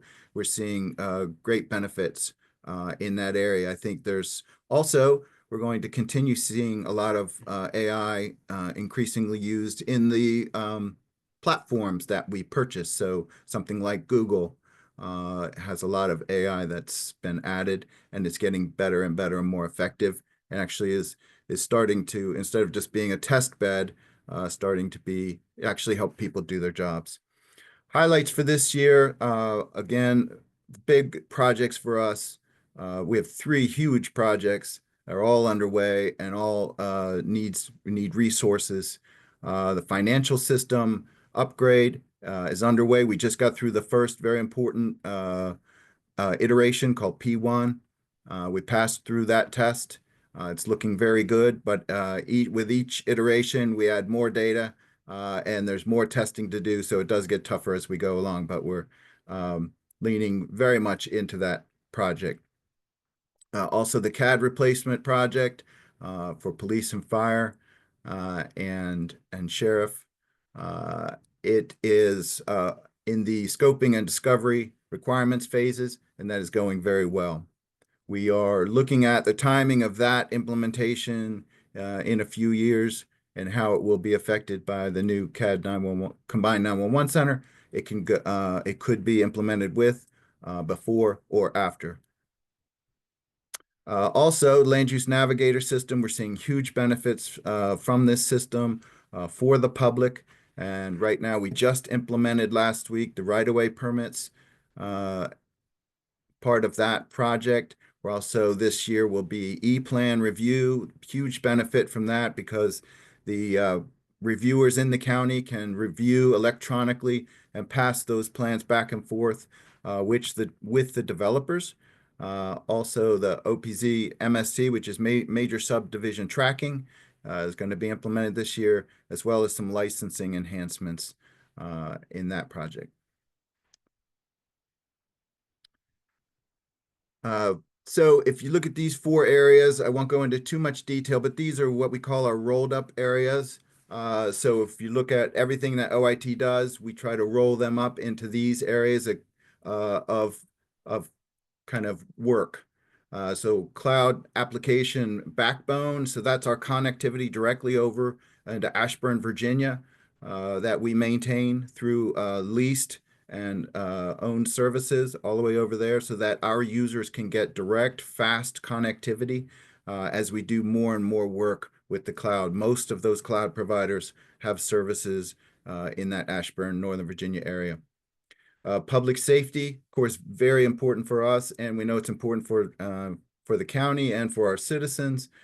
We have the CAD upgrade, which has started, as I mentioned. Also, we've been supporting the Arctic program for police, which has seen a lot of success already. And body camera expansions over to constituent-centric services. So while we mostly serve internal We do have some services which are direct to the citizens, including some broadband construction and PEG services. In securing the enterprise, I mentioned we brought in a new CISO, which is Chief of Information Security Officer, to lead that program, and we see that as being very important for us going forward. And we've already seen improvements in that area. Our CISO has already worked to improve the tools that we're utilizing to find our patching and identify patching needs within the network so that we can focus on those areas and be as secure as possible. Here is a first look at our budget request. Here are all our capital projects listed. We have 7 requests this year. We've had 6 in the past. One of our projects we completed, which was and is all in place, so we have no more additional requests for that. That was fiber to South County homes. We completed that. That brought fiber directly to 96 homes in South County. That was a big success for the county. So I'll talk about, C519600 is our tech enhancement request. I'll be in a lot of detail on the next slide. The others are fairly standard all the way down to the 2 with asterisks, Greenberry Point Tower request, and AACPS E-rate for network enhancement. So I have slides on those. Those are 2 new requests for us. Let me move on and get to where we're talking about the details. Our next slide is C519600, information technology enhancements. This is our main capital budget request for IT, and this has all the breakouts for corporate infrastructure, public safety, enterprise, network, security. I have an asterisk there. Just since we broke it out separately, it's always historically been included with network, so I have it broken out. Land use area and health and human services. Highlighted for us this year in this request, we have under corporate infrastructure where we do our PC replacement, we have a request to combine our efforts with the health department PC refresh. The budget office requested that we do that because the health department had requested they become part of the official PC refresh. So we are going to roll that into what we do. And we're also going to standardize how we image those PCs so that the health department, which is on our network, is imaging their PCs with the same tools we are and to the same standard that we utilize so that we have the same level of security. We don't want a weak link type effect on our network. So we have that as part of the project request this year. Also work on the computer-aided dispatch system. As mentioned, we've begun that project with, we're in the requirements phase and scoping that. A lot of work going on there. Support for the financial system. We do request some additional funds for backfill. This is a huge project for us, and we're putting basically every person available that we need. We're putting them on this project to make sure we're successful. And in order to do that, it means we've left some holes where those people have typically worked. So we do need some funding. We're requesting some funding to backfill those roles. Network request is fairly standard. It's mostly for ongoing replacement of equipment that is end of life. Security is, we've broken it out. The highlight there is we are looking at a new tool to pull emails out that are phishing. So we find that many of the emails that are listed on our public website are then hit with phishing attempts and sometimes spear phishing attempts, and we want to eliminate those before they get into the county network. Google pulls, hundreds of these out every week for us, but we need a tool that's even stronger than that, which we are looking at. We're requesting the funding to procure. In the land use area, we're looking at requests to fund nuisance complaints, licensing, and regulatory changes, as well as affordable housing and legislative changes for next year. In the Health and Human Services area, we're looking at new ADP functionality and new Aging and Disabilities Nutrition Program capabilities. And then looking at the rest of our requests, cable TV is our standard request. Fiber network, radio system is ongoing. It's been a huge success. The new system is in place, but we are continuing to hook up what's called BDAs, and those are in-building transmitters to make sure that public places, especially schools, have connectivity for public safety professionals with their radios when if they need to use, get into those sites. A lot of them use cinder blocks and things. They block the radio signals. So we put boosters into those buildings, and then we make sure that they're accessible and that they work, and we test them along with whoever, the owners of the building. Just in case, right? If a firefighter gets in there or a EMT, they need their radios to work. So that's the phase of the project we're on now. And then for public safety technology enhancements, those are all the mobile upgrades, very important to the officers and the firefighters since they do a lot of their work in the field. A new request here is a Greenberry Point Tower restoration. So 20 years ago, we bought 3 towers from the Navy. I'm sure everybody's familiar with Greenberry Point. We utilize 1 tower for the radio system. It's very important for the radio system, but the other 2 towers we do not utilize. And when we bought the towers in our contract for $1 with the Navy, we said we would either maintain them or take them down. So now it's time for us to either do the maintenance on the tower or bring it down. It may be somewhat of a political decision. We don't care either way, but we need funding to do one or the other as decided by the county executive and the administration to fulfill the contract that we agreed to years ago with the Navy. E-rate is a federal program that we have utilized for years, and that allows us to respond to a bid put out by the school system. And if we win, which we have in the past, then we provide their network services, and then it's a large portion of that is refunded by the feds. So this money is requested to, the school system has come out with a new bid.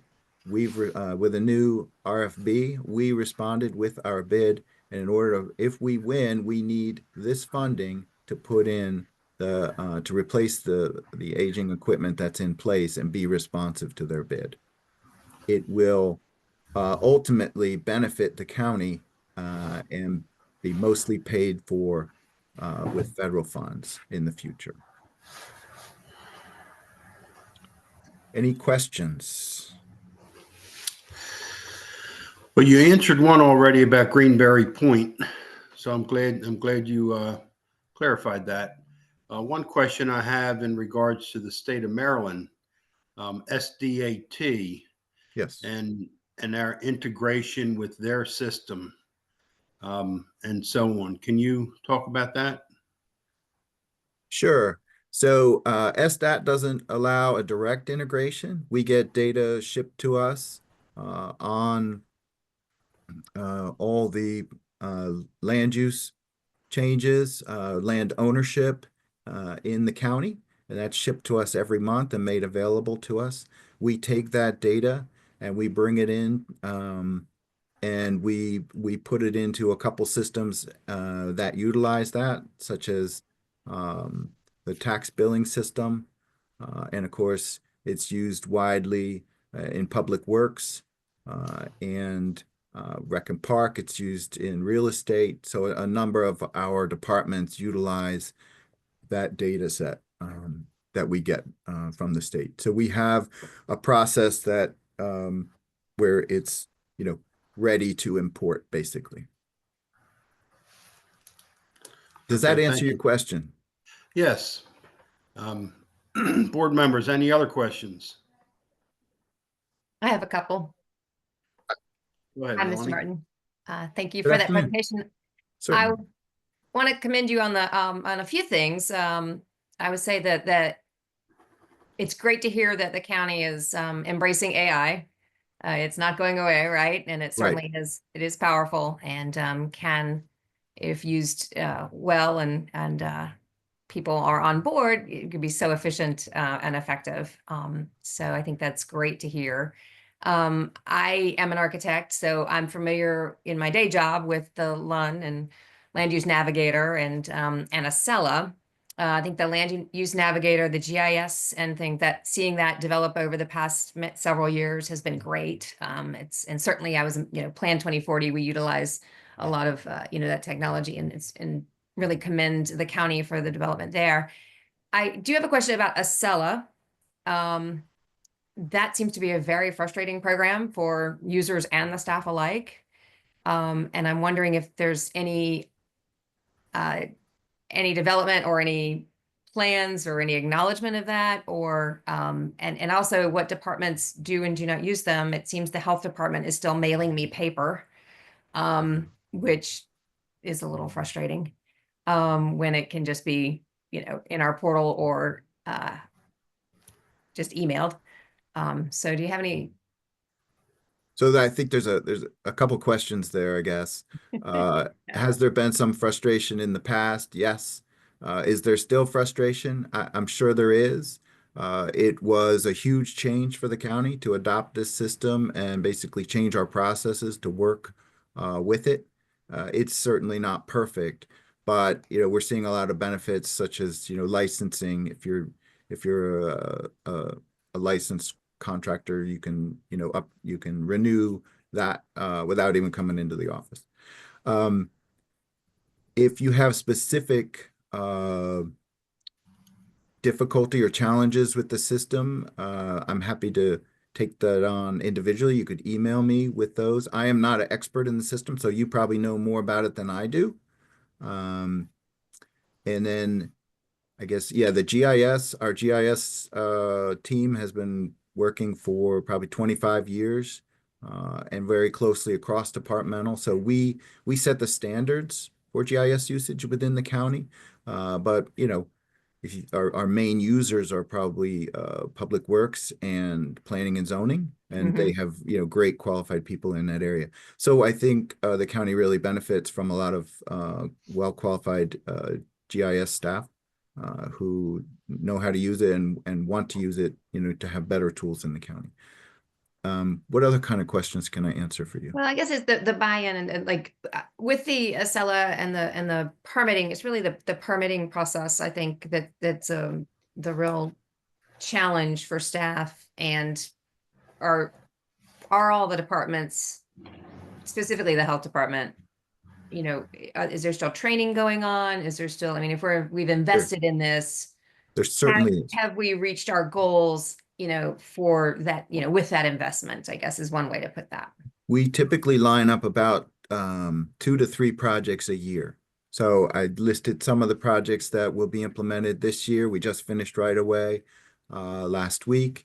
And so, yes, the health department, I don't recall exactly which part of the health department, but yes, the health department has a project lined up for next year. So we are working with them. The goal is to bring in all of the permit related processes into this one portal to make it, ultimately a little bit simpler for the citizens and the users, as well as our in-house staff.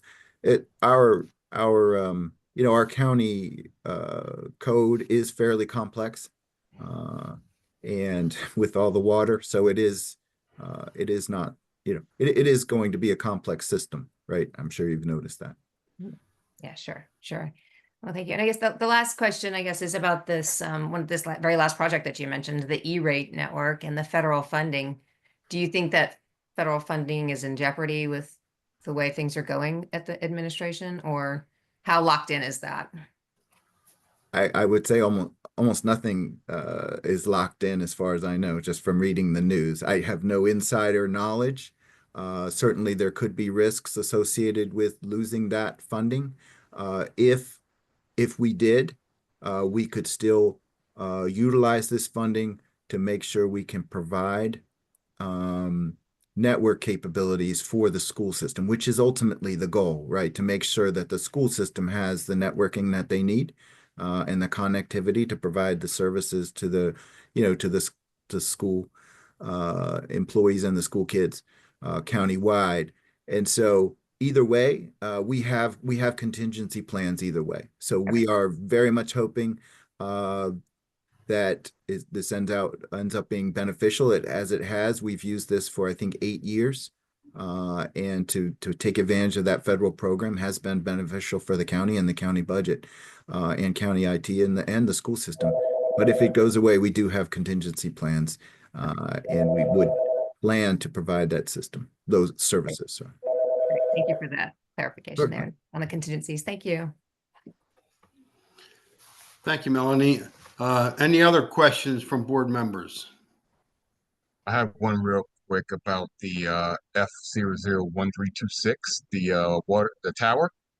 You're currently using one of them. Do you need any more? No, we have no use for the other two. So have you thought about scrapping them and taking that money for one of your other projects? That's what we think there are benefits to taking the other two down, but there's costs to taking them down. This is the cost to take it down. Oh, so that's the cost to take it down and not maintain it? Yes, it's actually, the cost is pretty close to do the maintenance or take them down. We think there's benefits to taking them down. It's a little bit less to take it down. They're 600 feet tall, so they're very tall towers. They were built to a military standard, not to they're taller than our typical tower we use for the police and fire, our public safety radio system, which is like 220 feet tall, 250 feet tall. It's 600 feet. Those two towers are very tall. Yes, sir. Thank you. And I'm going to speak about a program that directly involves IT. A couple weeks ago, a gentleman came by and he said, I'm with the police department. And he said, I want to tap into your security cameras. Mm. And I thought, what are you talking about? And then he sat down and explained to me what he was referring to. And what a great program. And we did it, and we're online with them. It's a new center that opened up. It's called Real Time Information Center. Yes. And it's a brand new system. And what it entailed, and the good thing is we talked about 10 or 15 different business owners in this direct area and got them all on board to get their cameras tied in. And in real time, if there's a break-in, an emergency, robbery, and it says there's a white vehicle going down such and such road, they can tap into the security cameras and look and see if that vehicle drives past to see which way it goes. And it's a really, really great program. It's a fantastic program. We have been very supportive of the police department with that program and help design their center, as well as help bring some of the technology into it. And as you see under the public safety area, RTIC, the Regional Technology Real-Time Technology Information Centers right there, we think that is no better way to for the future of the police, for the best outcomes, other than information. Information is probably the best way for them to provide the best outcomes for our citizens. And it's a very impressive program. They envisioned it themselves, requested the budget, I think, last year, and have moved really quickly on it. We've been there to support them, but it's their program and they're building it out. It's very, very impressive.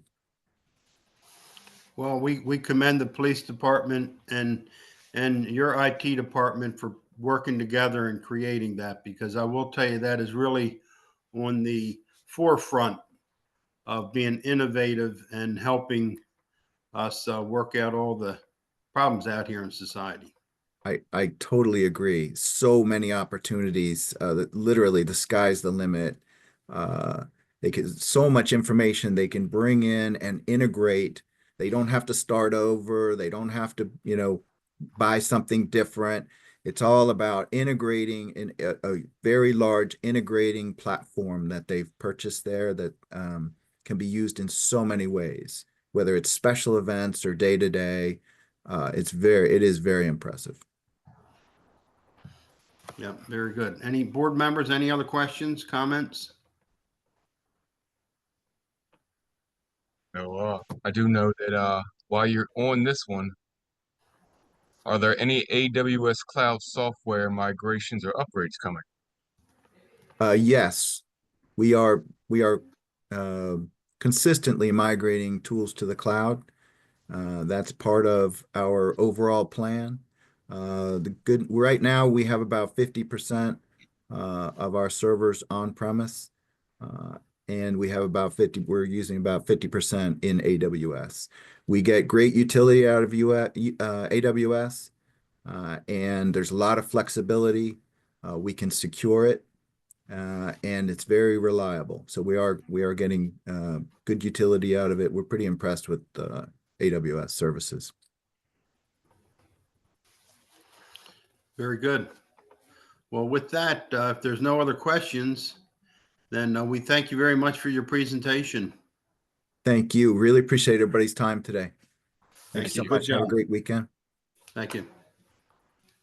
Any questions, feel free to reach out. Thanks. Okay, board members, that about closes us out for the day. And we look forward to seeing everybody next week at 8:30. And we've got a lot of discussions to talk about on our budget. Board members, are there any other closing comments? Jessica and Michael, any comments?